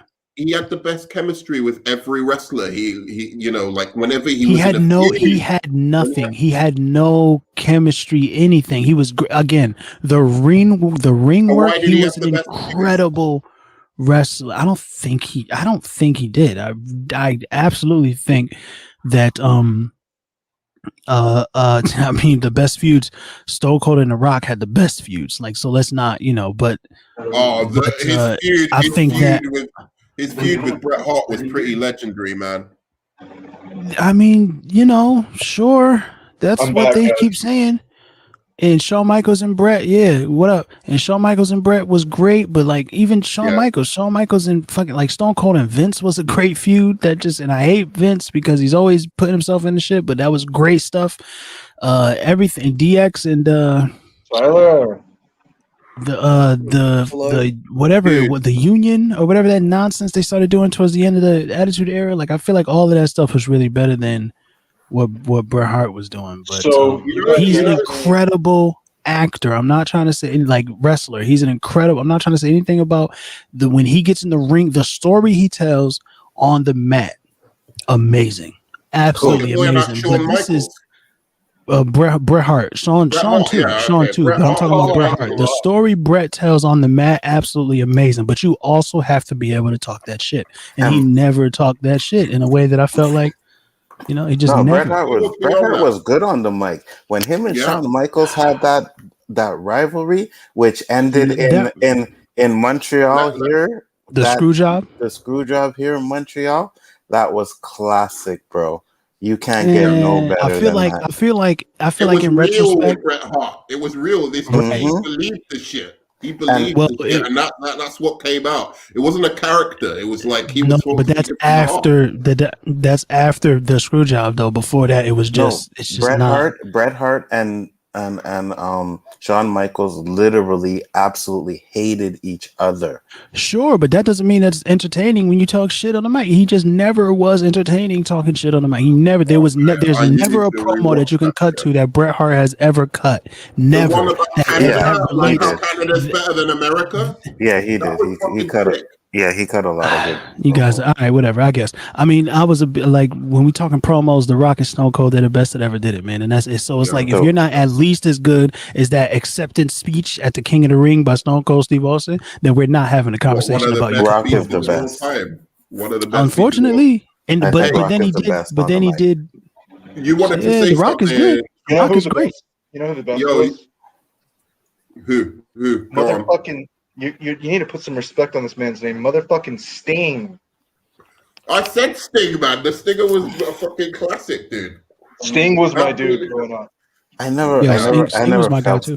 I never felt Sting. But I like Sting's moves more than anything else. I just like this character. I was like 6 or 7 years old, and my dad was a huge wrestling fan. We used to live in this shitty fucking trailer, and we had the shitty little TV with like the bunny ears on it. And we would watch like the fucking 90s wrestling with the fucking Rock and Stone Cold when Stone Cold was like killing the game. So that's my memories of wrestling. The shit now is embarrassing, but I used to love that shit. Yeah, no, it's embarrassing. I don't like this. Is a once in a lifetime conversation. I might have one more stream about wrestling. We're all bonding over our 90s wrestling memories. Yeah. Man, D-Generation X, when they started, that shit was fire, bro. I love it. Yo, do you remember? And they're fucking nah, man. I was not. Do you remember when they came out in blackface? Oh yeah. You remember they had the shit with Nation of Islam and they came out in blackface, bro? Hey guys, do you remember when Vince McMahon called Booker T the N-word? Did he? Yes. Oh, he went what my It was a soft day. Yeah. Yeah, and it is. That was fucked up. They took it too far sometimes, man. The hand when what's it, May? Mae Young and Mark Henry. Yeah. Oh God. You've got your thing on silent, bro. Mute. Yeah. That shit is so much fun. But Vince calling Booker, "What's up, my nigga?" That's like callback to Booker fucking up in that WCW promo all those years ago. So it's like, it's funny, man. It was hilarious. I thought it was great. I forgot about that. That shit was hilarious. Funny. Yeah. But I think wrestling, my nigga. Hey, wait a second. Like, why did he? We haven't. Why is this nigga's knee on the screen? What are you doing, bro? We haven't stretching myself. We haven't even talked about the greatest of all time. The greatest of all fucking time in terms of tag teams. Legions of Doom. Can someone please tell me what we're talking about? Oh my god! Right now. The Legions of Doom were two brick shit house. What was the move called with the Dominator or whatever? That was Farouk. Yeah, what was the move called where he lift him up and he come with the big arm off the turnbuckle, bro, and just son. And they used to do it to all the jobbers before because that was when the wrestling was great. I used to love that shit where it was like they build up to the WrestleManias or the SummerSlams, right? Like they'll always just be fighting a jobber, like the heel versus the jobber or the face versus the jobber. They still do that. Not really, man. They're always wrestling each other. Like, go on. I tuned in a few years ago and I watched for a year. I watched from one WrestleMania to the next. I think I watched the WrestleMania that the Hardy Boys came back into the WrestleMania that no wait, was that the same one? I don't fucking remember. I watched one WrestleMania and I watched the last and to the next WrestleMania, and the wrestling that they have going on now is fucking amazing. They are all the most athletic, most technically sound, like incredible wrestlers, barring even the women. The women are fucking immaculate. barring the ones who hurt people that they cry about all the time. It's great. The promos, not so much. You know what I'm saying? Like it's a little bit. Oh, who? The Legions rough, of Doom? but Did you say the Legions of Doom no. promos? I'm saying Right. no. Okay, What I'm saying is promos in the new era. Yeah, I'm talking about today. Yeah. The wrestling is because people are like, "Oh, today's wrestling is shit." It's not true. The wrestling is amazing, and the stories that they tell with the wrestling is amazing. But it is, it just doesn't have. It's for kids more now. It just doesn't have the attitude that it had back in the day. I would take the good promos and the good promo battles, and just a little bit lesser wrestling because it's about the story. You don't care if it's two guys. It's the same in boxing, really. Like, I think, like, that's what's missing from boxing in a lot of ways is, like, those personalities, the clash of personalities, right? No, what's missing in boxing is heavyweights. That's what's missing in boxing. Yeah. No. I don't give a shit about a boxing match unless I've seen two, like, great fucking characters like Muhammad Ali, Mike Tyson, you know, and, like, you know, they could be the heel, they could be the face, whatever they are, and they're doing the promos, they're doing the work, like, outside, and then they get you to that point where you're at the point of just maximum excitement. You either want this person to get their fucking shit pushed in, or you want them to win so badly. If it's just two guys who are skillful in boxing, I don't give a fuck. What do I care? Yeah. Well, but I'm there gonna are a say lot this. of people. I'm gonna say this because when I watched the Mayweather fight, which was trash, but the undercard Mayweather fight, Mayweather and Logan Paul. Oh my god! Right. So the fight was trash, but the second card had two boxers I didn't know about, and that was the best fight of the night. That was really good boxing match. It was Areza was his name, and Hurd, something like that. Trevor Areza? No, not Trevor. Trevor Areza's from basketball. Okay. Yeah, I can't remember. I can't remember his name. Hold on, let me find it for you. Alex. But that boxing match was really good, man. Hey guys, I'm gonna head off anyway. I'm gonna go to bed. It's getting late here, but I just wanted to quickly say I want to plug my podcast really quickly. So if anyone is interested in listening to me blab on about a passionate thing, go subscribe to High School Musical, the series, the podcast. We do watch long parties, and we do a little bit at the end. We normally run for about an hour. I really appreciate you if some of you guys who are down the chat at the moment can sub to me or help me get further up in the algorithm and find those true fans. Cool. All right. Cheers, guys. High School Musical, the musical, the series, the podcast. Yeah. Very much appreciated. So, fight 2 was Jared Hurd and Luis Arias. Arias, yeah. I know they had yeah, really good fight. That was a good fight. I know they had. What are you going to say? They had Baudo Jack on one of those. He was an actual like legit boxer that fought for titles, and that was better than he was saying, better than the shit that they actually had on there. The one that I saw, I think it was Jake Paul when he fought that fucking basketball player, Nate Robinson. Yeah, that was that was kind of stupid though, wasn't it? This whole Jake Paul versus. I feel like Matey wasn't even fighting for real, or was he? It was stupid. Yeah, no, go ahead. Oh, sorry. I'm just saying it was an exhibition. It wasn't even a sanctioned fight. Exactly. And not only that, Logan Paul's like a heavyweight. You know what I mean? Mayweather's 44 years old? Or he's not a heavyweight. Like but he had like 35 pounds on him, though. Yeah, it was a lot of weight. But he would knock him out. Like, let's be real. Matey would knock him out if he wanted to. Oh, I think he did. I mean, people are saying that he didn't, but I think he lightened his load a little bit with that uppercut that he caught him with, and then they saying that like. The people are saying he held him up. Other people are saying that was just it was an unorthodox like hug. But I'm like, the only thing that would make me revert to something that I did in middle school, because they said I think it was Joe Rogan was talking about. They said I don't know which one is which. I don't know what the Pauls are, right? But the little Paul brother was a wrestler in middle school or some shit, and he was really good at it or something. Like, it was like the only thing that's gonna make me revert to something I did in middle school is if my brain wasn't working right at the time. If we're boxing here, I'm not gonna try and like a double underhook and like and drop my head beneath your other arm. It was a weird thing that I saw, and it looked like he was being held. It looked like he lost his footing and he was being held up. It seemed like they had a gentleman's agreement, basically, like it's good for everybody for business. If you can survive 8 rounds with me, I don't kick your ass too bad, but everybody knows that you lose and nobody really gets hurt, and then we all make a bunch of money. Yeah, but those pops that Mayweather was hitting him with, because like Mayweather connected, we know twice as much through half as many punches, right? Whatever it is, but like those hits, the boxer versus the not boxer, fam. The boxer is gonna look good every time. Those hits, when Mayweather connected with whichever Paul it was, it did not look good, bro. But no, I agree. But if he wanted to really knock him out, he could have, is what I'm saying, because he knocked out Conor McGregor, I don't know. Who's an actual fighter. Yeah, but they're in the same weight class. Boxing is different than you. Who are the Charles twins? People avoid the I don't know.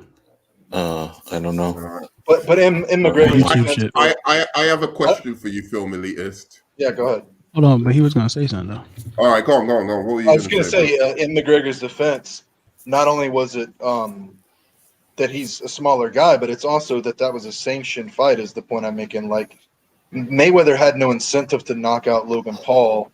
That's not even a part of the agreement. If anything, like when it's a sanctioned or non-sanctioned. No, they can't. There were no knockouts.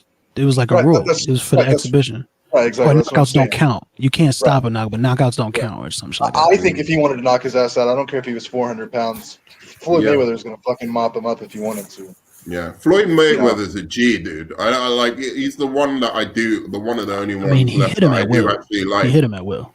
He's for sure. A G. He hit him whenever he wanted to hit him. So let me ask you something, Film Elitist. Every once in a while, right? Like there's this match that they set up. It's usually with it's been with Mayweather mainly, but like there's been other ones, right? Where it's like there's this great white hope, like boxer, right? I like how I'm the one that has to because I swear to God, like I had like like a lot of my friends. I'm well versed in this. Rocky Maivia, that's day one. I have Joe Lewis, like it's the heavyweight. My best friends that I grew up with, Jack and Sam. Sam wasn't that much into it, but Jack was certainly into it, and I can't remember who it was. It was like I think it was an Irish guy who fought Ricky Hatton. Ricky Hatton, that's it. Mm-hmm. It was versus my guy. Hatton, he was a fighter. I loved watching him fight. Yeah, he's British. So, yeah, he was British, right? And he was going up against fucking Mayweather, right? And it was like in England, it was like this big deal, right? And yep, definitely British.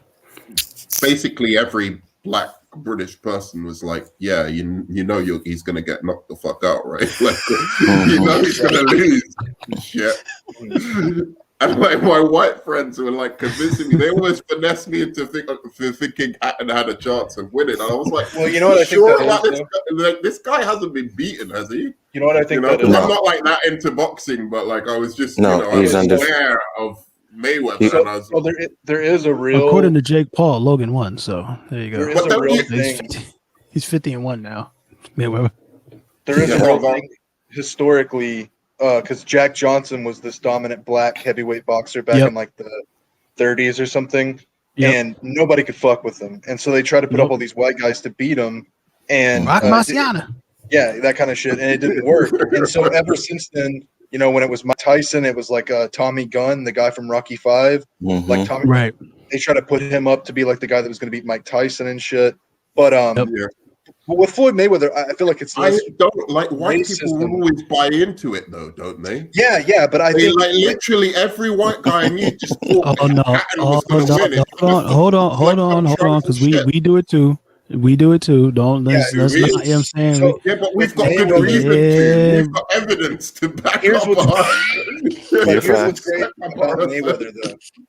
So with Mayweather, I always knew that Mayweather was going to beat pretty much anybody. The only person I ever thought that could beat him was Pacquiao in his prime, but they never fought in his prime. Yeah. But Yeah. you know, he's not a white guy. Mayweather was dancing. He was running away.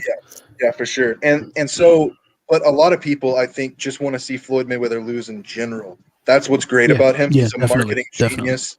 He knows no matter what, you're either tuning in to see me whip somebody's ass or you're tuning in to see me get my ass whipped. But either way, you're tuning in. But let me ask a question about Hatton. Was Hatton a stronger boxer than most of the boxers that Mayweather had been fighting around then that had been black? Probably not better than Zab Judah. Like he's not as tricky as Zab. That's Judah what I was gonna say, Judah. But Zab's jab is scary. That was the biggest. That was the biggest fight. It's like, I think it's just in virtue of him being white, the potential threat that he had to Mayweather, right? Like that made that thing like international. I'd never heard of like Mayweather's, Hey, but can I give you a reverse example? But he's also British too. Oh, you're So going to prove international. So one time Deontay a white guy beat a black guy at boxing. Deontay Wilder is the first heavyweight champion in like over a decade that anybody's given a shit about, and he was like 40-0 with like 38 knockouts. And Tyson Fury, he's this white guy who has this incredible story about overcoming mental health, and he ballooned up to 350 pounds and was going to kill himself. He came back and fought him. And everybody in the media was like, he's going to get fucking annihilated and shit. He can't fuck with Wilder. He's a destroyer. Not only did he survive the first fight and it was basically a draw, but he came back in the second fight and tuned him the fuck up and outclassed him. Yeah. Wow. And nobody thought he was going to do it. So, like, it can go both ways, you know, but there's definitely historically something about the Great White Hope. It can, I'm just saying. Because Tyson Fury is technically the better boxer. Anybody that watches boxing knows that. No. Well, sure. Sure. When you talk, but he knows how to put that right hand on the chin where Deontay Wilder's so got it's the equalizer. He's got freakish power. It's He's like an athlete. Like if he wanted to play basketball or football, he could have done like anything, I think, because he's such a fucking freak athlete. He's like 6'10", lean as shit. He looks like LeBron James, man. Like he's fucking a freak athlete, dude. And he started boxing when he was like 20 something. Listen, I forgot to tell you, film Elitist, about the look on my friend's face when he lost. It can only be best expressed in this little clip.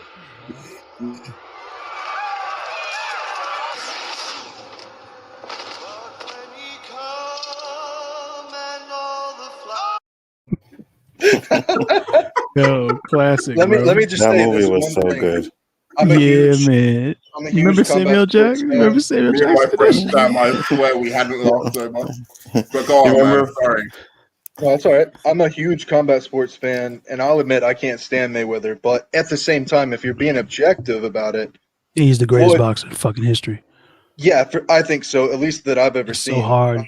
It's so he's hard such a specialist, but at the same time, like Mike Tyson was my guy. You know what I'm saying? And I'm a white dude. But he's also entertaining. Mike was entertaining as shit because he'd just go in there and beat you up. Yeah, I first saw the time I saw him, he was like fighting Bruno, British guy, right? I don't know what crazy pills I had, was going on in my house, but for some reason we were convinced Bruno was going to win. One of my friends was convinced too. Dude, that was a fucking. It was pure destruction, and I Do loved any of you him guys after watch UFC? No, I don't watch UFC, man. So there's a guy in the UFC named Kamaru Usman. He's an African champion, and he's a bad motherfucker. And there's this dude named Colby Covington who he's like a wrestling heel, because we were talking about wrestling earlier. He took that kind of like heel turn from the 90s Attitude Era, and like he comes out to Kurt Angle's theme song, and he wears a MAGA hat, and that's his whole thing. Is like he's like Colby Covington. Colby Covington. He said, "I'm gonna make the division You great beat again." his ass. Well, it was a good fight. It was a good fight, but he did knock him out. And it was fucking Colby- funny. It was funny. Kobe Covington. I've got to Yeah, see Colby this. Covington. I'm He actually is a good fighter, but like it was funny seeing him get knocked out because like it's just funny. Yeah, It is funny. Yeah. You know what I mean? Mhm. I actually think he's a good fighter, but and doesn't I'm matter. not a. Yeah, it doesn't matter. Like Kamar Usman has impressed me. Like he's way Wait, better than I thought he's he not was. wearing the hat. I want to see him wear the hat though. Oh, he does it, dude. He's all about that life. Let me see. Look. That's so funny. What a great heel gimmick. He was gonna get cut Social from the media UFC. loved it when he got beat up. Oh yeah. They loved it. It was so Oh shit! I put the stupid. wrong thing on. Well, Shit. yep, great. Yeah, You was that's right, it. man. Greatest scene in fucking history. You be hating, but here you got Endgame queued up just in the background. What's up with that? It was only because That's crazy. I was trying to like You was find trying to out like if you relive were that finessing moment me. that you loved I was so trying much. to find when out you if you were saw it. finessing me with that bullshit. But Oh, which but it you was were. true though. So you saw that I wasn't finessing you, and then you still said that bullshit. Interesting. Let me Because- just say that I'm unashamed that I'm entertained by this guy. That's all I'm gonna say about it. He's entertaining as fuck. All right. And I know that he doesn't really mean it. So hear it's it. just funny to me. Yeah. Oh, they even do the "you suck" chants. No way. Of course they did. Hilarious. Where's this Yo, MAGA that's hat, though, man? you suck. No, He does that's that, that's like, press promo and conference. stuff before. Yeah, Yeah. he wears it in the promo and shit before all of this. Yo, that theme is great too, man. I don't care how many times Dude, like that Great angle thing, was great amazing, dude. Mhm. When he come out The to that broken thing. freak on net. oh man. Oh, and he never wrestled right after that too. That was a real big loss. Kurt Angle's first year, his rookie year in WWE, was the best fucking rookie year of any wrestler. I don't give a shit what anyone says. I don't know about that one. Yeah, because Rocky's rookie year was trash. Yeah, Rock? exactly. Oh yeah, absolutely. Yeah, Yeah, Rocky Maivia. Let's not Yeah, forget yeah. Rocky That was Maivia. so cool. yeah, that was horrible. Yeah, Stone Cold was. Yeah, it was at the end of Stone Cold's rookie year in the WWE that he did the King of the Ring, though, wasn't it? But Stone Cold came out first as Ted DiBiase's guy as That's what it was. Right. what Yeah, was the his ring name? master. The ringmaster. Yeah. Yeah. That was- Nerdman, yeah, that was- this guy actually is a good fighter. But it's some funny shit. It's some funny Yeah. shit. Oh, I there it want to is. see him. I want to yeah. see him walk out to this with the MAGA hat, though. I just They're think about to that's fight hilarious. again too. They're about to have a rematch. Oh, are they? Yeah, because it was actually a really close fight until the very end, but Usman knocked him the fuck out, bro. Yeah, clean. Yeah, clean knockout, no doubt about it. Yeah, she was crazy. Yeah, everybody was fucking going crazy in the stadium when that happened, dude. It's smart of him, though. You know what I mean? It's kind of like Floyd Mayweather. It's like he found a reason to give people a reason to watch him either lose or win, right? Mm-hmm. Yeah, Because he was absolutely. going to get cut from the promotion, and they're like, "You're going to get released," and he was like, "All right, well, I better do something." So he Yeah, went to Brazil, and he was like, he called the Brazilians like a bunch of dirty animals and shit, and just got super racist with it. And immediately they were like, "Oh, okay, yeah, we're going to re-sign you." Oh Some my ridiculous god! shit, Just man. fucking do it. Like just write it. UFC. Just do it. Like everybody wants to see y'all's fighting anyway. Just fucking go all the way with it and write the wrestling promo shit in between the fights, man. And then like hire a team of writers and have them write the stories and have them be ready to work after the fights because we want to keep the fights authentic, right? Like don't fucking choose who's gonna win, but when And someone even wins, have McGregor, those like- writers go to work, man, But and this let is them the tell the problem. story. McGregor was The problem- authentic, but This is but, why like, that wouldn't work. This is why that wouldn't work. And this is the problem with boxing and UFC is like you can artificially choose on the basis of the charisma of the athlete in wrestling, right? Or the wrestler who gets bigger. But you Right, like yeah, say you get the control, Legions of Doom were really pussies. Do you know what I mean? Like they get in the ring and they're really fucking pussies. Kept getting beat up. Like, I mean, Yeah, fuck, like, also That's why your writers got to write, man. Have your writers write good characters, and There man, is come on, something you to know. the yeah, fact but that some people can't pull off that charisma, dude. if You you're think a Ric guy, Flair, What do you think would have happened to Ric Flair if that shit was real? But man? if you're a guy that's getting paid shit at the bottom of the card in the UFC and you've been fighting for a long time and you're good and your record says you're good, like this guy, but you're not getting any shine, why wouldn't you like try to create some kind of character? I think is what he's saying, because like, you know, it's all about the money at the end of the day. It's your life, man. You know, especially when you're getting beat up for your money. Get That's that. I get that. I get that. He came up with a cool like idea for a character, like something that will touch a nerve. Like I'm saying more guys do it. I agree with you. Getting beat up for your money would definitely, like, that integrity shit go out the window. I'll be a fucking racist if I'm getting beat up for my money. Yes. Yeah. Immediately. Fast. Like, come on. My job is to get beat up for my money. I get beat up during practice so that I can be better at fighting. I get beat up during the fight. Like, you know what I mean? Like, it's like, nah, man. Yeah, I'm gonna do whatever the fuck I can do. At some point, you're guaranteed, bro. Guaranteed. There's no, that's not, we need to, as a society, we've got to really start looking at the shit that we find entertaining, because CT is a motherfucker. Let me ask you something. You know what I mean? So, does John Cena's wrestling career make you just not want him to succeed as an actor? Fucking yes. Yes. Yes. No, not at all. Not at all. Not in any way for me. John Cena is a very funny, like, actor. Character. He's a funny actor. I just can't take anything seriously. Have you seen Trainwreck? Everybody says that. Says that, and I'm like, sure, but that movie was just so. Who cares? Really, you didn't like it? I didn't care. It had funny, but I've never gone back and watched it again, and I watch everything multiple times. That's how I never had a problem with John Cena, but he's a terrible actor. Did you see The Marine? The Marine? Oh no, I never saw that shit. Fuck no. That would explain everyone's problem with John Cena. I'm saying he seems like a cool guy in the same way The Rock seems like a cool guy. I don't think either of them are good actors, but when I saw him get cut by China, was a bitch in wrestling, dude. He was such a fucking bitch. He never did a heel turn. He was always squashing cats. John Cena never being the heel, I think, was a mistake. I think he would have made a great heel, because I think he could have made a great heel, because all he did was talk shit. But then the rapping thing was mad corny. He was dressed like a G-Unit. The rapping thing was good at first. It was good at first, but he made too many gay jokes. Dr. Thugonomics. I'm like, this is. But seeing him getting cucked by China over fucking overseas money, dude, I lost whatever shred of respect I had for that guy. That's just me personally. What? Right, the thing with China. Yeah, that was funny. He was apologizing. I think all this shit with China is like super creepy, man. Like, everybody's always walking a thin line, like, because they don't want to seem racist or whatever. But it's not like you're saying anything bad about the Chinese people. Like, the fucking government's corrupt and communist, man. Like, they're but that's not evil. So. Let's not. The China's not communist, but they are. There's Communist Chinese Party, CCP. That's what they're called. But it's not right. But they're not. Yeah, it's not real communism. It's a government-controlled capitalism. Because every time it's ever been tried in history, it's failed. So. All right, so now we're gonna go on communism is bad. That's not what we're talking about. That's not what we're talking about.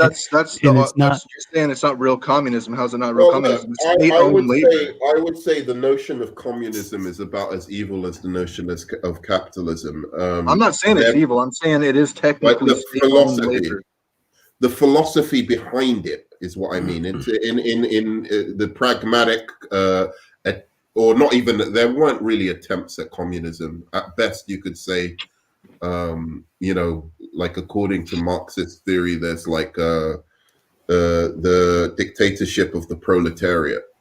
There's this moment, a transition moment over to communism in their revolutionary theory or whatever.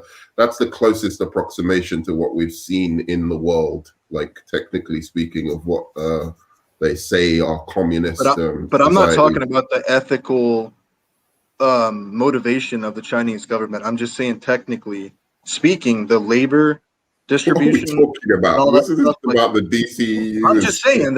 I'm talking about that. It was weak of him to bend over to that, because they're corrupt and full of shit. Yeah, no, I agree with that completely. And I do think, like, the regimes of communism in general have not been fucking fantastic. Right, and that doesn't, and hey, just to be clear, that doesn't That doesn't But- mean that they're like in a special category, like But governments all over the world. I think people have to remember, like, socialism has a very important part to play in why capitalism even works today. Like, it's For sure. When it works, socialism specifically, what it actually does is it prevents capitalism from destroying itself. But socialism and communism are not the same thing. So bringing it up is just muddying the water there.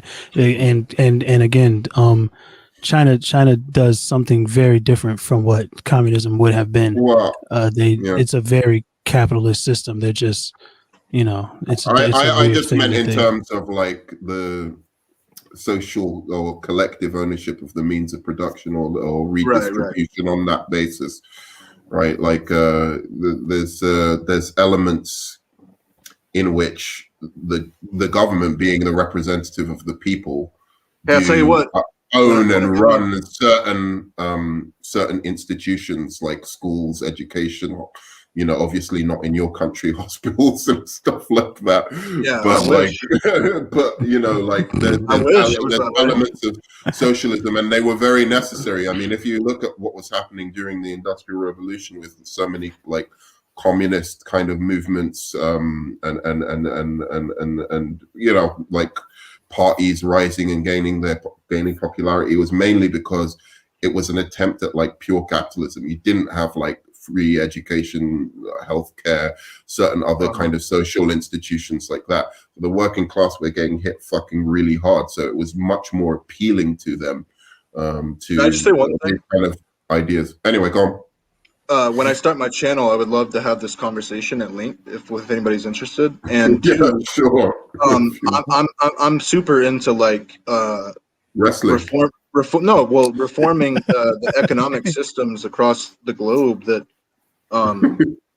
that keep people poor and shit like that. You know what I'm saying? So I'm not trying to shit on like the ethical aspirations of people that believe in socialism or communism or whatever. It's just I personally. I don't believe in communism. That's no, and that's not what I was getting at. I was just like, I think often when you look at the philosophy, the idea of organizing a human community under socialism or communism, for me, isn't inherently evil. I agree with that. Just like doing it under capitalism isn't necessarily inherently evil. Right. Whereas something like fascism, that's just inherently evil. Right. You get what I'm saying? There's like if you roll around saying like, I believe in that fascism is the way we should organize ourselves as a people. I have to like worry about you inherently. Whereas I'll be willing to listen to somebody who says like they're a socialist or communist. Well, I wish we lived in it's not what I believe in, but it's not necessarily an inherently evil. Right, because like idea. evolution, or however you want to look at it, like the fact that we've been on this planet so long and we're learning things about each other, it seems like the best thing to do would, regardless of your race, gender, whatever, everybody gets together and shares this shit because there's plenty for everybody, right? Like that's what we should be aspiring to. Like that's not what goes wrong with corrupt governments. It's not the economic ideas, it's how they're abused, Also, capitalist countries like really don't allow certain socialist countries or to thrive that much. No, because we're militant. They're always, exactly. So there's a lot of if you look at like a lot of South American attempts at that, was it like necessarily the fault of the government or the pressures from outside that led it to? It's complicated for sure. Kind of, shit. Like anyway. Gaddafi. Yeah. But I mean, I'll be willing to talk to you about it. I'd have to do. But what exactly was China beefing with John Cena about? So he said that Taiwan was a country, and Taiwan. Yes.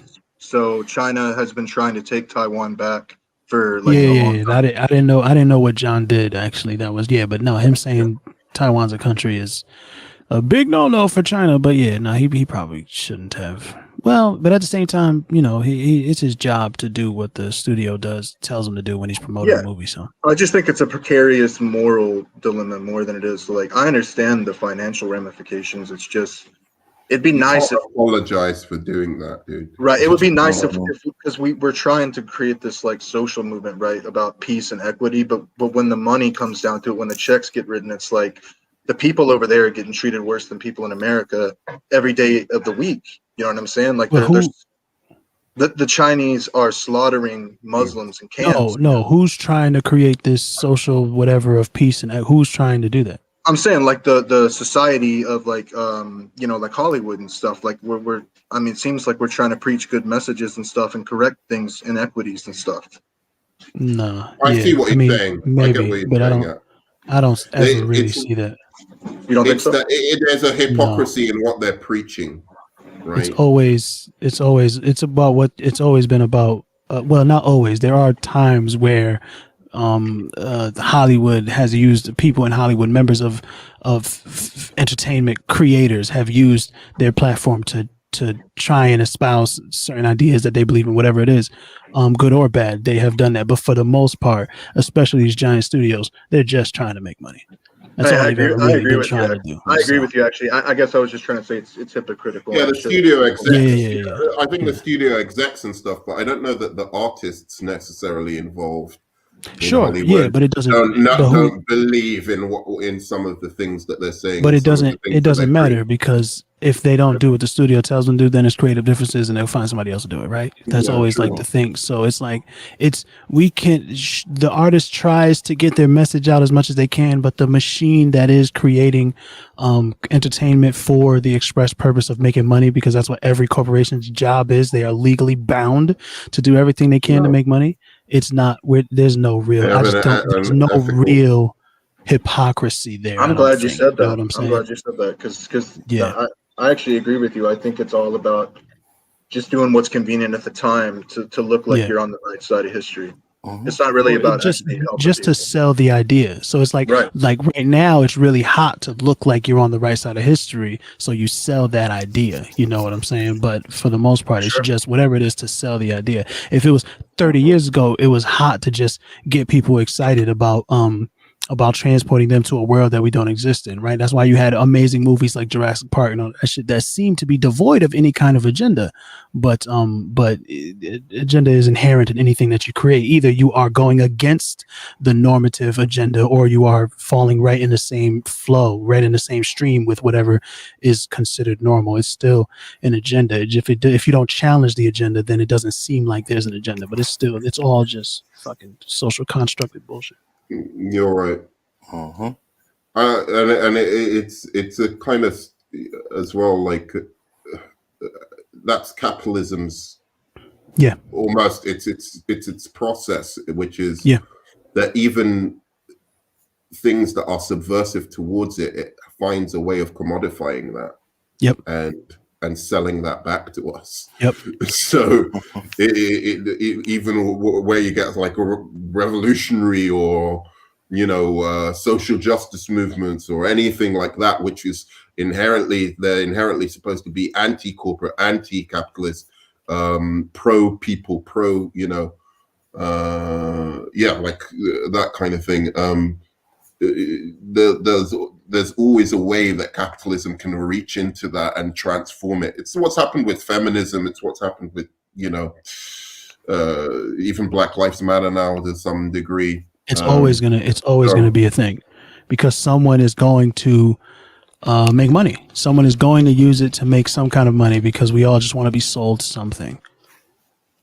I don't think it's us. I just think that's the process of it. It finds a way, because in a way we're already being sold it, right? Like if you're somebody who has like a social justice mentality or something like that, or you're like somebody who believes in some of the tenets of Black Lives Matter, you've already been kind of sold that. So they know that there's a consumer base out there, just on the basis that there are people who actually believe in this stuff, like whatever it may be. And so it's always going to be clever to find a way to commodify and market that to those very people in a way that, it's always going to be lucrative. So I mean, that's it really. Nothing much more to say. Yeah, man. So about Rocky Marciano beating up Jake Johnson. I don't remember. What were we talking about before? Who was that? Oh I yes, don't John know. Cena's I've a got terrible so actor. far away That's what it from the was. topic now. Like, John Cena's a terrible actor. He was good in Cock Blockers or but Blockers or whatever that movie was. That shit was hilarious. No, honestly, I don't think he's that bad an actor. I think he's a better actor than he was a wrestler, and it's just his wrestling career has made me just like I just won't watch a John Cena movie because everything he did in wrestling, and that's so stupid because it's wrestling, so it's like I mean, that falls in line. That's the same reason why you're up here hating the MCU all the time. It's some other idea that you have in your head that you've decided is infecting these incredible movies. Incredible movies. You guys are fucking gassed. John Cena is getting better in his acting. Incredible. Which one of them's incredible? Sorry, go on, Enzo. No, sorry. I was just gonna say he's getting better. He wasn't bad in Bumblebee. And no. Bumblebee was good. There's a difference. No, Bumblebee was trash. That was a trash movie. Oh, this guy's nuts. Yeah, Bumblebee was trash. He doesn't like the Dark Knight. You're a psycho. How? Don't worry about it. He doesn't like the Dark Knight. Just forget anything. Okay, so I'm gonna explain this. I'm a big Transformers fan, so I don't need to see the human element in Transformers. Oh, okay. So I get it. The girl and that shit. The first 15 minutes of Bumblebee, you were like, "Oh, this is the movie that I want." Facts. All right, well, go watch Earthrise, man. You'll be all right. Go watch fucking War for Cybertron. I did. Trash, slow, choppy animation, bullshit story that they told in that fucking with the thick ass Megatron. Megatron was always puckering his face. The first season of it was trash, but the second season, when they ended it with a reference to Beast Wars, that was fire. You know, they brought Beast in Galvatron. The absolutely worst animated television show in history with the best story. Come on, man. You go watch Beast Wars today. Go watch. Turn on an episode of Beast Wars right now and tell me you can sit through it. That shit is hideous. But my point is, when it came out, it was fire. Yeah, we all thought so. We all thought it was fine, and I still say that the Dinobot character arc was the best character arc in any Transformers anything. But but come on, man, we're not But again, what I'm saying is, I am being serious. If you want to make there was always humans. No. Yeah, but they never had a big role. And if you wanna do a movie like Cybertron movie with Transformers strictly on Cybertron, that's what people are clamoring for. Nobody gives a shit about the Transformers, man. Like, I because don't know why everyone thinks up. That's why. No, because they were never good in the first place. What the fuck? What are they going to talk about? If they're not turning into they didn't have it like He-Man or Thundercat. They had it bigger than He-Man and Thundercat. What are you talking about? They didn't have it like that. Transformers was the biggest cartoon or the Defenders of the Earth.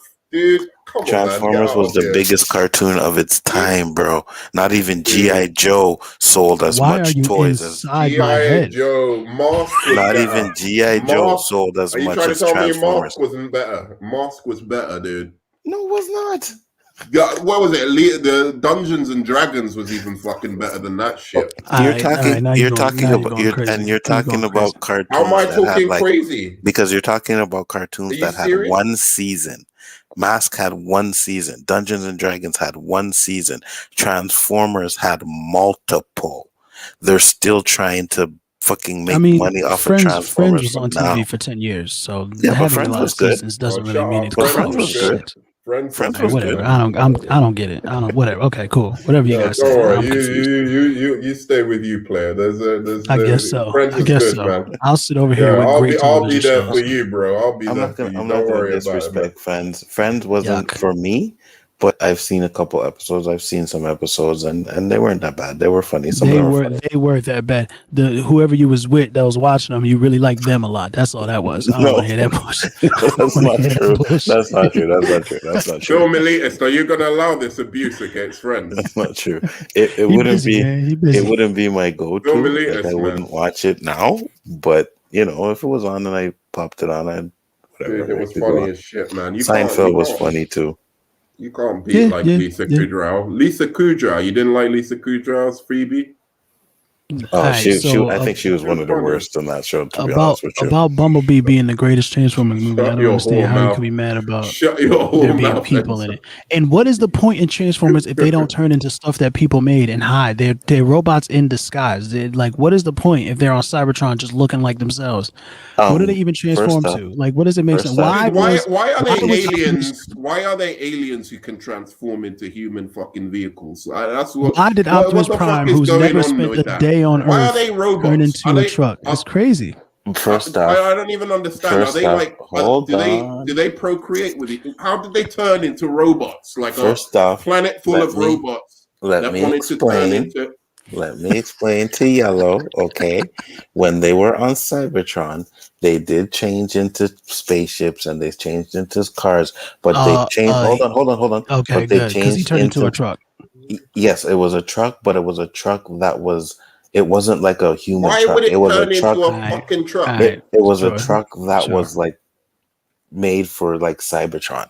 It was a Cybertronic transport truck that looked exactly like a Mac. No, Sure. it did not. No, it Dude, did the whole not. concept is weak, Alright, bro. whatever. The whole concept No, is it did weak. not. No, it's weak. not. Look, No, it's why not. would they turn like I they can't- are a futuristic alien fucking civilization, right?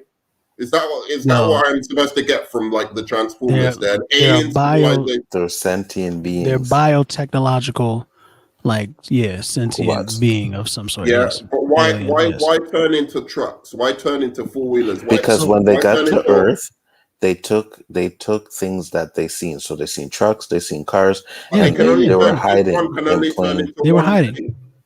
They were refugees. They were hiding. Yeah, they were No, hiding. they got to scan a new thing, man. You saw the movie. You saw Michael Bay movies. They got to scan something to transform into. Yeah, Now the only problem with the Michael Bay movies is why would they they The could only just problem? scan. Well, one of the problems they could in the cartoons. In the cartoons, they scanned something and that's what they were. But in the Michael Bay cartoons, they could scan one car and then change to that, and then they could scan they this. didn't scan some shit on their home planet. Why didn't they scan shit on their home planet before they? Because they looked Their like home planet something was already destroyed. on their They planet. blew up their home When they planet. came to Earth, they were trying to blend in, so they blended in with But they vehicles. had the fucking wheels on their arms and shit like that when they got here. They had Because Well, they yeah, but that's artistic freedom. All right, you got to let the creators create sometimes. You can't. Same reason why those bitches was singing to Aquaman for 3 minutes. You know what I mean? It's just artistic license. Dude, that was Semantics. that was the best bit of the movie. I fucking hate everything about you. I hate your stupid shirt. I hate your ugly white headphones. Just shut up. There was no reason for them bitches to be singing for so goddamn long. I swear to God, Nerd Man just says things to piss people off, you know. When she sniffed the jumper, man, what are you talking about? That shit was tight, bro. Nerd Man just says shit to piss people off. That's it. I get what you do now, Nerd Man. You really don't believe the shit you shovel in, and I'm beginning to believe you don't believe DC is as good as you say it is, and you fucking love Marvel, and you're just on here trying to cause fucking drama. That's what you're doing. Trolling. Damn Skippy. I'm trolling. Nah, man. Look, I'm gonna finish this stream like in the next 5 minutes, but. Every hour. I don't even know what I don't. 3 hours. I know. I kept saying that. It's fun talking to you guys, but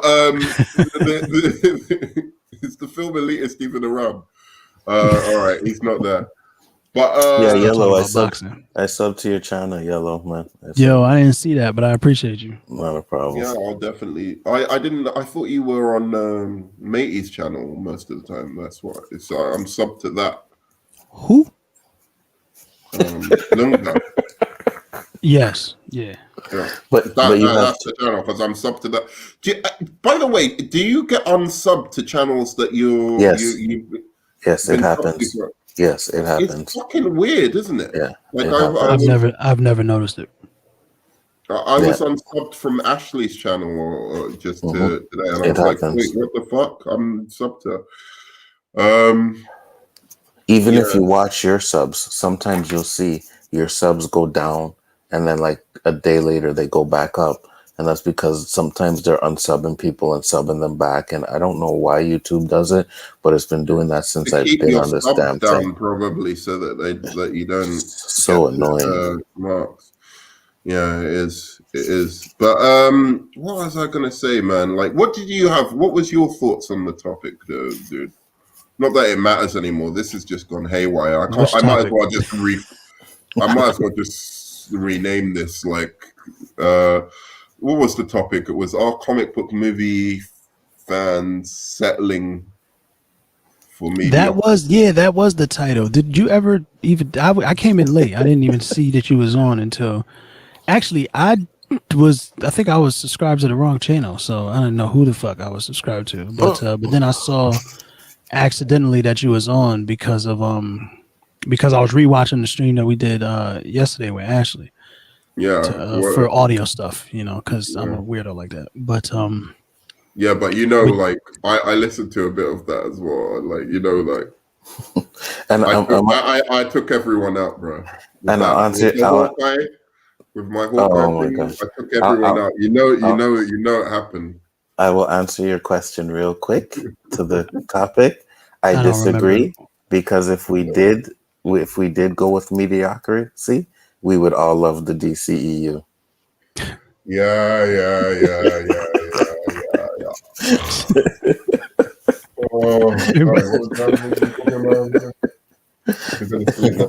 Dude, what are you doing? Wonder Woman 84 would be a masterpiece. The premise of the question is a problem for me. Wonder Woman 84 isn't mediocrity. Wonder Woman 84 no, that's really garbage. bad. No, it's trash. I know. That's trash. But like mediocre is like Aquaman. Mediocre is like every MCU movie. Oh, here we go. Apart from Avengers. Actually, I'll say that the Nolan series is mediocre. That's trash. Here we go. All right, so like I think we're all a bit tired now saying some crazy shit. The Dark Knight is the greatest Batman movie ever made. It's arguably it's top 3 greatest comic book movies. Like, there's really, I don't understand this hate for Batman. Yes, the growling is corny. Where would you rank the Keaton Batman movies in overall greatest? 89 and Returns or whatever it was called. Yeah. I really love those movies though, but they're so weird. They're so Tim Burton. You know what I'm saying? That it's but that's cool though. It's got its own cinematic vision, like directorial vision, man. Batman. I like it too. The best Batman movie. Batman. I'll hear that argument. Batman Returns, but no, The Dark Knight and Batman Begins are better than Batman Returns. It's really fucking good though. It's really, really good. Yeah, I love Batman Returns. Even growing up, I was like, this is great. Where would you rank Batman Returns in the MCU? Like, what is the MCU is so much more grounded than, even though they're ridiculous with like aliens and gods and shit. I know, but it is really so much more grounded. Like, Penguin bit off a man's nose, and his fingers and then his nose, and Catwoman's 9 lives, and like all of that. Like, it was great. And Gotham, the way Gotham looked, like, I don't know how you got anywhere in that city. All of the buildings were like this next to each other. They were weird highways in the sky. Like, there was just, how do you travel around in this place? It's just it's such a weird thing. All the reasons why it's better than like every Marvel movie, like the MCU. Nice, like weirdo shit. That's fine, but like, and I like weirdo shit too. But the MCU is just so much easier to just drop in and watch. Like, it's just so much easier to just. I watch fucking Batman Returns nearly every Christmas, man. That film's fucking. Well, I'm sorry that you have to do that. No, man, I'm not. I'm super happy about it. I have my DC Christmas Day, dude. I love it. I think I could put Batman Returns probably in my top 10. I think it's really it fit in my top 10. All right, let's go for it. Like, what's the top 10, man? Of all times? Yeah. You'd have to give me a minute to. The top, I can tell you the top 3 right now is Logan, The Dark Knight, and Spider-Man Into the Spider-Verse. And there's no there's no way to convince otherwise. And then Yeah, whatever. Yeah, you're wrong. Infinity War. Nah. Infinity War what? You're even Infinity wronger. War is number You're one. even wronger, dude. Well, I'm not putting those. Spider-Verse is better than Infinity War. I'm not putting those in any order, but Infinity War, I don't think, because the thing about Infinity War is it can't stand on its own. You know what I'm saying? That doesn't like matter to me. Absolutely, and that's fine. But it has the benefit of 20 other movies to help help build the hype and the enjoyment of that movie. So there's a big what Infinity War and Endgame did unprecedented. Batman Begins, Batman Returns, Superman 1, Superman 2. I hate Superman, but Superman 2 is the best Superman movie ever made. But I hate that is correct. Sin City, trash. Sin City gets slept on. Sin City gets slept on. Sin City, I didn't like it. Watchmen, Dredd. Trash. Dredd? You're out of your mind. Yeah, Dredd, Kick-Ass. I love Olivia Thirlby as much as the next guy, but you are out of your fucking mind, bro. Kick-Ass. Dredd was amazing. I don't know what you're talking about. Great villain. Great villain as well. Oh yeah, Lena Headey, huh? Yeah, she's great. I know, I get it. Yeah, we've loved her since the fucking since the Princess Bride. I know, I understand. Yeah, all right. So I'm at 8 now. I'm just trying to. I don't know how you don't have Captain America: Winter Soldier in there. I hate Captain America. That movie's fucking amazing. I haven't even said Dark Knight yet. Yeah, and I don't know how you don't have the Dark Knight higher. I don't know how you have Batman Begins over the Dark Knight, but whatever. I didn't put it in order. I just okay, all right, cool. Batman Begins is better. There's must be Blade 2. More. Blade 2 is amazing. Blade 2 don't get enough respect. I agree. I'll go into the Spider-Verse for my 10th. Yeah, that movie's immaculate, bro. That the Spider-Man Into the Spider-Verse was fucking amazing. Every second of that film. Fuck it, Wonder Woman. Sorry, I'm putting Wonder Woman in top 10 instead. Oh god. Shut up, man. So you literally have no MCU movie in that top. That's out of control. That's nuts. That's crazy. Trolling. I ain't trolling, bro. I would watch any of those movies over an MCU movie. Winter Soldier is one of the best MCU movies. Is it though? Easily. It's one of the Definitely best MCU movies. Yeah, top 5. Definitely top. Yeah, I'll agree with definitely you. Top 5. One of the best MCU movies. All right, so that was my top 10, but I'm strange. I'm weird like that. Next stream, I'll come to you with my top 10. Your top 10 is mad easy. You don't consider any MCU movies, so you don't have to actually weigh quality movie against quality movie. You just get to pick the best of all the other trash comic book movies out there. It's fine. You just not having Days of Future Past is crazy. I know. Yours is Thor, Spider-Man: Homecoming. Yeah. Freaking Yo, Captain I don't Marvel. understand everybody's beef with Spider-Man: Homecoming. I get that he's Iron Man Jr., but like that's no reason not to like the movie. That movie is great. No, the first 2 acts of that movie are boring as shit. Everything he has with the teenagers in that school is just ludicrously so you hate children. boring. Cool. No, I like Shazam, dude. Shazam's better. I don't get it. I really like it. The third act is good of that movie. As soon as Michael Keaton like... gets in that car with him, that's when the movie kicks off. You gotta, Enzo, fam. What do you like? You gotta open every bag of chips right now. You gotta breathe directly into the mic. What do you put on a windbreaker jacket? What's going on? Man? It's like 5 o'clock in the morning here, bro.